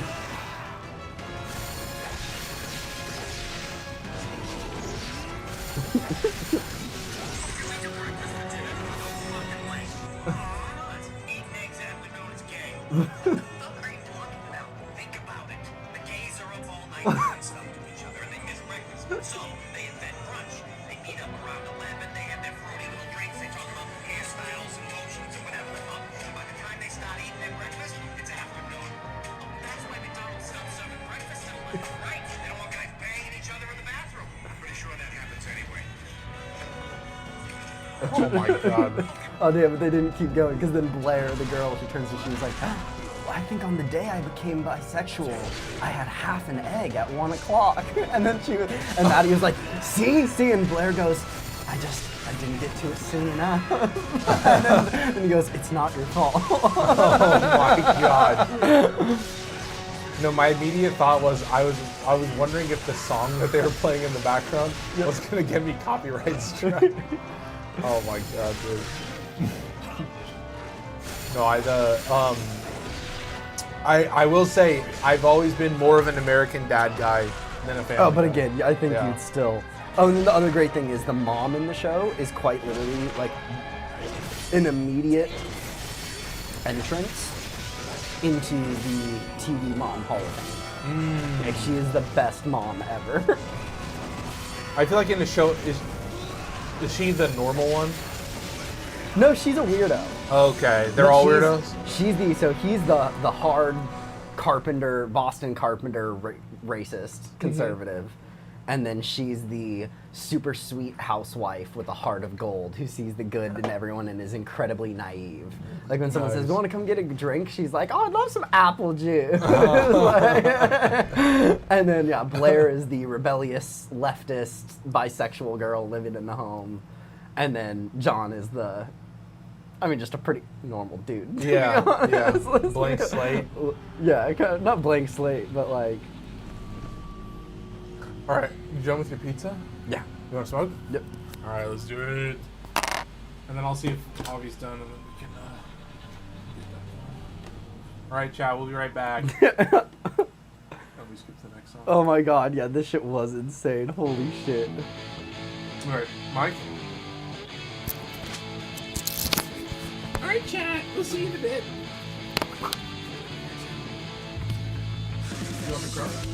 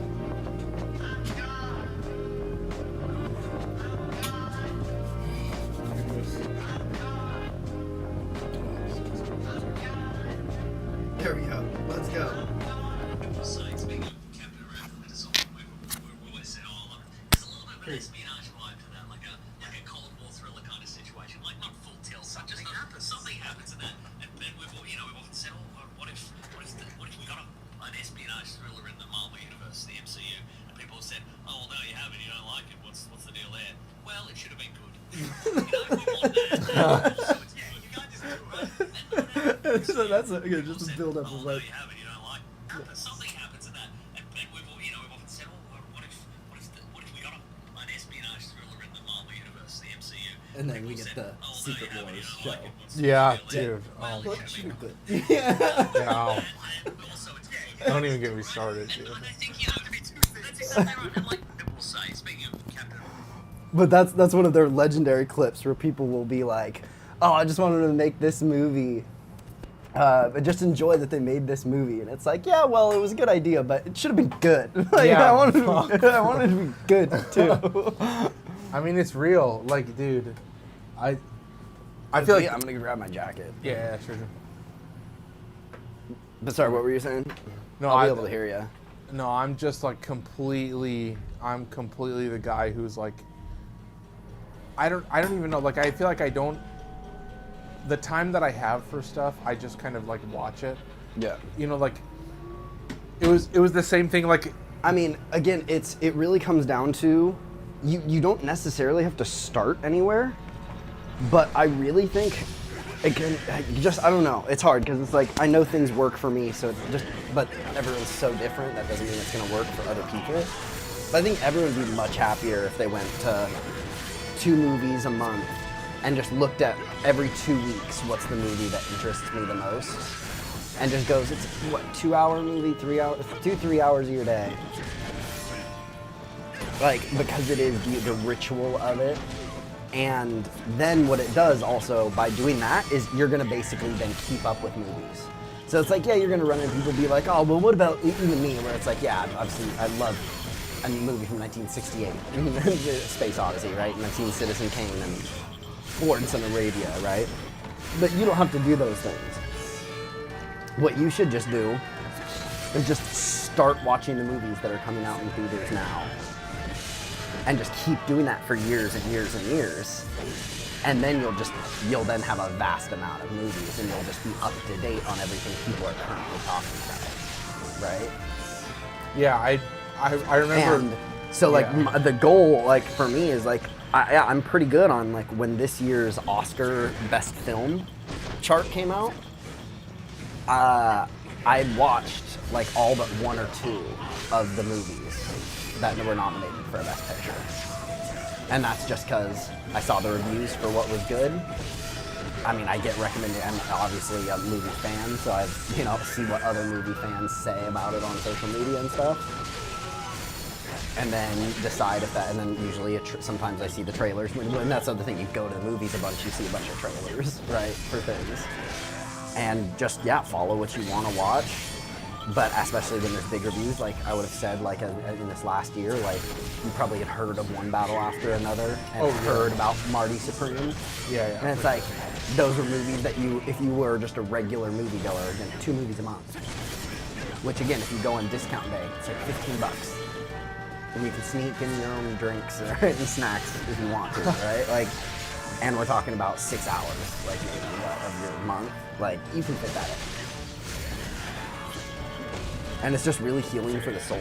It's like you're spending quality time with yourself, but also encapsulated in a completely different world. But unlike video games, like, you're not in control, right? It's like an experience you're guided through, right? And a true, like, with the room darkens and everything, like, you truly get, like, a whole different level of envelopment, you know? I was gonna say, like, like when I There's watch like a movie, I Yeah. feel it so hard. Yeah. Like when I watched Project Hail Mary, I was like, everything is gonna be okay. Holy fuck! Like I've Yeah. never felt something more in my entire life. Yeah. Like thank God I never knew I needed to feel this right now. Yeah. But then to feel that is just like insane. Oh, and that's another thing that was so fucking awesome. So here's the first thing I do on my vacation. It's hard for the cities, like I couldn't for Nashville and Cincinnati because I was only there between the two for 5 combined days, right? But what I do on like for Chicago, San Antonio, and what I did in Miami, and my other vacations is I spend the first day, I just walk. And I walk miles and miles and miles around the city with a notebook. And I just look at things that look interesting. Look for posters on the street. I'll see things that say like comedy show here on Friday night, blah, blah, blah, right? And then I'll ask people as I'm just walking around, what's a restaurant you recommend? What's something you do that would be a fun nighttime activity? What would be a tourist activity you'd recommend? And then I just write down people's recommendations. I write down and find the names of things that look interesting as I walk by them. And then I go home and then I look up 2 things online. I look up the Michelin guide for a city. Doesn't mean they're Michelin star restaurants. The Michelin guide is just their guide to good restaurants in a city, right? So there's the Michelin stars, but then the Michelin guide is a lower standard, right? But they're still saying like, this is what we're guiding you to, right? So I take both and then I split my restaurants between the Michelin guide for half my restaurants and then the locals recommendations for my other restaurants. And then I have all the activities that were recommended to me by people or that I found on my own. And then I look up in these cases, then I looked up sports games or concerts on Ticketmaster, because those are things you just don't see walking around, right? And no one's gonna say that, right, when you're talking about. So then I just look up and see if there's any artists in town that I wanna see, like, or again, found out Kraken were playing in Florida, and then Nashville, and it was like, dude, that's fucking perfect. Like, so, so that's how I do it. Again, mostly local recommendations, but I still, again, always do use the internet just for the Michelin guide, and then for sports and concerts.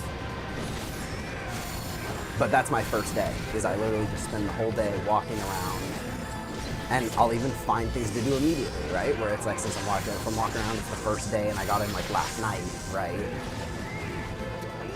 Then I'll wake up in the morning, and I'll walk around, and I'll ask someone just, where should I go for breakfast?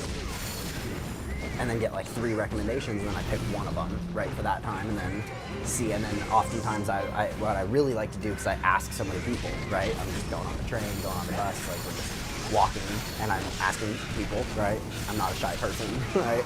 And so I'll star something, and it will like, I'll absolute 100% go to it if I get multiple recommendations, like from the locals from it, right? It's like, if a local says something once, or if the internet says it, I'm like, eh. But then as soon as a local says a name of one of the things that's on the Michelin guide, or if just multiple locals tell me the same spot, it gets a star, and it means I'm 100% done, right? So that's how I also end up. I always get fantastic food. Every vacation I go on, I eat. Like, I'm kind of like a European, where it's like, I don't eat a bunch. Like, I'll just go to like a breakfast place and just get like coffee and toast and like an egg, just a fried egg or something. Or just if they have a breakfast sandwich, I'll eat half of it and then go take the other half and put it back in my fridge. And then I'd usually just eat 1 meal a day. And so I would always go to really nice places. So again, it's like spending $100 on food a day, but it was between a very light breakfast and then a very nice meal for myself, basically every night.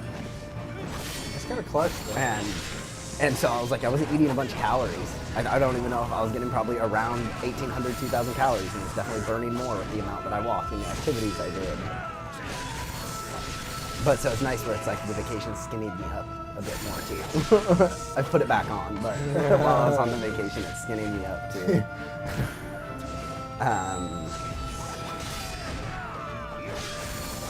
But yeah, Chicago had great food. Although I didn't end up at any really expensive places in Chicago. Nice, clutch.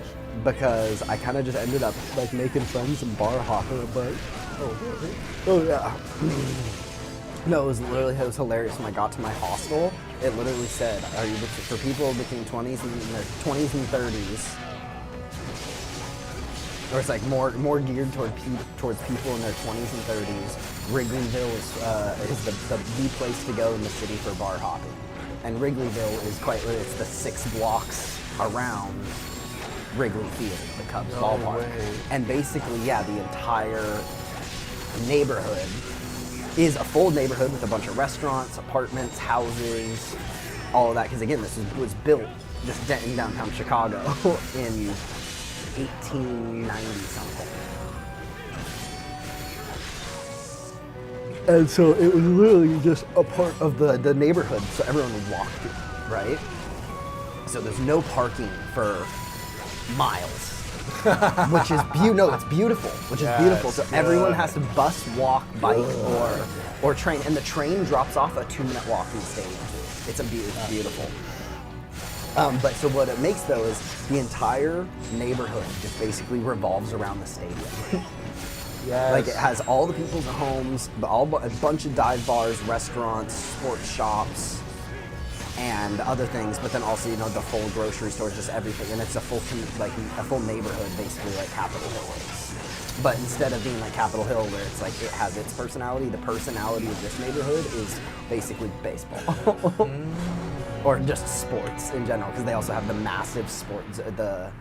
It's literally the DraftKings official sports book is there, and they have like a 2,000 screen display in their like building that's like the size of Juanita's farmhouse. That's crazy. Yeah, and they I got Marg Towers too. You can get Marg Towers there. It's a big Chicago thing. Loved that. Oh, I see. Wow, nice. That's cool. So yeah, I went there, put down some bets too, which was just fun to, you know, just throw a little bit of money on the game that I saw. You know, add a little tension to them, you know, since I can't do that here. And I don't want to do it a bunch, but I was like, well, on vacation, right? So I was like, drunk sig. Why not? I can throw some few drunk bets down. I bet like $100, and I didn't win any of them, but that's fine. Again, it's like, it's $100, like, and I got really close on like multiple of them. I just got a little too greedy, where I was like, if I took this one questionable one off, like, but the whole reason I added one of those questionable ones on there most of the time was because it multiplied the money that I could win. So I was putting down. Are those parlays? So I was putting down a bunch of parlays that were like insane. Where I put down 5 parlays, and each one was $20, and I put the multiplier out so that it would pay for my whole vacation. So I was trying to turn $20 into like $4,000. Oh my. So that's why it was so like, Wow. it was so a long shot. yeah.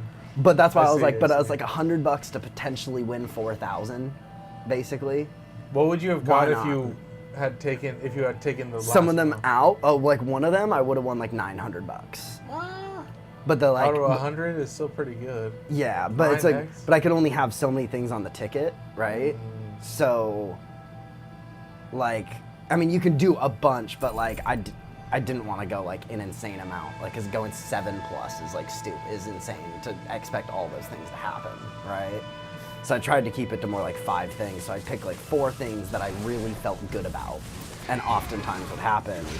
But then I had one that was like more, it's like, this is like 50-50 or even like only 40-30% chance for me. But if it does happen, then I feel pretty good about when paying off my vacation with a $20 bet, right? Like, so again, it was just worth it for the fun on vacation, but I'm actually kind of an anti-bet. I hate how everything's become betting. I fucking hate Kalshi. I think we need to get rid. I think we cooked so hard across the country with no betting online. If you are going to place a bet, you have to go to the local Native American reservation and put the bet in person. And if you don't feel good enough about that you're betting to go make that drive, you maybe shouldn't be betting. I think we cooked. I think we cooked very hard with that. Yeah. No, I think you cooked with that too. Dude, it's one of those That's where it's good, like, that's good. okay, I feel like the other thing, a lot of our parents, like, or like people throughout history, you know, there's always been a nostalgia for the old times. That for people from the time from when they grew up, right? And thinking that's the best era to grow up, right? I think you know, even our parents, it's like, yeah, it was better to be a kid for us than you. Or like our parents compared to their parents, right? Like they had a better life than their parents growing up. Mm-hmm. I think we are the first generation where it was like, no, life was worse when we were growing up than it was for our parents. Yeah, I think that it's like there's so many. It's like there's a bunch of quicksand. Like your life is surrounded by quicksand, and you could fall into any of them at any time, and it could be like a million different things that ruin your life now. Yeah. And No, I mean, it's just so much about society has, again, the post-Reagan world. Yeah. Like, I mean, and honestly, things were downhill before that. Again, we could go into the whole talks about it feels like human capital. churn. We can go all the way back. I mean, we could go all the way back to Reconstruction and how we totally failed in Reconstruction. And that's kind of why the Republican Party is still what it is today. Like, that's a big thing for sure. God, there's so much we don't want to talk about that. Yeah. I definitely think like. But no, I definitely think like. Again, like just the general job market, how we, like so many of our parents, like their philosophy of just like, oh yeah, I mean, it's like, you know, take whatever path you want, you can waste some years and, you know, you'll just figure it out and, you know, life's just, people moves at different paces, but like, they just kind of go like, yeah, everybody figures it out and you don't need to be on a time frame. And then for us though, it's like the markets in so many different areas are 10 times worse. I would say the social conditions are so much worse for the most part. Oh yeah, absolutely. Like everyone's become so introverted compared to how society used to be, right? And not just that, like you kind of like amplify yourself into infinity. Yeah. Like you just, and I think, I will also say my thing that I've experienced as a content creator is like text on a screen is not communication. It's not real communication. So there are a lot of people in the world who, like, their interaction with people is like text on a screen, and that's like fucked. Like they, I'm like hyping it up. No, it's lame. Like they're just like cringe. Is all the it's just like. It's for that to be your rabbit hole. Yeah, that would be a crazy. Again, just basically quicksand. I think the world, we were still recoverable and on a pretty decent trajectory, obviously, until very quickly after Kennedy. And we still had a chance to recover. But I think then Reagan just completely threw us on a completely different route. And that basically since the 80s, so many things have been deteriorating, but those things take time to deteriorate. So like, even though they were crumbling in front of people's eyes, they weren't recognizing it, but then now we're growing up and we're having to deal with the crumbling infrastructure. And all of the issues coming to a crux at one. And that's why things are so volatile, I think. Based in Mason. Exactly. I think we're all just so... I think our material conditions are the reason why so many people are mad. And also our social conditions. I also think, again, like... No, again, it's talking about people's quality of life is better. Like, people live longer and are... Anti-Christ Ronald. Yeah. Hell yeah. So funny, Avi. Are you ready to go, Avi? Yeah. I'm ready for some Battlefront. Oh, fuck. Now I lost my train of thought because that was hilarious. You were talking about... Oh, I just think social conditions of, I think so many more people are depressed today. So many more people are introverted. So many people are, like, basically in general, you know, it's the theory, the labor theory of we're so separated from true fulfillment of the soul with our work and with the way our society has been designed is it drains the soul. It doesn't fulfill it. And like, so that's why it's like, even though we can talk about you have a better quality of life and you get to live and technically have more like everyday comfort, it's easier to be a lazy bum now than ever, right? But I think people's general happiness and fulfillment of their soul, like, I don't know when it peaked, but in the last 100 years, it's definitely not then. I think people definitely in the older times, I think it's just the definition of ignorance is bliss. Like, we're the definition of what happens when you give everyone too much information and too many options and too much to do. You know, there's a lot of people. Whereas back in the day, it was a much simpler life, but honestly, that can be that's easy, somewhat. And that can be fulfilling in its own right. It can be freeing, right? Like, yeah, you could get sick and just die randomly from a cold at 29, but while you were living, you may have been happier. You might have woke up every day with a bigger smile than someone living today, even though your teeth are falling out at 27. Oh, yeah. Like, just because there's so much that you don't know what to be sad about. Yeah. Whereas we get pummeled every day, just absolutely pummeled by all the negativity. It's hilarious that's in Anchorman 2, but it's funny in Anchorman 2 when they figure out, they're like, wait, negative news is better than positive news. Yeah. And now with us, where everyone's news is flashed in front of them and in their hand every second of the day and tailored directly to them, specifically to hold their attention as long as possible. Now that attention is currency, holy shit. But then on the flip side, like, from my perspective, what you realize is, like, being hateful and, like, rage baiting gets you views. So, like, on the perspective of somebody who's churning out this content, and it's getting fed to these people, like rage gets views better than anything else. Yeah, again, so negativity. It feeds. And so I think it's it also can be so much more personal and I worse, think that negativity affects people, exactly. and the way they think and the way they treat other people. And I think it also I think what it's generally done, I think back in the, like, when our parents were growing up, most people looked at other people and would cast good intentions on them.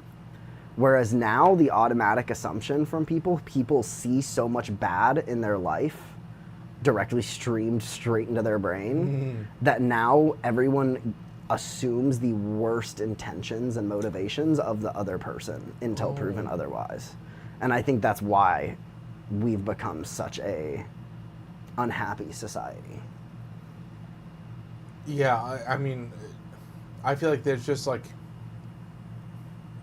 there's just so much to be fed. Like, there's just so much bad stuff happening, and it's like you can't kind of. There's always been a bunch of bad things happening around the world all the time. It's just now you're it's not ready direct. For all of it's it, just exactly. Again, we're the definition of what happens when you're given too much information. Yeah, you're like, our wow. brains were not meant for this. We were not meant for this lifestyle. Very obviously, our biology was not made for the way we currently design society. Just like stressed from a thing. You just look at a thing and you watch something and then you're like, oh, it's over. Like you're like, oh God, everything you're being presented with, and everything you see. I love, like, again, going back to, I guess, to the gambling. It's like I guess I'm a fan of progress to a point where it's like, big fan of movie theaters. Guess what? Televisions. Okay, it's open. Televisions, you're fine. But computers and phones, goodbye, my friend. I think the world would be better if the only screens that were used were big screens at sports games and things like that, or at, like, venues or concerts, movie projectors, and TV screens. Oh, that's a good shout. Imagine a society, no phones, no laptops, no tablets, no smartwatches. That's actually hilarious. Imagine somebody then still wants to watch TikTok. They have to watch it on their TV. That's so funny. Hey guys, let's watch TikTok. What the fuck? It's all e-girls. What's going on? They're all shaking ass. TV was the original TikTok. You had 23-minute episodes. That's not long at all. People back then were used to movies. Wait, check this out. And is this gonna work? Do I have to do the swap, Rooney? I think I have to do the swap. One sec. Here, watch the. Let me get Avi in. Hello. So Avi's here now. He can Oh, hear nice. us. Yeah, So- he can hear us through the mics. Hey, Nice. Avi. Yeah, there was okay. So there was a brief moment. Okay, wait, one sec. Let me swap you to the other team, and then Oh, I'm here. let me do this, and let me do 25. Are you gonna let Mason play first? Nah, he's gonna play first. Yeah, you get to watch. What? You know you remember the controls on the controller, right? Oh, yeah. Okay, then you can just fuck around, and I'll try and farm you some points. I There's all new remember. I remember characters. for the most part, like If you want to play something weird, I'll explain how it works. But I've given you Left- like a pretty optimized rifle. It's just like pretty accurate. And Yeah. it does high damage. no, I remember like right triggers shoot, right bumpers, and like the the double bumper and the left bumper, all the specialties, right? Yes. And then left Yes, trigger sir. is zoom in, and then sprint is hold down the left stick. Yeah, and then roll is B. B. Yeah. Yes. Wow. Sounds like he's gonna be a super gamer. No, we're just gonna close it out with this. We'll just go as long as you feel like. I love that meme where it's like, "Sir, we've captured a command post. What did it cost? We lost a command post." Dude. I wasn't ready for a Battlefront 2 meme. You ever think they're gonna release Battlefront 3, or is that a pipe No, dream? never. they No. should. I don't think Disney has a good idea who they want to work with anymore. I don't know if they want to work with like Ubisoft or whatever, but I feel like Disney Yeah, is that's pretty tight true. with their gaming. I don't know about Respawn though. That's what Mason was saying. Is like Respawn has their engine for Jedi Survivor yeah, and Survivor. Fallen Order. And that would be pretty optimized. Again, Skyrim, but Star Wars. Exactly. But more of an emphasis, I would say, on the difference of class you can choose. I know they're making take a over? Do you wanna take over? KOTOR sequel. No. Let's do a whole match. Sorry, what? I know they're making a Knights of the Old Republic sequel. Yeah, that's It's what set they like said. after. So I We'll wonder see. what type I of genre I is it don't gonna be. believe anything's actually going to come out from Lucasfilm until it comes out. Yeah, and there's supposed to be Star Wars Eclipse. Yeah, That I was don't like think that's 4 ever years coming ago. out. Isn't that always what happens with These Lucas? trailers. I'd love to be Arts? proven wrong, but again, it's Lucasfilm has just been not good. I don't even know They if it's haven't been Lucasfilm. good stewards of their IP. Just Disney. Yeah, I think they're just like, it's like they're all discombobulated. It's like too many cooks. in the kitchen. Well, it's weird because Bob Iger was hella fucking good at his job for the most part until he stepped down the first time. And then he came back because his successor was fucking terrible. But then he's been bad too ever since coming back. And it's like, how? You used to be good at this. Was that Kathleen Kennedy? Was that she the? No, Bob Iger. He's the CEO of Disney. I thought Kathleen Kennedy was the. Kathleen Kennedy was. She's the CEO of Lucasfilm. Yeah. Oh, okay. Shows you what I know, huh? I know. How dare you not know Kathleen Kennedy's job by heart? Yeah, my bad. Do I need to lower the team numbers? Who was Bob Iger's replacement then? Bob Was this Chapek, I schmuck? believe, was his name, Okay, I and have he no was idea what that is. terrible. And then Really? it like took, I think, a year, 18 months to 2 years before then he got basically fired. He got told he needed to step down, and then Bob Iger came back after he retired. He came out of retirement to take back. It's like Hayao Miyazaki or whatever. Bob Iger can never not be the CEO of Disney. Bob Iger has to like come out of retirement and be like, I have to take over again. One more This trilogy. worthless fool. I don't know. They'd Bob Iger probably be aura farming. They probably would be stupid enough to invite him back if they needed him. If for some reason he stepped down and someone else failed again. They'd probably be stupid enough to be like, only options going back to Bob. All roads lead to Bob All Iger. roads lead to Bob. Bob's like fucking Master Roshi at this point. He's just like, fine, I'll take over. I'm dead again. Fucking Christ. No, these guys are so difficult. Do you want me to turn down the aimbot? No, that's alright. I just have to get used to like the energy bolts, how they have like projectile speed. You have to sort of like lead the shot. Who's your Lead guys' the favorite shot, Luke, faction to lead the play shot. with in Battlefront? That's Oh a my great God. question. Probably like Han and Leia, like So the Rebellion. the Rebellion. Interesting. Yeah, the Rebellion is actually goated. The Rebellion has the best heroes. Too. I hate the Rebellion. No. Really? I think it's obviously the Republic that's the most fun to play with. I think Republic has the most fun base classes, but I don't Yeah. really enjoy the specials. Like I didn't really enjoy the Republic Commando. I didn't really enjoy the Really? Trooper. I Yeah. fuck with the Republic Commando. Nice. Really? I think the Commando is pretty good. I think the Commando is decent because he has like You really just high have- damage output. You if can have land to it properly. use his perks. Yeah, you have to like spam. He's a regular ass soldier with insanely good perks if you use him right. And also I just his like melee. the. Oh Yeah, shit! his melee is pretty good as well. If you're very like really deep and greedy, then it's crazy. But yeah, I think you should hop in with one of these because they have all then the same. But a I jet should play the specialist. being a the jet sniper. drooper and just pissing people off where you just where you just jet back in front of them, like just land in front of them, boom, blow them up and then fly away again.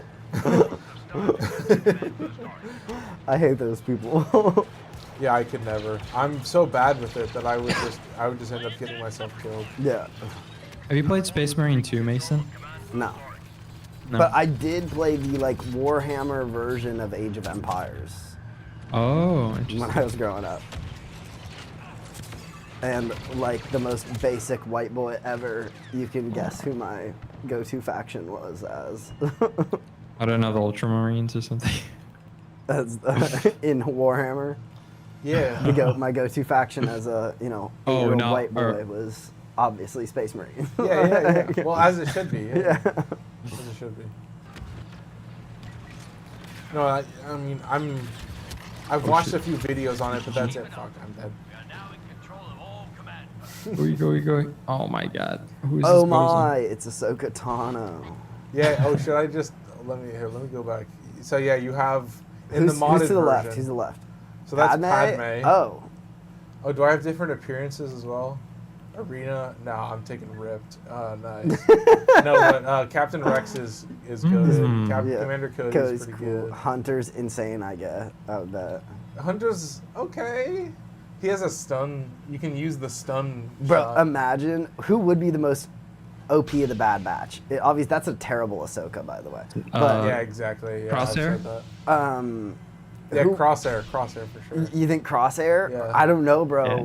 Yeah. Wrecker? Wrecker could be crazy. Explosives. With explosives, Yes. a Gatling gun, and his insane health and strength. Oh, we're losing. I guess so. Like the most insane melee. Like he could literally just like destroy tanks with a single melee hit. But wouldn't just Crosshair like one shot? Whereas Crosshair's ability would be like auto shot. Like it would in-game Okay. aimbot where it would be like press a button and just like all 5 people on McCree screen. or something. Oh, like it that. would be like Just Lando's ability. But more Alright. insane than that. Yeah, like it would be a single. It would literally just be a damage. 5-person up to 5-person auto kill where you just press your button, the gun just shoots automatically for you, and no one will do anything. The game itself is just like those 5 people are now dead. Yeah, no, that's Yeah. exactly what I. Yeah, that's. Oh my god, that's. I got a good clip of Keon landing his first Lando. He just hits the ult and just like taps Does the 3 people. Yeah. And he's like, oh my god! And I was like, I'm clipping that. Yeah, that's good shit. So like, this game is pretty good for those moments, especially against. I mean, we only play against AI at this point. We're just playing against. You 30 only something. play against AI. Yeah, I don't want to play against. I don't want to play against humans. Oh my Why? gosh. Because they're too good. Yeah, no, they're just like they're cruel. They fucked me up, dude. They're cruel. What do you mean they're cruel? Yeah, they hit he's me here to wrong. relax. Yeah, exactly. Okay. He's fair around. enough. Oh, So, dude, we're gonna yeah. lose. Oh. But see, that's where I like playing co-op with people. Yeah. Co-op's fire. Yeah, like the game mode. Yeah. Yeah, that's the best one. Yeah, to me, that's what I love the most. It's chill. Oh, Except God. it sucks that there's certain maps where literally I've never won. Because you like some of the maps on the co-op, like take the whole team knowing what you need to do. And if you don't all have mics, right, and just some dude's just off doing something, leaves an area completely unprotected, then you can just get overwhelmed, just swarmed, and lose every time. To be honest, Like, I don't think I've I don't ever think- used a mic. I don't think I've ever won on co-op on the Geonosis map. No, yes. Oh, yeah. yes, that's For example, right? You always real. get to the 4th stage, and you always get That is fucked. true. That's so real. Yeah, No, that's actually my obvious experience as well. that's my only criticism on co-op is that just there's certain maps where it's like it does not seem like it's possible for us to win for some reason, Yeah. and then other maps it's like we win every single time. Well, there's also the defense maps where it's just like so easy that you just like cap it instantly. Like you just win immediately. Also, we're cutting it. We're cutting it very close. What do you mean? It's 15 we're shaving on our our side balls, to that's 41. what. Yeah. I mean, is it really that close? It feels like you're easily gonna win. Yeah, I'm kind of wondering. I mean, how I guess it'll it's work, close as from- long as I don't die. I guess it's right? close from the very start. Oh my god. I died, bro. For like the numbers you guys started at, you The failed. last one alive. What? Wait, I was still alive. No, I'm dead. Oh, with 20 left on their side, that's crazy. That's insane. Thank Is it gonna My take them to the clank. next stage? I'm boarding. So cursed.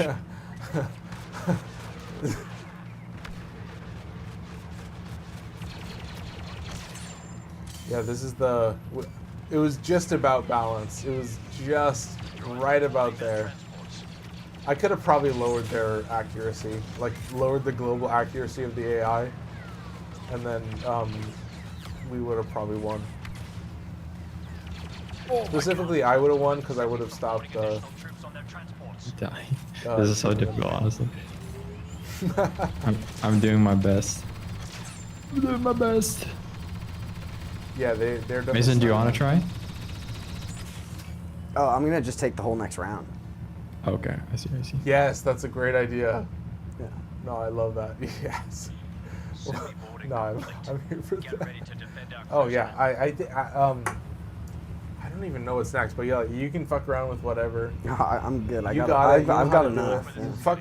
I should have star cards on all the characters now, except for like Maz Kanata, but yeah, I don't think you need to play. I don't need to play Lost Kanata. Yeah. Shout out, my boy. Jeez. I guess we're fucked up. The aren't we? sequels make me so sad. Yeah. Ain't that the truth? It really does feel like a kid's movie. I mean, Star Wars should be for kids.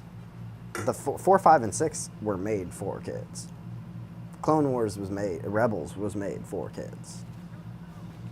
Star Wars is for kids. Whether we want, that doesn't mean we can't love it, but Yeah. it's made for kids. George Lucas has been clear on this from day one. And that's what all the actors thought too when they were making it. At least the first one.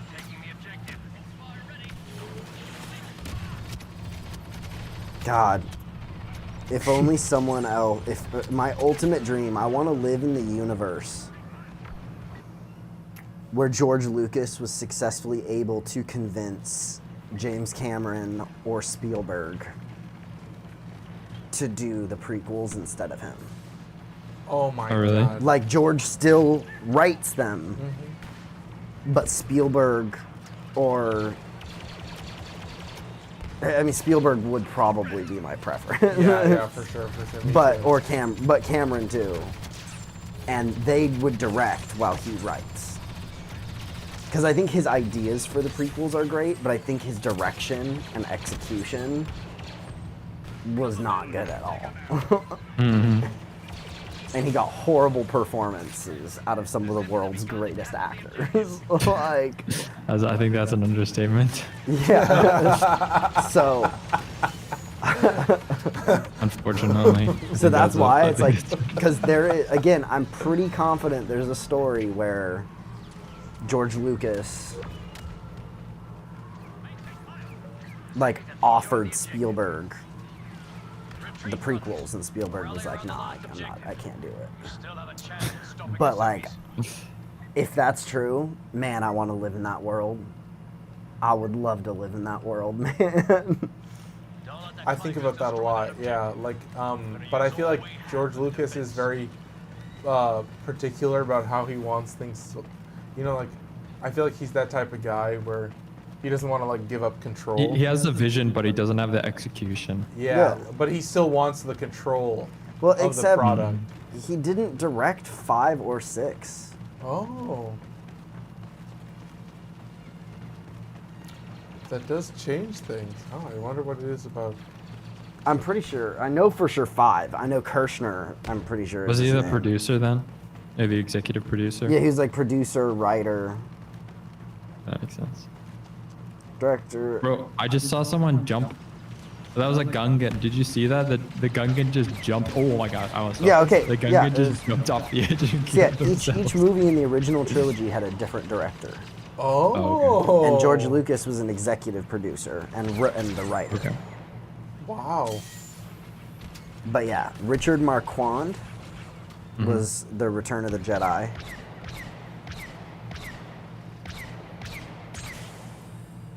And then again, I'm pretty sure it's Irv Kirshner. Yeah, Irving Kirshner did Empire Strikes Back. And then again, I'm pretty sure Lucas offered to Spielberg to do the prequels, and it was after he said no that he then did it himself. Yeah, he knew. He knew. He was like, "There's nobody else." He was just like, No, I "If think there can't are get other Steve-" people who could have done it too, but But I don't think he thought Spielberg that. was his friend. Like, yeah, Yeah. Spielberg was, yeah. I don't think he felt that anyone would take care of, because I feel like for him the prequels are like setting up a universe, a larger world that isn't presented to you in the Yeah. the original trilogy. That is at times like heavy-handed, but still Yeah. like. And then not that I'm a huge Clone Wars fanboy, but there's a lot of stuff presented in like the extended content outside of like the movies that like if you haven't seen all that, then like a lot of stuff is like whatever. But POV me when I watched the Mando and Grogu trailer and Embo shows up and I was like, oh my god! I'm just kidding. I'm kidding. Yeah, there's some cool stuff, and I like seeing it show up in the. What did you think of Ahsoka? I'm kind of curious. Not a fan. Yeah. I wasn't a fan either. Thought it was really. I love freaking Ahsoka, the stupid. character, but I really did hate just the storyline they went with. I thought an Ahsoka show could have been really cool. Just like I thought a Kenobi show could have been really cool.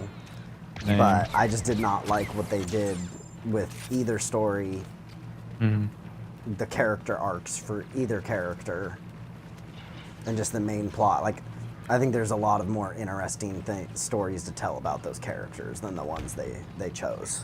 Or the executions of it, I just also didn't like. Oh no, I totally feel that. Whereas Andor is peak. Yes, Thank God. without a doubt. That's probably the best Star Wars. It's the best Star Wars in Piece existence. of, yeah. I'm comfortable It saying does that. Star Wars better than any of the other films, I think. Yeah. Wow, a story about people. How crazy is that? What? Not a story about like laser swords, just a story about like people just like trying to survive. The story of what the cost is to Yeah. build a rebellion from the street up, Exactly. and the actions of those to set up a violent resistance. And you shout out Yeah, that's- Stellan Yeah. Skarsgård. Oh, and then also what it looks like to live under a fascist government as an average citizen in Star Wars. Exactly. It's so goated, bro. It's so good. I know, and there's these moments where I'm watching it, and it's like there's these like such tense moments in season 2 especially, where I am just like blown. I'm watching this, I'm like, this is insane. I do personally like season 1 more than season 2. Really? Yes.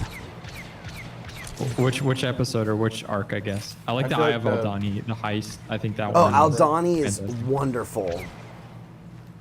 The prison, though, is wonderful. Yes, that's true. That's true. Yeah. I love everything with the ISB, I know. and I love him so much. And even though I don't know his name right now, that's okay. But the leader guy of ISB. Oh yeah. What's Admiral his, Yularen? Major Partagast. Oh, Partagast. Yeah, Yeah, Partagast. Major Partagast. My diva. I love him. He's He's my so absolute sassy. favorite. He's such a wonderful, wonderful, wonderful villain and perfect for his role. He's So such that like just a whole mundane storyline, villain as and well. then just also the ending, Marva's speech, and Ferrex's revolt, and that kind of being the first true.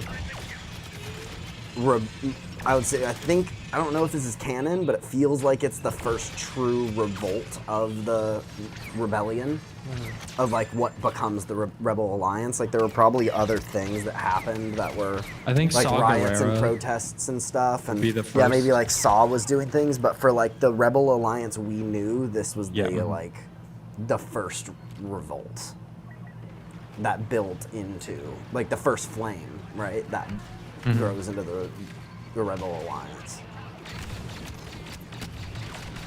Dude, this I'm is so playing Captain freaking Rex right boring. now. Where are the enemies?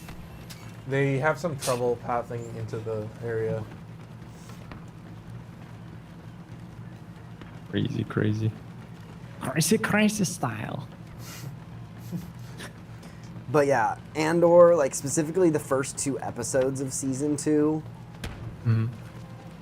I mean, I think the first 2 episodes of Andor season 1 are its 2 weakest episodes, but I think season 2's first 2 episodes are even weaker. I really did not like the whole Maya Pei storyline, and Cassian being just held hostage by them.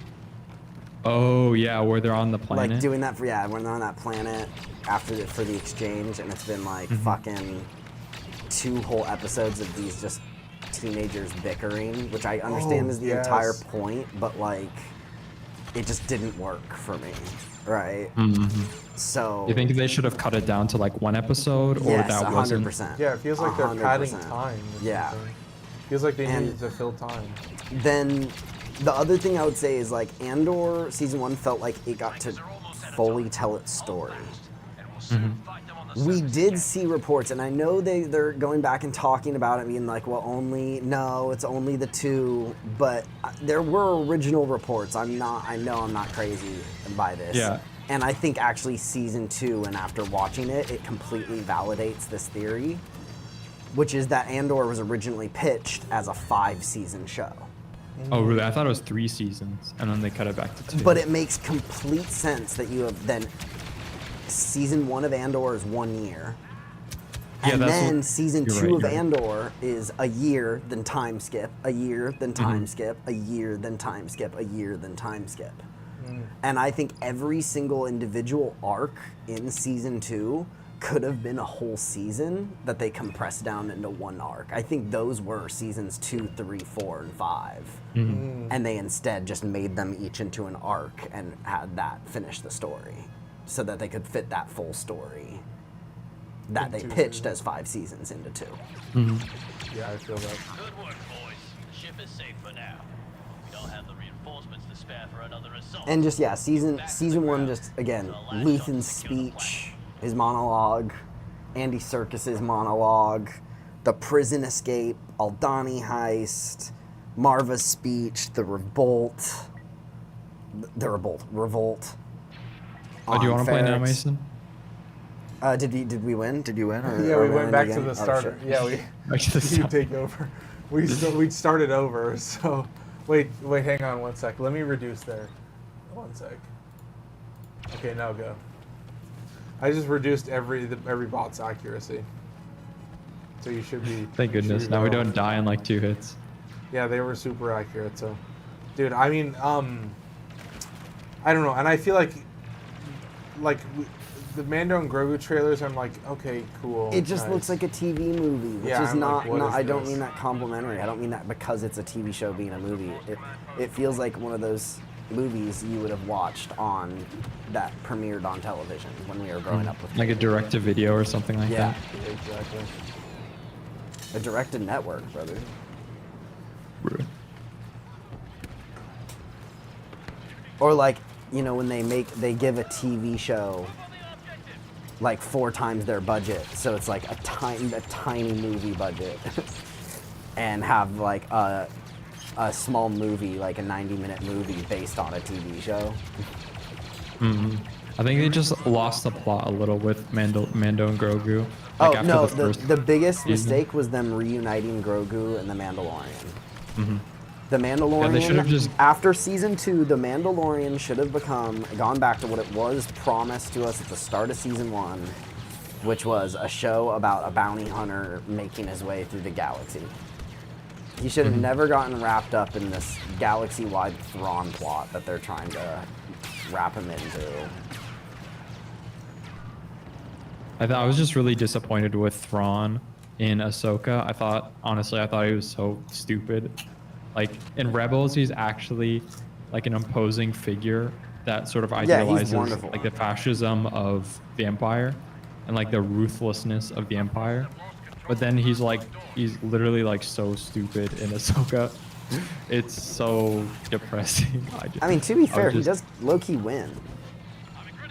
Yeah, he So, what do you escapes mean the planet, but like it's just like you remember in the scene where Ahsoka or not Ahsoka, sorry, where Ezra and Sabine are on the motorcycle or on the speeder bike, and they're being bombarded from orbit by Thrawn's Star Destroyer.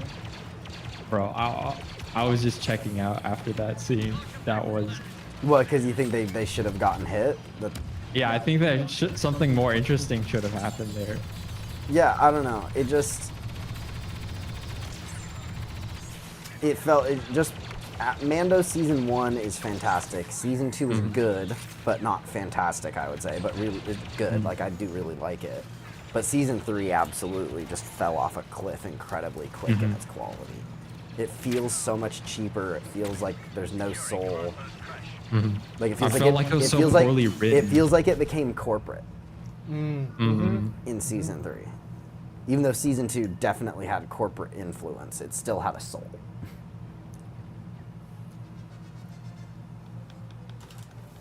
No, I think like as it went on, it just became more and more. It became more and more like, okay, it has to do this.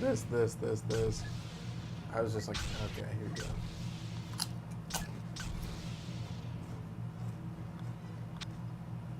Ooh.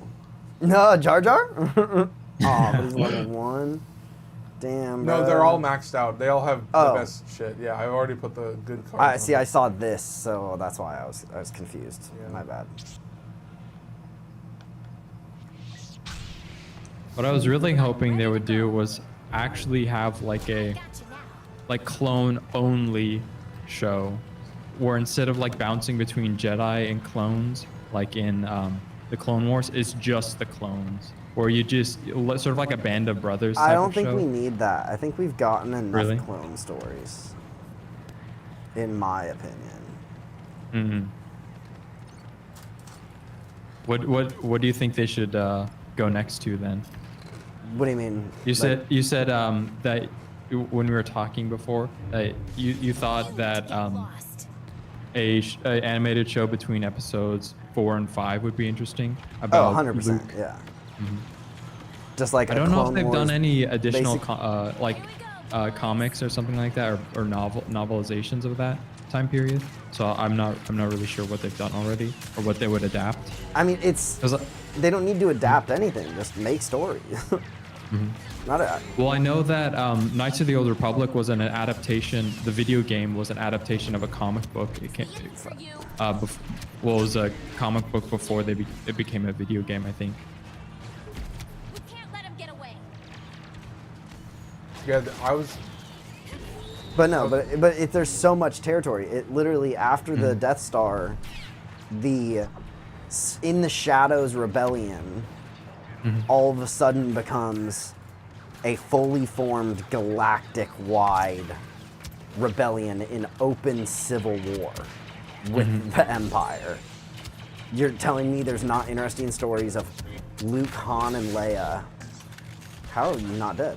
Of Luke, Han, and Leia, and Chewie, and R2, and C-3PO, and Wedge, and other characters from Andor who we know are around the rebellion. You're telling me there's not interesting stories during that? Again, I think the time gap between 4 and 5 is 2 to 3 years. You can absolutely fill in stories just like the Clone Wars is, but about the galactic civil war. Like, Is Rebels all before that? Rebels is Yeah. between 3 and 4. Between 3 and 4. Okay, cool. Yeah, that's what I thought. No, I think you're so right. Like, I don't know what it is about doing other Luke Skywalker content in just that era, and I feel like Dude, it's crazy. I would have been totally fine with them recasting Luke. And then they did the AI face thing. And then you look at the picture of the actor in real life, and he looks just like Luke Skywalker.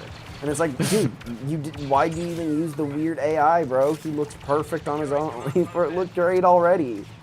I think it's because Sam Witwer, did you see he did an interview with like Katie Sackhoff, and he was talking about how his company that he owns does that type of business about digitizing actors' faces and making like AI replicants of people. And so he was like on her podcast and talking about how he had worked with the estate of who's Spock's actor?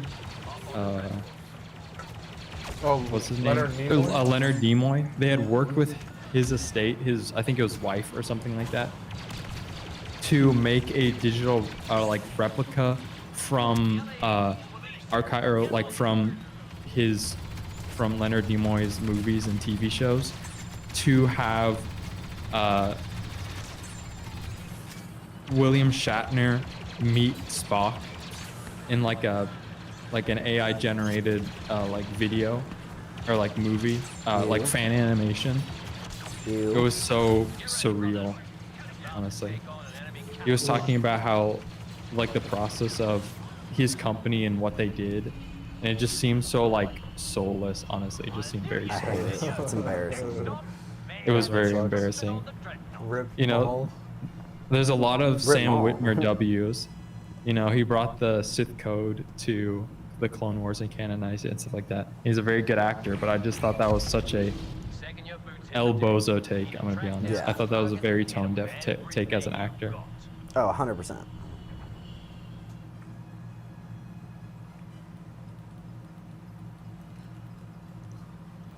God, it's been so long. Guess who? Yeah, dude. I'm curious to see what you think of all these like extra Circus characters. lasers are powered. I'm gonna get another drink. This is You're just reading through all the abilities and stuff like that. Honestly, I just choose the hero that I think is interesting, and then I just go in. I don't even read any of the abilities. Let me at him. Like my lightsabers. Honestly, I like the blaster heroes more than like the lightsaber heroes, because with the lightsaber heroes you have to get like right in front of them, and then with the at least when Amar and I were playing earlier, when the difficulty was a lot worse, they would just like kill you in like 5 shots, and it was just so miserable. I got pretty good with dodging and defending, but again, it's been 6 months or more since I've played. Oh yeah. Yeah, on PC it was really horrible to play multiplayer because you couldn't play a Galactic Assault or yeah, you couldn't play Galactic Assault because hackers would join your lobby and then they would brick the game so you couldn't spawn in because they didn't want anyone to play Galactic Supremacy because they wanted EA to make Battlefront 3, so they were just making it miserable for everyone else. It was truly like a hellscape. It was so freaking annoying. That happened to me a little bit with co-op. There was a moment where I couldn't spawn in. Oh really? Just for Tad. Oh, nice, the gunner. Yeah, I love the gunner. It runs so smooth. That's the craziest thing. Like this is running at 120. I think. Really? Yeah, it should be with VSync. Okay. We're taking out the target. I wonder what they're gonna do with Cody because he joined the Imperials, right?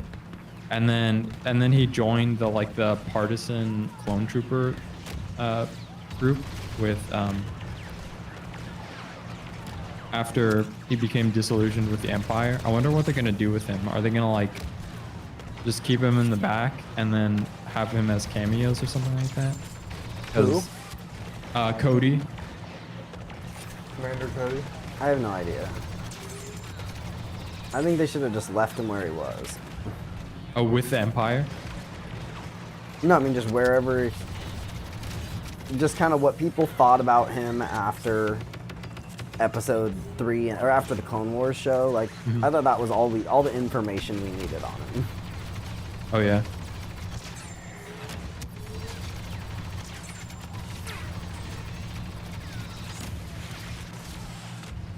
Because I know Rex and the ARC troopers, they retire, or Rex and Wolf, Commander Wolf. Well, they're yeah, in Rebels. we see that in Rebels. I thought that was so funny. Because there's Rex, Wolf. Was Gree also there? No, he got beheaded on Kashyyyk. There's Gregor, Clone Commander Gregor. Yeah. Because he was Also in Rebels, in and he Rebels. died in Lothal. Holy shit. What? They buff, in this mod pack, they buff the fire rate of Chewbacca. Oh, So now that sniper mode, when you zoom in, is twice as fast. damn. That also does a zillion damage on those plate things. See, when Mason took over, then he carried. He's a natural, guys. Jesus Christ! I just got. Oh, you got nuked. Everybody was right in front of you. I spoke too soon. You know, they're coming out with a Dexter Jetster, or no, they're coming out with not Dexter Jetster, Lego minifigure. They're coming out with a episode 2 assassin. What was their name? Forget. Zam Zam Wessel, the chase through Coruscant. Next year they're Changeling? coming out. Like the ship? Yeah, the speeder bike chase in Coruscant. You remember that from episode 2 where Yeah. Zam is trying to assassinate Padme? Yeah. Well, kind of Django. Actually, the Palpatine. Palpatine. Yeah. Well, if you're Johnny. moving up the chain. Yeah. I know, But that's if you what move back down the chain, who's at the bottom of the chain? the caterpillar. Seriously, think about this plan, brother. I want Padme dead, so I'm gonna hire a guy who hires a guy who uses worms. Gotta get those centipedes. Like, deadass, why did Django just not do it himself? He's below that. He's Like, I lazy. have to kill a girl in her sleep. He's That's a fine. lazy fucking. He's like, I want to kill Jedi. Low-key. That's beneath me. Actually, I don't know. Is this not a low-key take? Jango Fett's far superior to Boba Fett. No, I don't think it is. Well, he got sort of beheaded by Mace Windu, but comes with the territory. I mean, I think that's there's a lot of the Book of Boba Fett that's that way kinda more. makes him That's lame. way more impressive Then Boba getting accidentally just like pushed into the Sarlacc pit. Yeah, by like a blind Han Solo. Yeah, he gets so fucked over. Exactly. He's like the joke of that movie. Yeah. He's like a no, but cringe lord. yeah, exactly. No, he's the biggest loser in the movies if you watch them. like, fuck, and somehow honestly. everyone has turned him into an alpha Chad. No, because that's his whole character arc is, fuck, I was a whole cringe lord in the past, and then I got eaten, and I have to beat it back to tank now. That's He goes on like a hippie trip. Dude, with I the- hated the Boba Fett show. I wanted my it to be God. so cool, but it just was. Do you remember the scenes with the like the I don't The even sand know what to people? call Of them. course. No, not the sand people, but the Oh, people the with biker gang? The Vespers, the Vespers. Yes, the biker gang. That was Yeah, so brother. funny, bro. Hell yeah, brother. I could not watch was that. definitely watching that. I was like, okay, what What is the this? fuck is happening? What is this? What's going on? And such a waste of Cad Bane, brother. I know, seriously. Cobb Vanth, what a loser. Cad Bane is a goat. No, Cobb Vanth, the sheriff that Oh, killed him. Cobb Van. Oh, yeah. Dude, yeah. I Yeah, hate Jesus. such a freaking Cobb loser. Van. I love, was there, I guess there were. Never underrate people. I was going to ask if there was someone out there who, when he showed up again after his first episode, if someone went, oh my God, Cobb Van. But you know what? My favorite character. There's nerds out there. There's nerds there's Yeah. someone out there who fucking, or someone who just loves the enough actor. glove shit out. Like, Yeah, the sly Lone Ranger. We love him. No, we got man. Oh my God, 76,000. Dude, that was So close. That was impressive. What? What did you think with all the mods? The it's weapon you fun. were using was modded. Some of the No, again, abilities were modded. this is it's al- the same one again. Okay. This good, is sorry. almost like what I would want Battlefront 3 to be.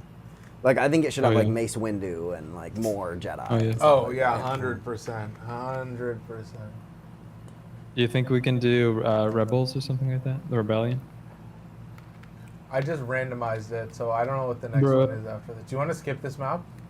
Yeah. But no, I think Star Wait, Wars. I think do you want to where do Camino, Mason? I think I we're already skipped it. Okay. I think where George Lucas messed up is that Lucas should have made the sequel trilogy first, while all of the actors were in their late 40s. Yeah. And then he should have done the prequels today. Terrifying. Think about how much easier and how much better the prequels would look if he was using the technology of today instead Dude, the of... prequels no, look seriously. amazing. Amar and I, we went to see episode 3 No, in theaters. They look It was pretty good, so amazing. but imagine... I mean, the basically, dialogue. you could have done a sequel trilogy, like, again, in the early 2000s, Uh-huh. with all of the same actors coming back and then telling the again, you have to make the choice. Do you Yeah. want the sequels to be about Luke, or do you want them to be about the next generation? I feel like the problem with the sequels we got was they were half and half. They were scared that's to true. fully bury the full generation, but also wanted the new generation. You gotta pick, right? But I feel Yeah, like I think... I feel like ideally I've thought about all the and I know there's all the books and I've read lots of them. But I like the would much extended universe prefer ones. a 7 of like of the books that follow after the original trilogy. And even though some of those are like good books and fun stories, Uh-huh. I think I've just thought on it and it's like, no, I'd much rather 7, 8, 9 should have been about Luke, Leia, and Han as full-on adults. Maybe with families, but not their kids aren't important or anything. Just them being a parent is important, right? F them kids. Well, and then them and we get to see how the Republic, the restored Republic, and what life looks like now as they face a new outside threat. That's not the Empire. What would that obviously. outside threat be? Would I it don't know. be You like can come from up with the- anything. It's George. It's a fun. There's so many different fun things you could do. Yeah, I think it is a weird thing to do. Like, the good times are already in the past, Like you don't even get to see. Like it's already bad Well, stuff is already happening. it just doesn't work in the sequel trilogy we got, where Yeah, that's what I you mean, finish episode 6, and it's celebration. We just took down the Empire, and then you start episode 7, and right off the bat, it's like, look, there's a new Empire. Sorry, already back. Like, sorry. Yeah, like, bro. Like, the sequel trilogy should have been about the New Republic and democracy fighting against, or democracy building its institutions and rebuilding society post-fascism. As they, you know, maybe there's an outside force in the galaxy that has been watching and feels like they're at the weakest point ever now and tries invading, right? Like, there's so many different stories you could do. Or even some like a corrupt individual within the New Republic who creates a like armed oligarchy or an attempt at an armed coup or something. Like there's a bunch of things you could have done. But it's just weird that the sequel trilogy is just, and that's why they brought Palpatine back, because it's like they were just redoing the sequences of the original trilogy. But then they just made it bigger, because bigger is better, right? No. Somehow guys? Palpatine returned. Somehow Palpatine returned. I mean, I think we can all agree, though, Episode 9 is the worst Star Wars movie by far. Oh, it was so bad. Oh my god, I'm dying. I'm dying too. It feels like Ant-Man and the Wasp, Quantum Mania, the Star Wars movie. Okay, low-key, I liked that movie in theaters. That's one of those I was talking about where it's like, bro, watching a movie in theaters changes the experience so much. Because I watched that movie in theaters and I was like, I liked that. I thought that was a popcorn movie, like solid 6 out of 10 Ant-Man movie. And then I got online and everyone was like, burn it, ban the movie from theaters. No one should ever see this. And I was like, oh shit. Oh, okay. I was like, I still kind of liked it, and then I rewatched it at home on my TV, and I was like, oh, this is this is worthless. It makes me so sad because I love Jonathan Majors in Loki season 1. I thought he was fantastic in his first outing as Kang. Oh yeah. Like he's I'm awesome honest, in that I haven't season 1 seen finale. anything Oh, of damn. Marvel in the last. I didn't see. I was Ant-Man Loki. and the Wasp Caught up and with Falcon. Loki. Loki is the closest thing Marvel has to an Andor, but they're definitely not the same. No, I do Yeah. think But it's Loki the is Loki- really good. I think Loki is. I also, just like Andor, like season 1 more than season 2. Just ever so slightly. But season 2's finale is maybe even better than season 1. Yeah, it's so big. Yeah, the Marvel is like not even. Yeah, it's not even like. Marvel lost all the sauce after Endgame. After Endgame, it was over. It was just over right a there. loss. I think people became too tired, and the Well, no, but powers that be. it that shouldn't made be the a movies surprise just- to anyone, because you market a movie as the end of the story. You can't be shocked when people don't continue the story after the ending. I'm so curious what's gonna happen with Doomsday, where it's like. I hate it. Dune supremacy. Yeah. Wait, what did you say? I hate Oh, Doomsday. Dune supremacy. Yeah. I said Dune supremacy Yeah. instead. Aren't they going the same day? They're now like 2 weeks apart. I think. I think I saw the news that there was some shifting around. Ah, Which very honestly, again, that would be suicide good. for both Marvel and Dune. It would be bad for. It basically is like it doesn't matter who, but one of you needs to move for the good of both of you, right? Like. No, I think. Do they do? People were like, "Oh, they should do like Barbenheimer," and I'm like, "Bro, No. Bro. come on, nice. We love Barbenheimer was Those are sick. actually I good did do films. that though. That. Yeah. Oh really? What do you think of the pairing? Oh, I loved Oppenheimer. I think It's sort of like it's not watching, my favorite. It's not my Grave favorite. of the Fireflies and then going to watch My Neighbor Totoro. See, it's not my favorite Nolan movie, but I think it's Nolan's most crisp directing job. I think he's just so refined in Oppenheimer, and he makes. I think his other scripts are infinitely more exciting to an average person. But through his brilliant direction, so many conversations in Oppenheimer feel like boxing matches, you know, like. So no, I really enjoyed Oppenheimer a lot. No, I've been thinking like I should put together a list of like, okay, there's a couple directors where like they've made a lot of movies since like I've watched the Batman movies. And that's about where it ends with. For Nolan? Yeah, for Nolan. Memento is fantastic with Guy Pearce. The Prestige with Christian Bale and Hugh Jackman is some people's favorite Nolan movie. Then, of course, you have Inception. Victory is within our grasp. And then... I've seen Inception. Yeah, which is fantastic. And then you have Dunkirk and Tenet, which are his two more controversial movies, and definitely two of my lesser. Like, I definitely liked his run of Memento, The Prestige, and Inception, and then the Batman movies. And then I don't think the Batman movies are as good as the previous three. But it's also that you're doing a Batman movie. It's it's hard to put Inception up against a Batman movie, or like the original idea of Inception against a Batman movie, you know.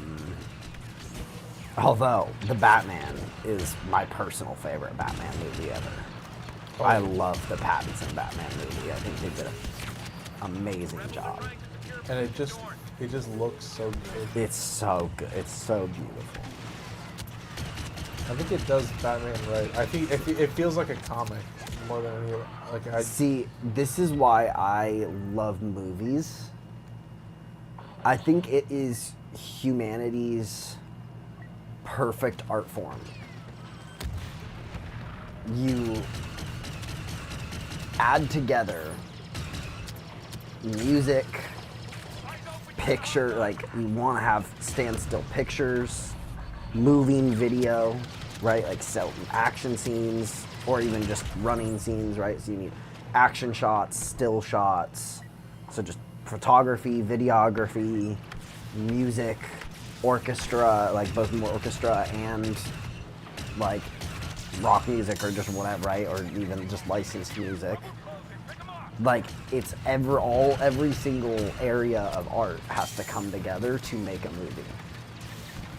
You need people's acting and people's performances, like what it takes people in lighting, like it's just the amount of people in costume design, like fashion, like literally a movie I think is humanity's like ultimate expression of art. oh yeah, and just being Or able ultimate to like, sit achievement down, of art is movies. like just take that time and set that time aside, just sit there and enjoy it. Sometimes, dude, I'm watching Invincible. It's like an hour per episode. Have you seen it? Oh really? It felt like it was way shorter back when I've only seen. Well, the most recent season I'm watching, the newest one. I've only seen season 2 through season 2. I haven't watched season 3, and then now it's season 4. Right? Yeah, it's season 4. That's what I'm watching currently. Yeah, I haven't watched season 3 or 4. I see the concept is, I guess, what I can say. I think it's cool. Like, I mean, it looks it's cool. It's a very American showing. Yeah, it's like it exactly. I was like, it feels like American anime. It's Western. Yeah, no, it's Yeah. Western showing. I was like, dude, yeah, my guy is Naruto. My guy. I was like, See, we were never. Deku. I think Gibson has animes he watches, but I've never been Oh, really? an anime person. Never something I've watched. I watched through. I watched One like Piece. individual Yeah. episodes of things, but I've never watched like a full one. Except I don't think you would like it at all. Legend of the Galactic Heroes, the best anime ever. That's it. 1988, Legend of the Galactic Heroes. Nothing will. is it JoJo's that's always considered like the greatest anime? Oh, interesting. It's very stylistically interesting. But it's certainly an acquired taste for some. Yeah, it's a little esoteric in certain moments. You know, it's very silly as well. Yeah, I'm good with that. it kind of expects you to understand. There's a lot of explaining that it does. I don't know how else to say this, but yeah, if you haven't watched a lot of anime before, then there's a lot of things that it expects you to be familiar with how they. No, I get it do that like anime is like an acquired taste almost. Yeah. Almost like there's certain like art things that are like an acquired taste. Like video games doesn't take like an acquired taste to become like a fan of video games. It's Yeah, sort of like exactly. modern art. That's how I describe JoJo. Like you have to sort of be steeped in. No, the I mean I culture would say to, it's like there's certain type of movies that it's like you have to learn how to like what to look for to appreciate these movies, right? Like they become an acquired taste. sort of No, like 2001: A Space Odyssey or something like that. I mean, more extreme. I think there are more extreme examples than that, like The Lighthouse. Oh, Oh, nice. But I think that's a little more approachable than something or like The 2001. Northman. I disagree. Okay, No, no. Really? How so? You think The Lighthouse is more approachable than 2001: A Space Odyssey? Yeah, because I think 2001: Space Odyssey is much more like esoteric, like because you have to sort of divine the plot or divine the message of the director based on a very rudimentary plot, I would say, or bare Yeah. bones, not rudimentary. And I think The Lighthouse is a much more character-driven story, where the lighthouse is a character in of itself. Well, yeah, but If that makes sense.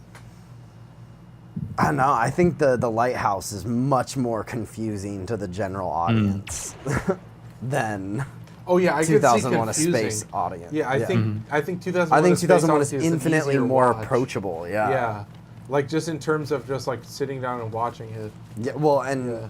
also receiving the message of it. Yeah, just, like, you have to actually understanding- sit and think and analyze to try and figure out what the Lighthouse is trying to tell you. Yeah, the Lighthouse is, like, fucking- You have to literally interpret things like mythology, right? Yeah. Like. I think also just like the way it presents it to you is, the Lighthouse has a certain vibe about it. I guess is all I can say. I don't know, and then Good there's just like, examples. there's certain movies like it's very interesting for me. Like, I love Good Time, and I loved Marty Supreme, Oh, really? but I hated Uncut Gems. Like I recognized Really? it was like a very well-made movie, but I just did not have a good experience watching it. Like I hated the Was it 'cause- feeling it was giving me. Was it because you're like, It made like me. you're It just having made like me. a? It made me anxious and mad. Yeah.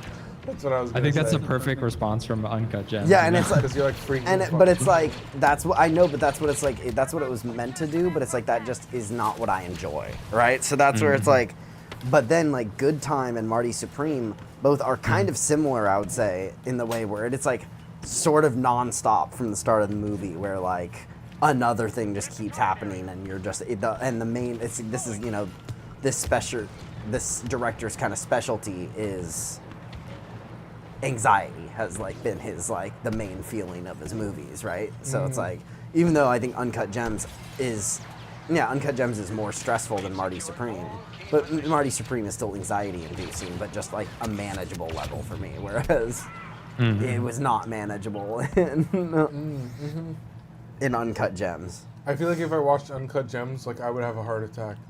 I'm pretty bad about that kind of stuff. Yeah. It's Like, crazy but to again, I see Adam recognize Sandler in that role, though. I recognize that Adam Sandler's performance is fantastic, and I recognize that the cinematography is great, the direction's great, and that it does exactly what a movie is supposed to do for you, and it gives you it leaves you with that emotional catharsis that it aims to to shock you with.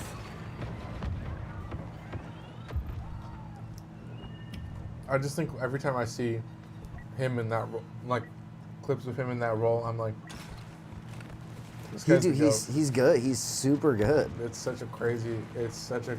like, oh my god. And then I have to. But yeah, I don't know. I just like Oh, are we about to get capped? Oh shit. which is crazy because we had all 5, and now. Well, in the last mission, I'm pretty sure the enemies were incapable of progressing towards you. So, but I was gonna say we were talking about Maul Shadow Lord. What about it? How it's kind of just like aura farming, like it's just. No, again, I think it was made as an excuse. I think the animators at Lucasfilm like animating Maul, so then they came up with a Maul show just to justify it being their favorite stuff to draw. But yes, it's just a new version of Rebels with Maul aura farming 30% of the time. It's like it's in his contract. When I'm on screen, it's a new temporary Rebels family we didn't need or ask for. And Maul aura farming. Spoiler alert. Yeah, I didn't even realize there was 2 more episodes that are coming out. So I'm kind of hyped for that. I don't know. I hope they recover. I'm definitely I always say it to chat, but I'm definitely the popcorn Star Wars guy. Yeah. Of the 2 brothers and of like all of the people that I talk to is like. Yeah. I'll kind of soak it up, because I know that in the end, the movie's gonna bomb regardless of whether I watch it or not. I think The Mandalorian is good, but I think Star Wars' massive problem, and it's like, and I even like Solo and like that, but it is kind of like, well, why is Mandalorian Grogu not making as much money and stuff? It's like Star Wars used to feel special when it came out. And I don't know if it was the sequels or if it was like Rogue One and Solo, which is a shame because I like both the Rogue One and Solo. But Star Wars has lost its magic since Episode 9 ended.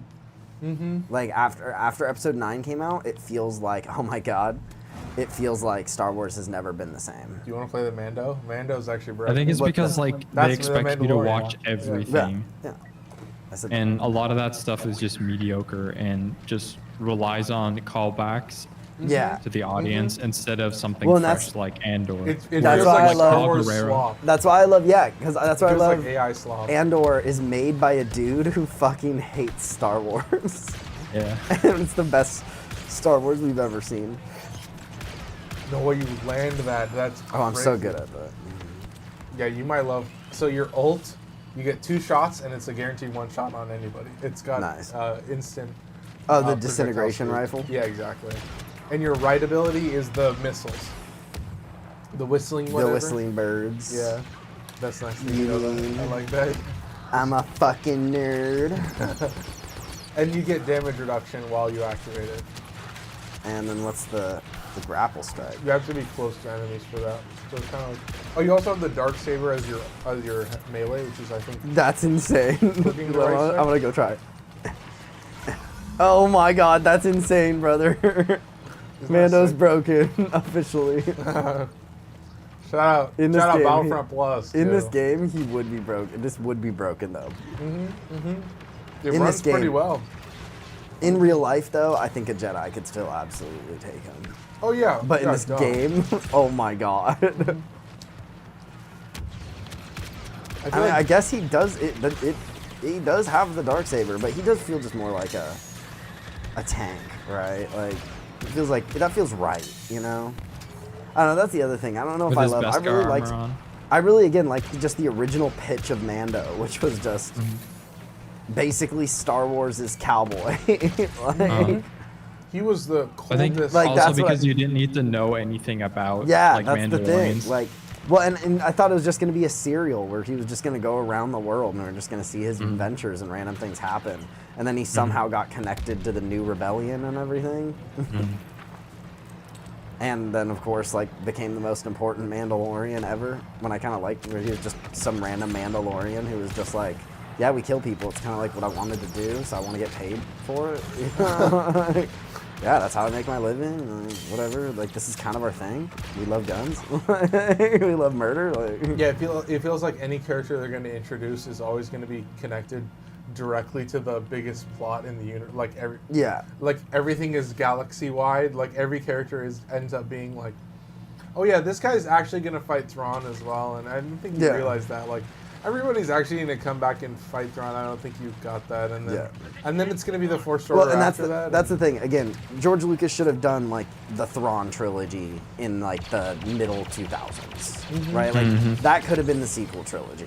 Yeah, that's Like what I again, was thinking. that's as again well. one of my things. Like just thinking on, it's like I get the idea of like the prequels is one generation, so then you use the sequels to follow the next generation. But I just, as I think about it, it's like me as a Star Wars fan, truly, what do I think would be better? A sequel trilogy following Luke, Han, and Leia's kids, or a sequel just following Luke, Han, and Leia?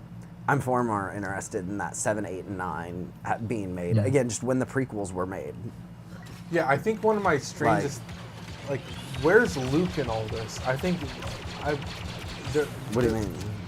when I go through, I'm like, is Luke gonna show up and fight Thrawn? Like I was. Oh, that's am I true. not Yeah, because understanding that? he's shown up multiple times now. Yeah, I'm like, am I not understanding that? And it's like, if isn't they he are supposed to doing have- that, like, then you guys should just make the true sequel trilogy with a recast. Yeah, exactly. And they could do that. Actually, how do you feel about that? think that's Making much a better new. than- I think at They least wouldn't be called 7, 8, 9. It may be called, I don't know, the Thrawn or the Shadow trilogy or just something, right? I don't know. Let marketing figure something out and run it by me first, but but just release a new Star Wars trilogy where you recast Han. I mean, honestly, everyone wants, like, it's so perfect. We have a great Han to recast. Just the dude from Solo. Cast Leia's daughter as, I don't care that she's already been in Star Wars, just recast her as young Leia. She looks so much like her. And then the dude who plays, like, we already have a Luke, Han, and Leia. That's the crazy part. And then there's always a Chewie, C-3PO, and R2. Like, they could right now, they have the perfect 3 people to make a true Thrawn trilogy more like the books, but instead, no, it's become a Mando thing, apparently, and Ahsoka thing. Yeah, I'm like, that's my biggest point. It's like, bro, this is like the biggest threat to the galaxy. Yeah. Where's Han, Luke, and Leia, yeah. What the fuck? Maybe They're they're just building playing up to that. Kazakh somewhere. How would you feel if they're building up to that? That this movie is going to be like, all right, it sounds like it's time to get Han, Luke, and Leia. Bro. If they end it with that, how would you feel about that? Num. Yeah. Why? You guys are like, I love the Rebellion's heroes, and they're fucking yum. No, I'm here for. I'm only here Again, for. Din is pretty good. Han. I'm only here But for even Han and Lando. Marin and Cal should not be in Battlefront 3, in my opinion. Keep them just purely in their games. Yeah, I like I how hate they're that. separated. I like how he doesn't fuck with anything. He's like, I get me don't involved. want Cal in these games. I think that's. Well, this it is just a feels off. modded. I know, but yeah. I mean for Battlefront 3 though. Yeah. But no, I only care about the rebellion for Han and Lando, because And Mando. and Mando in the modded version. but in Also the base hilarious, version, because Din was. What was Din doing during the Galactic Civil War? Do we know? yeah. Oh yeah, that's a I'm good pretty point. sure he was just a bounty hunter. Yeah, he was just Degenerate. about. He was just like, I don't care about these politics. They bore me. But he has the exact same kit. He has the dark saber.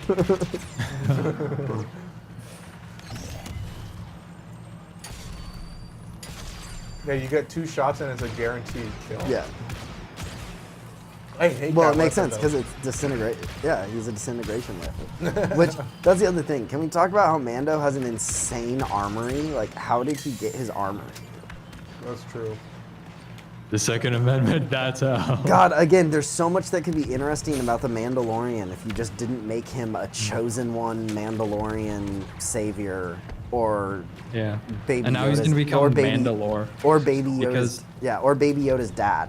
Like those 2 things that they turned him into. If they just kept him as this awesome spacefaring bounty hunter cowboy, like a bounty hunter but with morals, like would have been perfect. And again, that's where giving away Baby Yoda is perfect. And then they could have just gone right back to what the show was always supposed to be. Because again, that's when I was watching The Mandalorian. When everyone watched that first episode, that's what we signed up for. And then it was the huge shock reveal when at the end of the first episode there was Baby Yoda, and then it became obvious, like, holy shit, this is gonna be a totally different show than we thought. And that was fun for those 2 seasons, but then it should have actually just grown into the show that we were promised at first. I think it would have been a lot more interesting if he gave up Baby Yoda and then he had to deal with the repercussion about giving that up. And that the choices, and also that just that the choices and that emotion felt earned. Like now after rewatching season 2 doesn't hit nearly the same because of the way things just pick up and get fixed.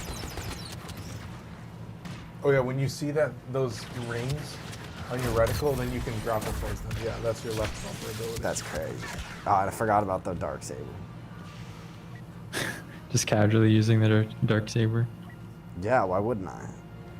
I think Dark the Rebel Saber Commando Enjoyer. is pretty good if you want to use an Enforcer or something. Oh, this is pretty dead even. Oh, I'm liking this. This feels balanced. No, you're actually a god with Thin Giant. Oh, thank you. Yeah, that was awesome. I'm a lot better. You used to be a lot better. You pick it up quick. I hope the sensitivity isn't too terrible. No, that's fine. I'm telling you, man, I just knew it. You know what banger has been stuck in my head for the last couple days? What's up? The song of the horse with no name. You know, the ride through the desert on a horse with no name. That's just been playing in my head. Let me out of the rain. Yeah, that's a good ass song. That has a good vibe. There's songs that I call driving songs. Bro. Dude, these guys, the Bodie Boys, they have a song. Their whole album, Basement Blues, there's like a song that I truly think men yearn for 3 things. Like, not 3 things in total, but one of these 3 things. Although in some areas there can and should be crossover. But I think men either want something that's going to put them on a horse, give them a sword, or put them on a boat. I think that's the true male yearning. So travel or No, power. that's right. You know what it is for me, Avi? What? Puts me on a horse. That's like all So these- pirate, cowboy, or samurai. I think those are the 3. Interesting. No, I see the vision because The it's archetype, the male archetype. That is what all men yearn for. Because I listen to like boss fight music. That's the sword. The horse is like my driving music, which is also the boat, which is like easy listening, like yacht rock. Uh-huh. Oh, hang on, I gotta swap sides for us. Swap Okay. sides. Swap sides. Oh shit. I've got to do the laundry. Give me a second. I don't know, but it is, you know, I see girls totally cooked when I don't know, it may not have even been girls who threw out the idea, but I've seen it more like from a girl comedians and stuff. But they cooked when it was, oh, you know, if a girl gets an engagement ring, what should the girl buy the guy as an engagement gift? And just the universal answer, I think, either from her, she said like a group of guys told her, or the guys in the room like yelled back at her, and were like, get a sword. An engagement sword. And I'm like, and ever since that day, I go, I will not marry a woman unless she is okay. She's gonna buy me an engagement sword after I put a ring on her finger. That's so I think good. the girls cooked with that. Like, you know what? The guy should be able to get a celebration for the engagement too. What engagement sword are you getting? I don't know. I haven't decided whether I want one of those like super expensive, like super realistic lightsabers, or if I want like an actual like medieval knight blade. So you would want, Yeah. but you would want a European sword.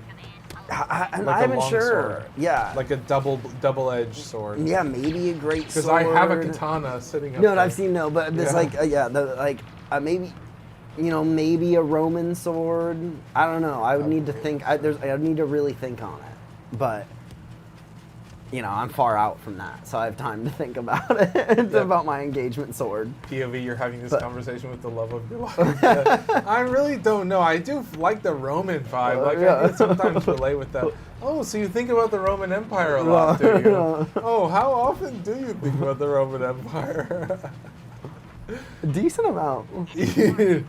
Oh, dude, but I think the lightsaber is so funny. The lightsaber's great. Yeah. Just the number of like Star like what where it's like, oh my god, instead of a first dance, they did a first lightsaber duel. Oh my god, it's so cute. And it is like, oh, I kind of love it. Oh, I forgot I'm using I didn't realize I was using the assault. I don't know. I think I would much rather, if I'm using my lightsaber or lightsabers with anything involved with my wedding, I'm getting fucking hammered with the boys, and we're gonna go into a park after dusk and have a giant fight and just beat the shit out of each other while we're drunk as shit. Well, Mason, finally you've Well, that's one of my favorite things. I don't know. Wait, are we still on stream? Yeah, we're still live. Oh, we yeah. are. Okay, I don't know if the thing I was about to say is illegal, so I maybe shouldn't say it. But What's the statute of limitations on the thing that might be illegal? happened like 6 months ago. Oh, nice. How vague? I'll leave it up to you. I'll leave it up to your discretion. Nah, it's fine. I'll tell you another. I'll tell you later. Well, it was crazy. Whatever it was crazy. It was no. It's just one of the. I don't know. What are truly the odds, right? Then I get. Yeah. Who's Is gonna? it extremely incriminating No. the way you're going to describe it? No, it might just be a fine, but. Or like a couple nights. I don't know. Does it directly incriminate you to something that may have already been in an investigation? Oh no, nobody knows. I doubt.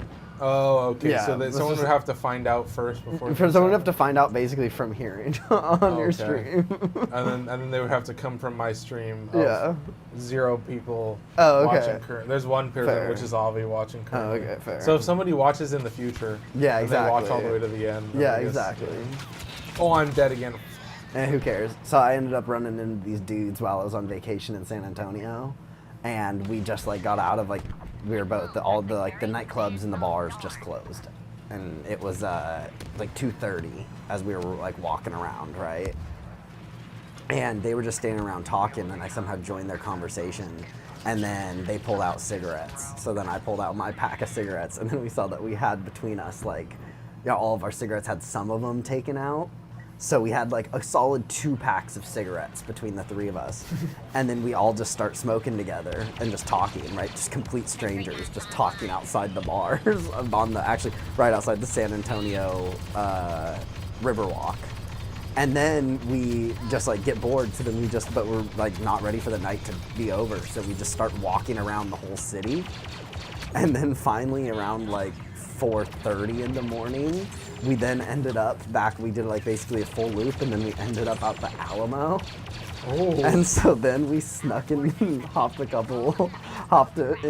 to the Alamo after dark.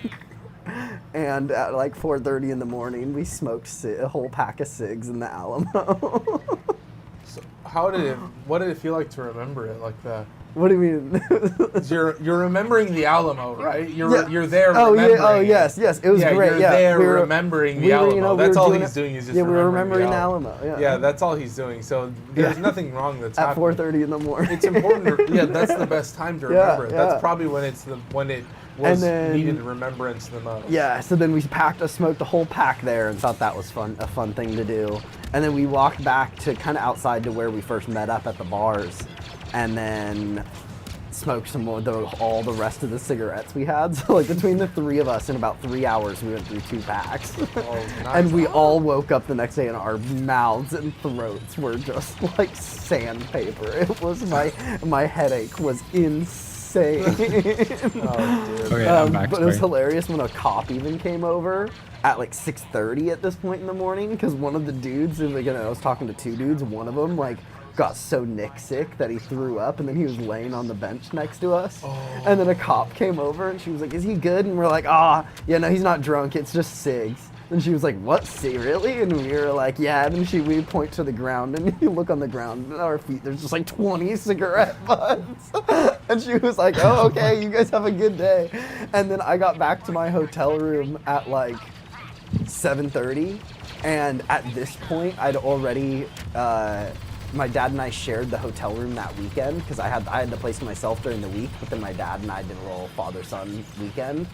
And so but this was on Saturday night, so I climb into bed at 7:30 in the morning, and my dad is already awake, like, and showering. So I left that night before and was like, "All right, Dad, have a good night. I'm gonna go hit the clubs and stuff." And then he just woke up, he didn't even call me, he just saw I wasn't there. And then, yeah, he showered, and then he was He was already awake, just hanging out in the hotel room as I walked in at 7:30, and then just climbed into bed and passed out. Hey, Dad. Hey, yeah. Hey, Dad. Oh, fuck. And Don't then, mind me, alright. and then I only Okay. slept because we had plans, so I only slept for like 3 or 4 hours. Oh no.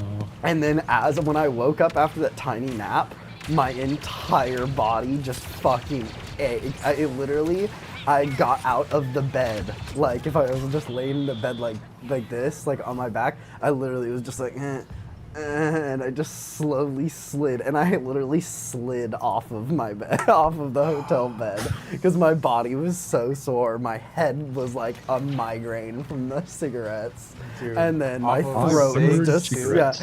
my throat was just completely scratched. it was horrible, Off of but it was such a cigs. fun night. It was such a good night, but yeah, but definitely my body felt the absolute abuse the next day. That sounds like death, dude. Yeah, well, because I was also Yeah. drinking all night. Because Oh, you know, I feel like I can't hitting the do bars that. on Saturday night while you're on vacation, you're gonna drink, right? Like, Yeah, I feel like there's some moments where I'm like, I'm fucking 45 years old, where I'm like, oh my god, I went to bed at midnight. Oh fuck, it's gonna ruin my whole morning.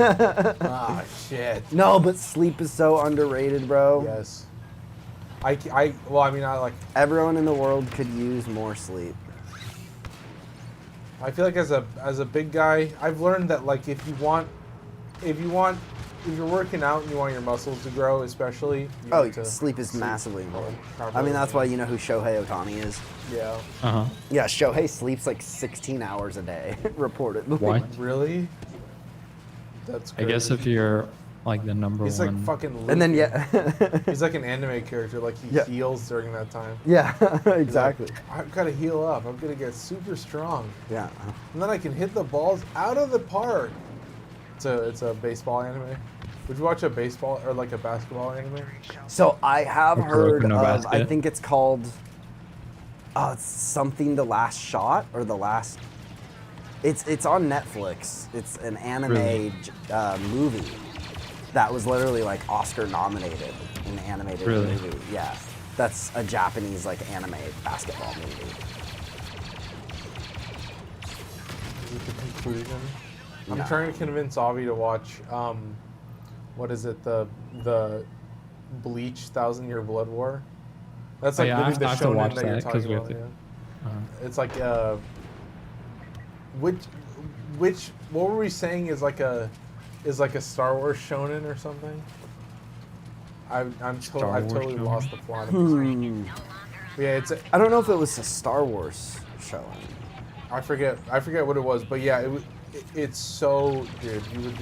You would watch like 2 episodes of it, you'd be like, what the fuck is this, dude? I feel like there's something about anime where like you watch one and you're like, what is this? And then you watch like a few more and you're like, okay, I kind of understand it now. And it's like it's something that you have to like. No, again, it's an acquired taste. Yeah, exactly. Like you and No, and again, it's kind of early like on, Cigarette. yeah. No, we were talking about this earlier, and I forgot the train of thought, but now it reminds me. It's kind of like rap, to be honest. Like, yeah, it's so different than other people's genres that, like, it's not. Most people don't just listen to rap their first couple times and like it. It's kind of something you learn. You have to learn what to look for, right? You have to learn what you don't know this line is good because you don't know what makes a good line in rap yet, right? It's like it's so different than all the other genres that basically come down to, do you connect with the person's lyrics and does the music sound good? Whereas rap has this very specific, like, and honestly, all the genres have their like niches, right? Like there's, super specific on what do you look for in a good jazz artist, like what really makes a good jazz artist, right? Like there's the secrets of each genre. But I think just in general, if you had to say one musical genre is an acquired taste, I mean, it's either death metal or rap. Yeah, I feel that. I feel like Because the amount of people I know who didn't like rap and then listened to a couple artists, then they were like, or only found like a couple artists they liked, but then after about 2 years, of listening to those like more casual artists, they then hear someone else on like a feature or something, and then get kind of sucked down a rabbit hole. Like, and then again, it just takes a bit of time. But a lot of people start listening to rap, go, I don't like it. But then once you start the journey, you kind of slowly like find what you like more and more. Oh yeah, I definitely think like rap is like it's like such a deep pool. Yeah. Like you could never, you're not ready for how much is out there, and so you don't really understand what you're looking for early on. Yeah. And then you might hear something, and you're like, oh, okay. Well, and then you also don't Yeah. know. Again, even like I feel like what makes rap good, like Yeah. a good rap song, is completely different than what makes a good song in many ways, right? Like, Or at least what you're looking for. you have to know what make it. you want to Yeah. feel. Yeah. And then you'll know where you want to go. But you don't know what you want to feel until you feel it, right? So like you have to kind of hunt. You have to just kind of look around. And be like, oh shit! Wait, this guy, Tech 9. I guess I like whatchamacallit. Where are you from? Kansas City. Tech 9, I think so. He's such a funny guy. I think anyway, but yeah, I feel like I've also like I feel like video games are that way too. An acquired taste? I don't Like know. I can see it in your future, certain video games, like the games that I play. Yeah. Like for you to play like a roguelike, there's I don't certain know, mechanics that Unfortunately for you, I just simply find, for me, that's a horrible Ventress, bro. I find for me, I'm just generally like mentally happier when I don't play when I don't play video games. I generally play video games when I'm not mentally doing well. Oh, nice. I love that. I would say, like, if I'm doing good and living my life the way I want to, I often prioritize a lot of things over video games, but that's usually when I'm at my happiest, you know? I feel like I've been deep into, dude, it's crazy. Like there are like moments where I'm like, I actually enjoy just like sitting at my computer so much. It's like pretty bad for me. Yeah. How much I enjoy, and it feels good to just like sit around and fucking waste away. And there are like games, like I've made this whole, a lot of the following that I have on my YouTube channel is because of a game called Warframe, which is literally just like waste away your life grinding a game for like the worst odds ever. But it's still like a fun game, Like Why, you what do still you mean enjoy for the fighting. worst odds ever? What do you mean? Like why? to get the stuff you want, Oh, it just it takes requires forever odds, to, that are very. It's like like RNG, just like farming shit, and so you're just kind of like, it's still a fun game. Like I wouldn't play it if I didn't enjoy it, but it's just like you're just burning away so much of your life to like get in-game shit that doesn't even exist in real life. Like you're not even going out and talking to people, and so I have these moments where I'm like, that's why I'm like, Again. text on a screen is not real life, because the people that I interacted with when I was like gaining fame, making content for that game Warframe, I was like, oh, all you do is erase your life in this game, and then you only interact with people through Reddit, like text and like Twitter and whatever, like Discord servers and stuff like that. And you can just like feel it from like the way that they type and like the way that they talk to you. It's just like, oh my god! Like you get to talk to real people in the real world, and you have no idea how valuable. I'm generally, again, pretty anti like screen. So in general, my uncle gave me this advice when I was younger, and I haven't lived up to it very well. I did in high school, but I've like recently refound it. The last year, I would say. Which is, my uncle would tell me, he's like, your bedroom is your enemy. Leave your bedroom as much as you possibly can. You're talking to the wrong brothers. Yeah, I was gonna say. You're talking to the wrong brothers, buddy. Hate to do it. But again, different things work for different people. But for me, like that is the healthiest lifestyle for me. Yeah. Is like that's when I'm doing the best. No, I definitely think that like in the position that I'm in the place that I'm working, it has already like incentivized me and made it easier for me to walk more. And so I want to, when I make a decision about where I want to live, I am now kind of incentivizing walking more and going to different places. Yeah. has suburbia encouraged the growth of video games, or has video games encouraged the growth of suburbia? I think it's the probably other like way around. symbiotic, right? You think? Yeah, like they come with each other. Like, of course, in a place where you have to drive to get anywhere, you're gonna spend more time at home. Yeah. Well, I think the creation of suburbia was more so a product of white flight, and because of, of minorities and black people moving into cities, and affluent white people. Well, no, I'm not saying Falling. video games created suburbia. Oh, okay. I said just did definitely video games cause a incentivizes it. growth, a Yeah. growth to suburbia? And I don't think so, An because like increase in just look demand at for internet suburbia. cafes around the world, where the primary mode of people like experiencing video games is through like a communal setting. Yeah. So I think as like a medium, and like arcades as well, where they're no, not, arcades are great. Yeah. where there's like some communal aspects. I think like online gaming Personal and stuff setups. like that. Sorry, what did you say, Mason? Actually, I kind of love that idea. Ban personal PCs and make everyone have to go to government-funded computer labs. But that way you have to touch grass and actually interact with other human beings. Well, there's Sorry, like I'd a have to run against resurgence you. in. I'd have to run against you. You'd have to run against me.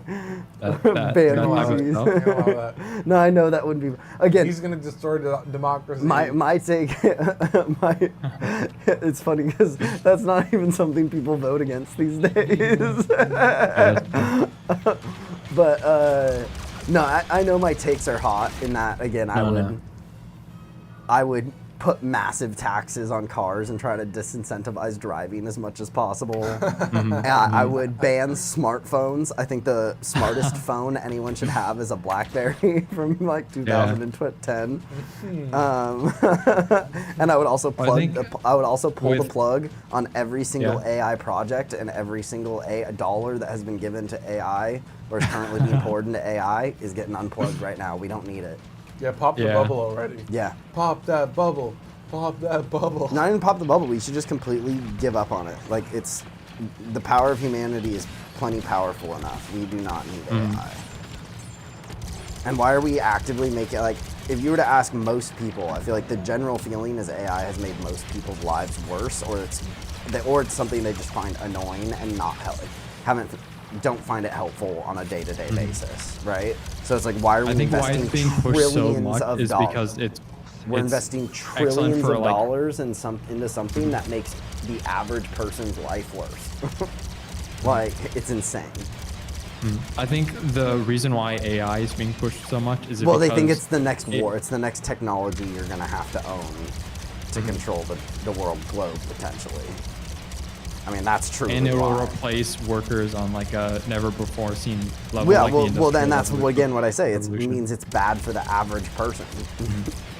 Unless we want to go full universal basic income, in which I will have a conversation. Then we can have a conversation if the AI bros want to make a handshake deal with society and go, well, okay, we'll let you have your AI pet project, but in return we're gonna have universal basic income for the citizens of the country. Handshake with society is crazy. Yeah, That's a good one. I like that. Yeah. I mean, it would be called laws, but Yeah, exactly. Well said. yeah. Oh, I didn't do half bad that one. That's kind of good. Oh, this is good. Yeah, we're already at 8:23. But yeah, we're I know. good Again, through this. I know those are pretty extreme things. Where I know most people would be like, "Oh, you're gonna take away my iPhone? Bye." Right? And it's like, but I'm sorry. I think it's something I was arguing with my mom about, and my mom was like, she was like, "Oh, no, give people the freedom of choice." And I'm like, "No, you know what? I am going to force you to do something that is good for you. I'm sorry. I'm sorry that I'm gonna force you to do something good for yourself." Like, I'm okay with that. Like, I'm okay forcing dumb people do things that are good for them against their will. You're playing the First Order, by the way. So, Ew. yeah, just like we were talking about. Can we talk about how fucking lame the First Order We is? love the First Order. We say in the First Order. Yeah. in this household. We love the Sith Trooper in this household. He's so good. Yeah, the Sith He's Trooper. such is a good. God, good- the sequels are such a mess, man. It's so sad. Secure the sector. It's so I don't sad. like when I feel like a director is being like, ah, fuck you. What do you mean? What did you feel like? I definitely feel like there were moments where it was like, okay, we're gonna They fly subvert now? the Star Wars. Yeah, we're and Somehow then we're gonna Palpatine just returned. bring Palpatine back right at the end. Like, Oh no, bringing Palpatine back was one of the worst decisions ever made. I think if I feel like They- there's so no. many different people being like, I want it to be like this and this. I and stand that. by that. Episode 8 would be looked back on much more fondly at this point if J.J. Abrams didn't try to make Episode 9 a sequel to Episode 7. Mm-hmm. Like, Bro, where are the enemies? What the heck? Are they just glitched out or something? like if they actually went full. Oh, there's no enemies. It's so obvious. I know. Not It's so obvious that Ryan Johnson with Episode 8 set up for Kylo to be the big bad in Episode 9. And he should have. Episode 9 would have been infinitely more interesting with Kylo as the final villain of the trilogy than bringing back Sheev. Sheev, my boy. Sheev drop. Bo drops the Sheev. Yes, good, Anakin. Yes, that is my name, isn't it? Yes, good. Yes. Beside me, you must, yes. The outside has God. left my skin withered and How dry. do you guys feel about prequel Yoda? Yeah, I love him. You He's love such a- prequel Yoda. I hate I love prequel prequel. Yoda. You hate him? Yeah. I think Yoda is so much better in the original trilogy. Yeah, I like How him. big He's is your crazy. gremlin? Yeah. I like crazy Yoda. But isn't that I the like whole him point? in season 5 of season 6 of the Clone Wars, when he has to When like, come he to learns terms how to with the become a fact- Force Ghost. Mhm. With and the his Fates. failure as Grand Master of the Jedi Order. I think that's a very good. I think if they had spent more time, like, dissecting his character about how like he wasn't there to push the Jedi Order forward. He was just there to keep the Republic where it is, and so he wasn't raising the next But generation see, I feel like of the Jedi Clone Wars episodes didn't even do that good of a job representing that. Like, felt that would have been a if better those were their characterization of intentions, Yoda. like, yeah, there's absolutely an interesting story arc in there for Yoda. But I don't think what we see in the prequels, just in the movies, I don't think it leads to any sort of character arc. Yeah, I feel like it's just like a. There's this moment of like. Or character study even. Like he kind of just like watches the Jedi, like everything crumble around him, and then is like, "Oh fuck, we got tricked, didn't we?" Says dude. Couldn't do anything about it. Yeah. Yeah, it's just. It feels like it's just a bunch of people. No, I being mean- like, I guess I can't do anything. No, I mean it's just. Again, I like to look at it using George Lucas's politics, and say that the Jedi Order are the like corporate liberal Gavin Newsom type Democrats. And their complacency always leads to a rise of fascism. Because they always concede and will prefer and side with capital and fascism over any sort of left-wing resistance. I think also because the Jedi Order is subordinated to the Senate, and so if the Senate is compromised by like an entity like Palpatine, I mean, kind of. How Then- is the Jedi Order?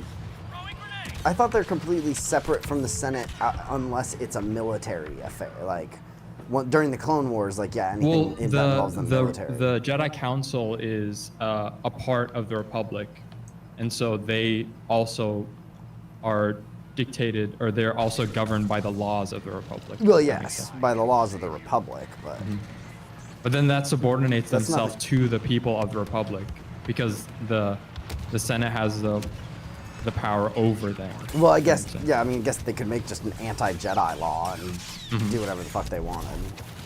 And because they're joined at the hip with the Republic, then they have to, then their best interest is also coincides with the best interests of the Republic and not the best interests of the galaxy. Because like there's I don't know. the I Hutt kind of think they're just Empire. two separate, corrupted, or complacent institutions, or eroded institutions. Yeah, they're just like convergently making bad decisions, not necessarily reliant on each other. They're gonna end up doing the wrong things because that's what happens. Well, I think the Jedi Order will always make decisions in the interest of the Republic, because the Jedi Order is only Well, it's because all the people, yeah, are citizens of They're the part of the- Republic. Damn, I just got fucked. Who the fuck is that? He's got a sonic blaster. Yeah, he's got a Geonosian weapon. Where the fuck are these guys from? One of the planets. One of the planets that's being controlled. I don't remember. That was a who modern the red dude. Oh, that's the With the hole? Guavian guard or whatever from Yeah. episode, was it 7? When they see the Rathalos. From episode Do you remember 7? that? I think so. Oh, is it the Wrath It's Cars? with no 8, episode 8 or something. It's when they're on that Is that with Babu Freak? No, that's um, Babu Freak is episode 9. that's episode 9. I think it's 8. Is that with the girl with the helmet? No, that's 7. That's 7, because Rey and Finn steal the Millennium Falcon from what was his name? Unkar Plot. Yeah, the And dude then, on the dude on Ray's desert planet. Yeah. And then that's where they find Han and Leia. Or not Han and Chewie, excuse me. And those guys are the mercenaries that are after Han, the red Or dude. one Oh, of it's the the they're Rathars. one of the two groups. Yeah, okay. Yeah, It's the Rathtars. It's like Han Solo. The big And that's ball the of other thing I tentacles. didn't like. Han just going back and becoming the same exact dude he was, and just being the exact same Han, now divorced. I hated that storyline. It's like, how did you have a whole life And then just we now meet you now after we you've meet you reverted back to your your shitty phase? Exactly. Yeah. Well, not even shitty, but just it's boring because Yeah. you're just the same. It's less interesting. It's like, again, things were so good, and now we're seeing it after things have. It's like when you play, there's a game called Dark Souls, I know and you that. see the world Fuck. after it's all decrepit and everything. You see it after it was cool, and now you see just like bullshit and it sucks. But We so back. It's over. It's Jover. 223 versus 271. I was also gonna say it's 832, so you can let me know when you want to call it. These guys are mollywopping us.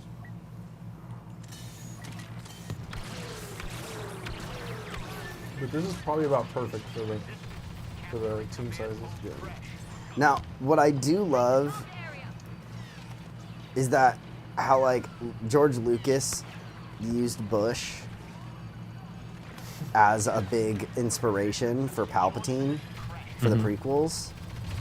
I'm very curious to see what brave warrior makes a villain, like a big villain, over some franchise trilogy and bases them on Trump. I feel like Trump is. It's gonna be a so- while, I think, Yeah, but because you have to root out all that corruption and Well, influence of the. No matter what you think about Trump, I think everyone has to admit two things. He's fucking hilarious, and he's entertaining. but I think he's also You're- so stupid. So that's perfect for a villain.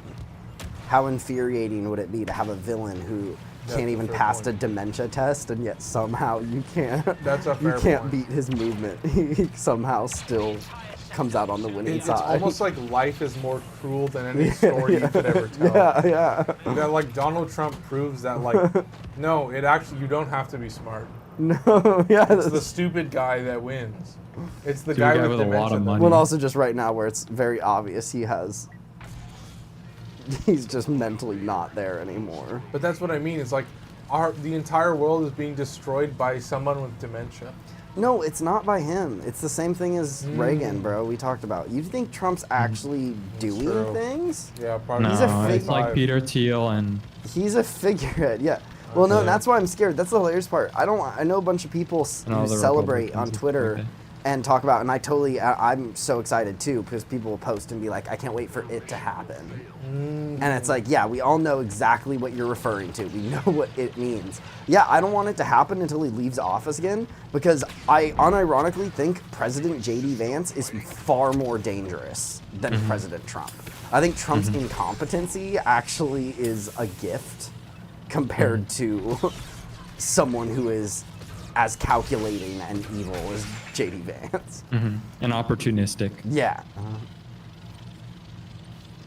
Yeah, and then he'll just have the full backing of everybody. And he'll be like, all right, perfect. And then he'll have this meeting of the chairs behind him. And it'll be like the fucking Marvel shit. Of all the evil guys. Yeah, the guy, yeah, exactly. It'll be like Larry Ellison, Peter Thiel, Jeff Bezos. Benjamin Netanyahu. Yeah, Benjamin. Of yeah, course, you exactly. can't. The big Yahoo must not be Yeah, we were- ignored. Israel always- approves. Israel impressed. We were doing the bit of like, yes, good, I am the Jews, yes. It's like Netanyahu as the president. If you hate me, then you hate all the Jews, yes. Good. Etiquette. I love my roommate's take. It's the most. I can't be mad about it at all. What's their take? Like, his take on Israel-Palestine is insane. It basically comes down to he thinks that it should just be legal in the United States for Native Americans to kill white people for sport. Oh my And God. that's the solution. Oh my god. And I was I like, think if Native Americans had $40 billion a year in defense spending, they would have been doing that. You know? As much as I hate to say it. Oh my god, I died again. It's like my blood. Bro, why is this thing like hovering in the air? yeah, I so can't even get to it. his entire thing is basically just might is right, but if you've been wronged, revenge is cool too. I was like, this is the most insane way to look at world politics, but low-key, you're right. But like, it's Ain't the that how it reality of is? the world. It's not good. It's not what we want, but it low-key is what happens. No, I feel it. There's a lot of people that are like, I mean, at this point, yeah. It'll just be like a return to like feudalism or whatever. You know? Welcome to the permanent underclass, gentlemen. Yeah, Glad exactly. to Yeah, join you. I mean, are we really that far off from feudalism? I guess because we have governments, so. And we have laws and stuff like that. Yeah. Well, You supposed to have definitely, laws. you can make a very easy argument for an oligarchy, though. That's true. It's kind of like a legalized oligarchy, to be honest.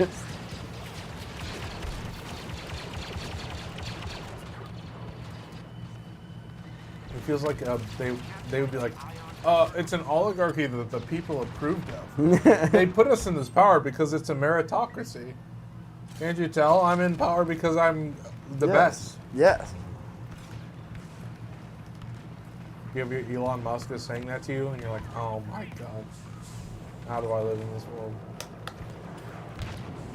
Musk proved why, if you are not involved in politics at all, Politics is involved in and you. if you're a big public figure, don't get into politics. I don't think the public opinion of someone has dropped as far as Elon Musk has damaged his own public Right. image.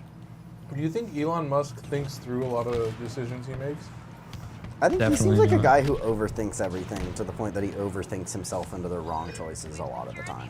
Like he gets himself Really? into a loop, he spirals. Yeah.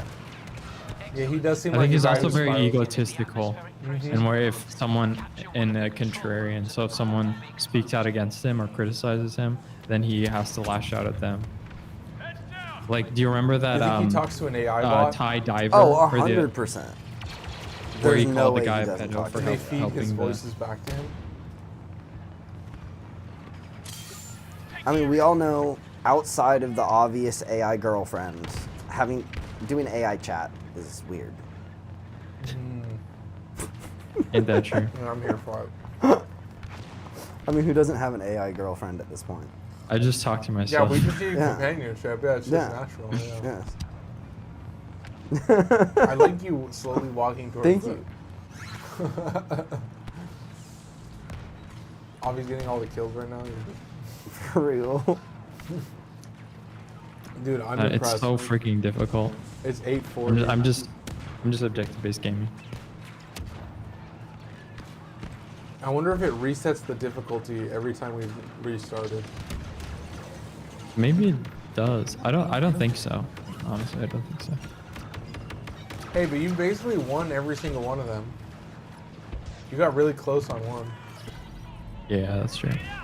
Damn it. Excellent. The core is now Yeah, so it's 8:40. So Damn. I'm wondering how much longer do you want to go? Oh, up to you, man. I don't have any other plans. We could probably let's do one more game after this. We've been going for 6 hours. Just so you know. Holy shit. I'm impressed. Right as I was about to. Israel impressed. Great success. Yeah, look at all these extra characters that like I nobody's don't ever care. heard of. No one's Yeah. ever even heard Who are of these people? Who's Loki, this let's go! bulldog? Rah! Oh shit. You're the best around. Holy shit, So your left there's so trigger many and right- guys have you on the played other this side of guy that before? power. Your left trigger and right trigger are like electric prods. They're like super short range. Well, Oh, oh, BB9E. no, but I know exactly what I want. That's my. Come on, guys. Oh, I'm going the wrong way. Yeah, I'm just gonna farm some kills. We're all here for it. Dots. Just Damn. fire into the crowd. No Russian. Damn, somebody just slapped you in the face too. That's Holy shit, there's so many guys. I know, isn't it nuts? I'm just throwing my grenade over and over again. I just they keep kinda, getting like, kill pile after into kill. that area. Come on.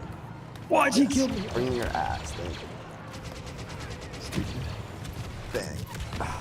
Oh my god, yeah, and they all are like pinpoint accurate. I think it did reset the accuracy.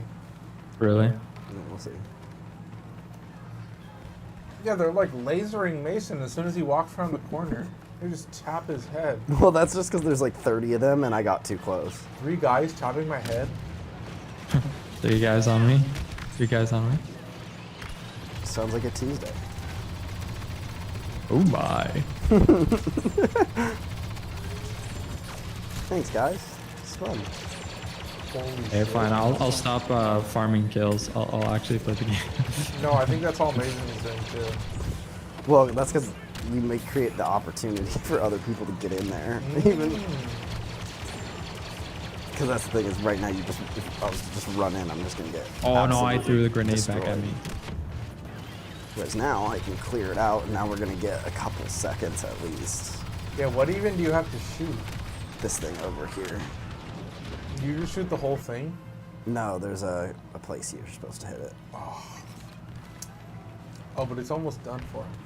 Yeah, exactly. Got it. Well, they could actually hold us back, to be honest, with the way this bottlenecks.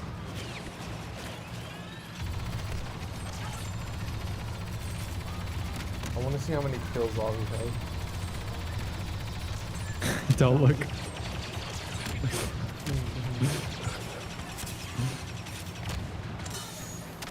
Shit. Move, bro. Come on. The core won't last much longer. See, I think this runs pretty well. I think this is a success. What if you shoot that thing? Yep. Bang. Oh, and it's done for. Flawlessly executed boarding action. Well done. Boom. 145 eliminations. 145. 145. All right, yeah, I think this will probably be the last one. Dude, oh, that was good. You didn't waver for a second. No, thank you. Your energy level was so consistent. I mean, this is kind of just who I. Yeah, it was admirable. It was admirable. It was a 500 cigarettes.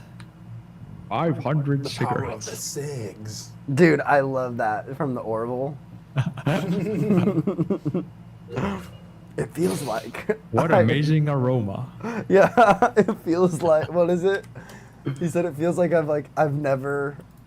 It feels like I just sat down, or my whole life. It feels like my whole life I was standing, and now I've just sat down.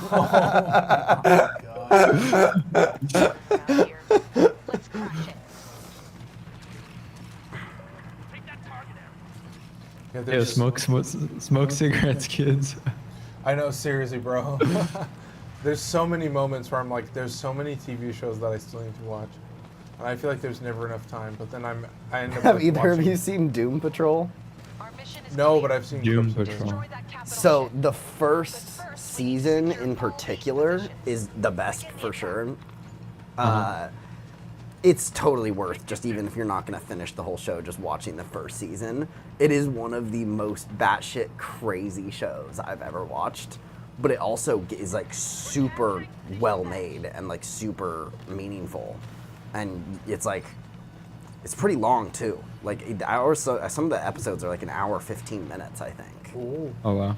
But what they do with these superheroes that you've never heard before in your life outside of one character is awesome. And then just the show itself is so unique. I'd highly recommend Doom Patrol. Doom Patrol is a show.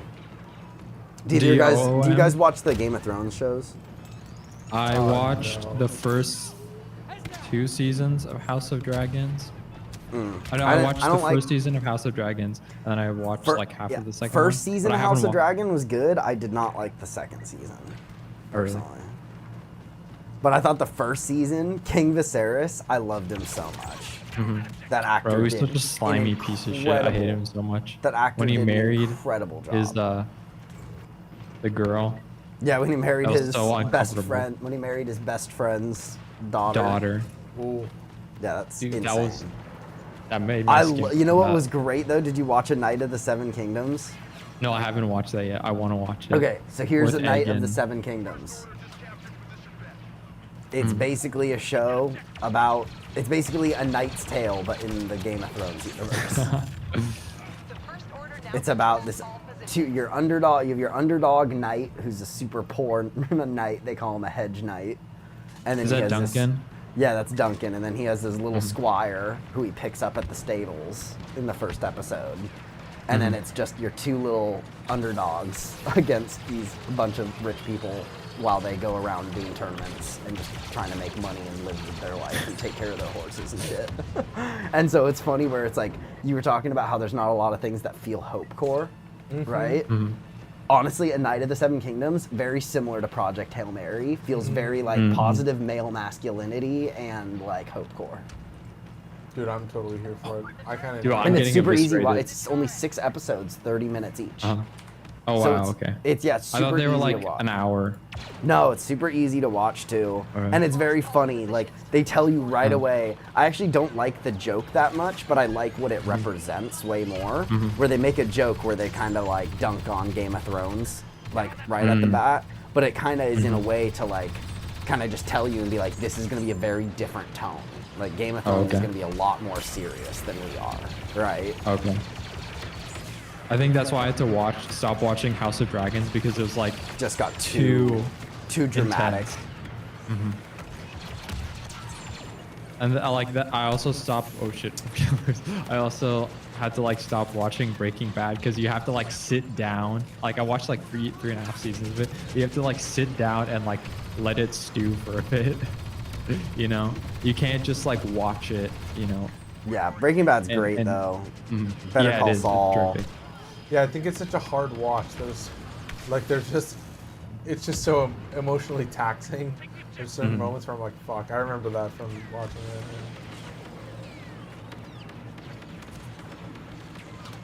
Bro, we're getting our butts kicked. Oh. I know. I need to watch True Detective so bad.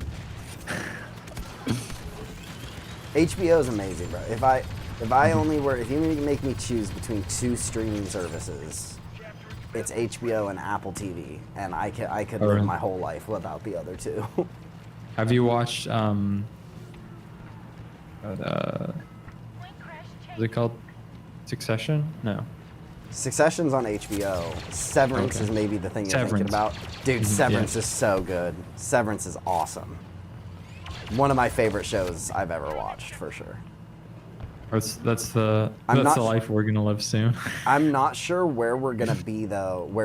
I'm very fascinated to see where the show goes from here. It feels like they're at a very critical point where either the show could continue being elite, or it could be a show that everyone goes, "Oh, the first 2 seasons are awesome," but then you can stop there. Or like, "Oh, the season 2 finale, we just consider that the finale," right? Like, I could see that happening. You That know? would be ruthless. But I could see it happening. Yeah, for sure. Because it feels like the repercussions of the finale of the last episode is like everything has to change now, right? I haven't seen it, but Oh, well, sorry. Sorry. Sorry, the way you were talking, I thought you. yeah, that's just because you But- said Apple TV. I was Oh like, my gosh, isn't it- something big happens in a season finale. Shocking. No way. I sort of know the premise of it, but I haven't watched the show, so I'm And then I'm Ted Lasso is awesome. That's more hope core for you. Yeah. If you like hope core, Ted Lasso is great. Secured command post doors. No, I need some hope for right now. Yeah, I bro. we need can, hope. next time I'm over here, I'll bring you my Paddington Blu-rays.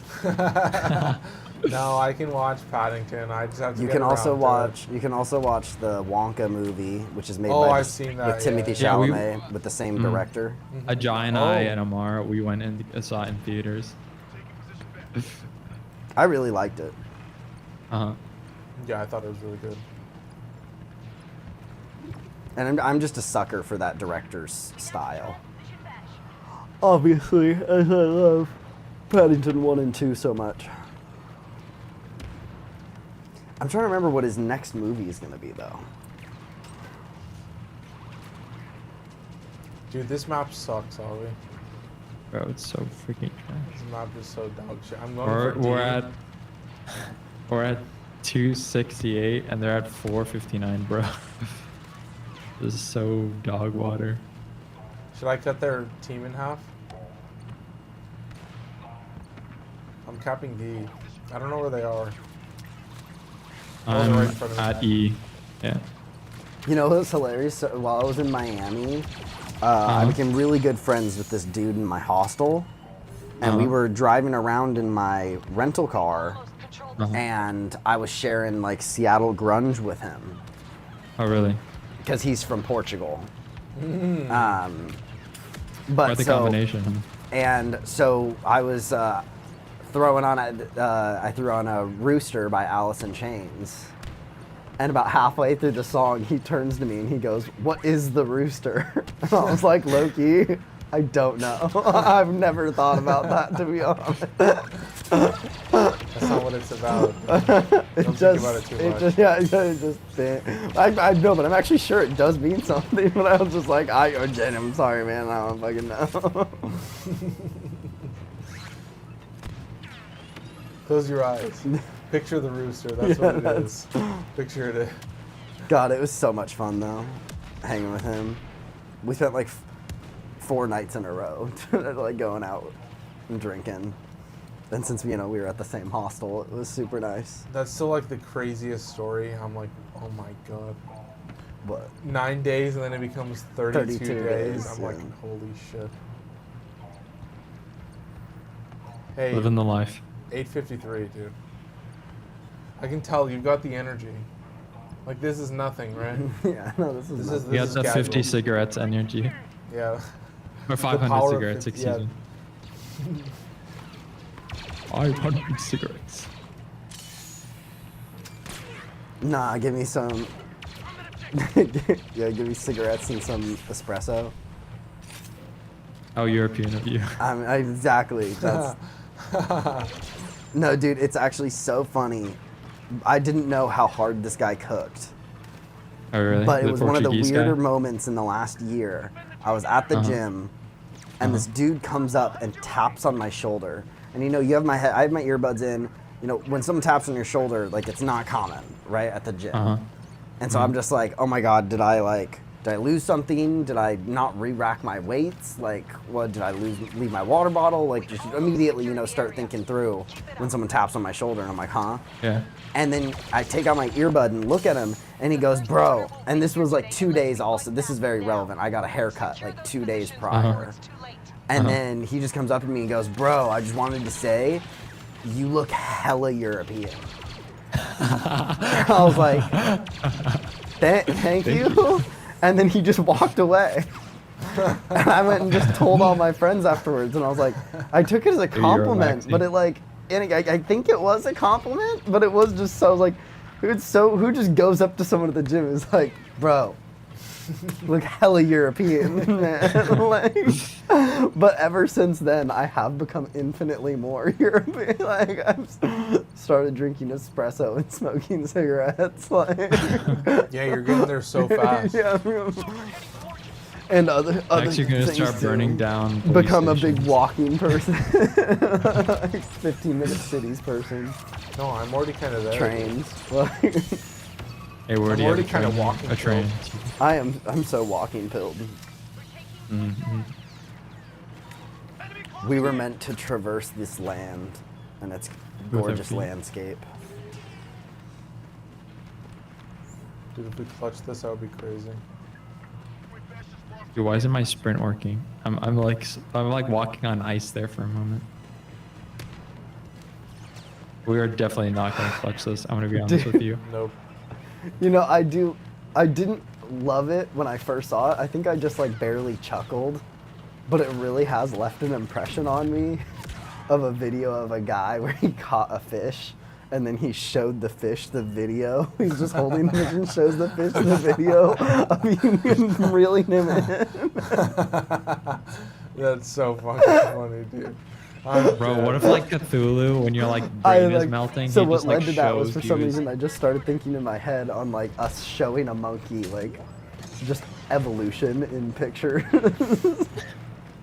And then all of like humanity's huge accomplishments. That's the reason for the just chimpanzee the civil monkey, war. the monkey just being like, huh?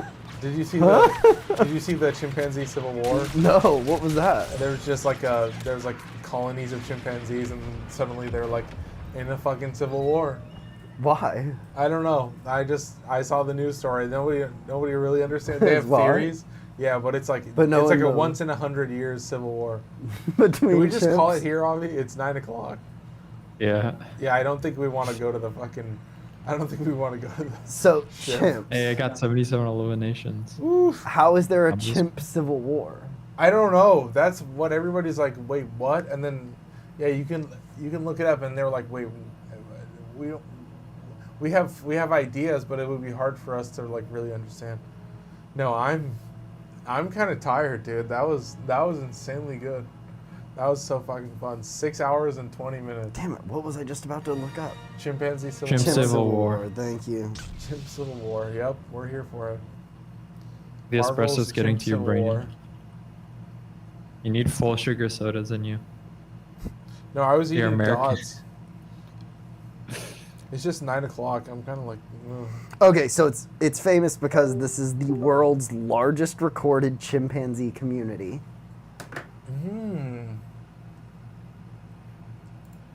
It's been going on since 2015. What? It's an 11-year-long Ngogo chimpanzee conflict, 2015 to present. The once unified Ngongo community fractured into Western and Central factions sometime in 2015.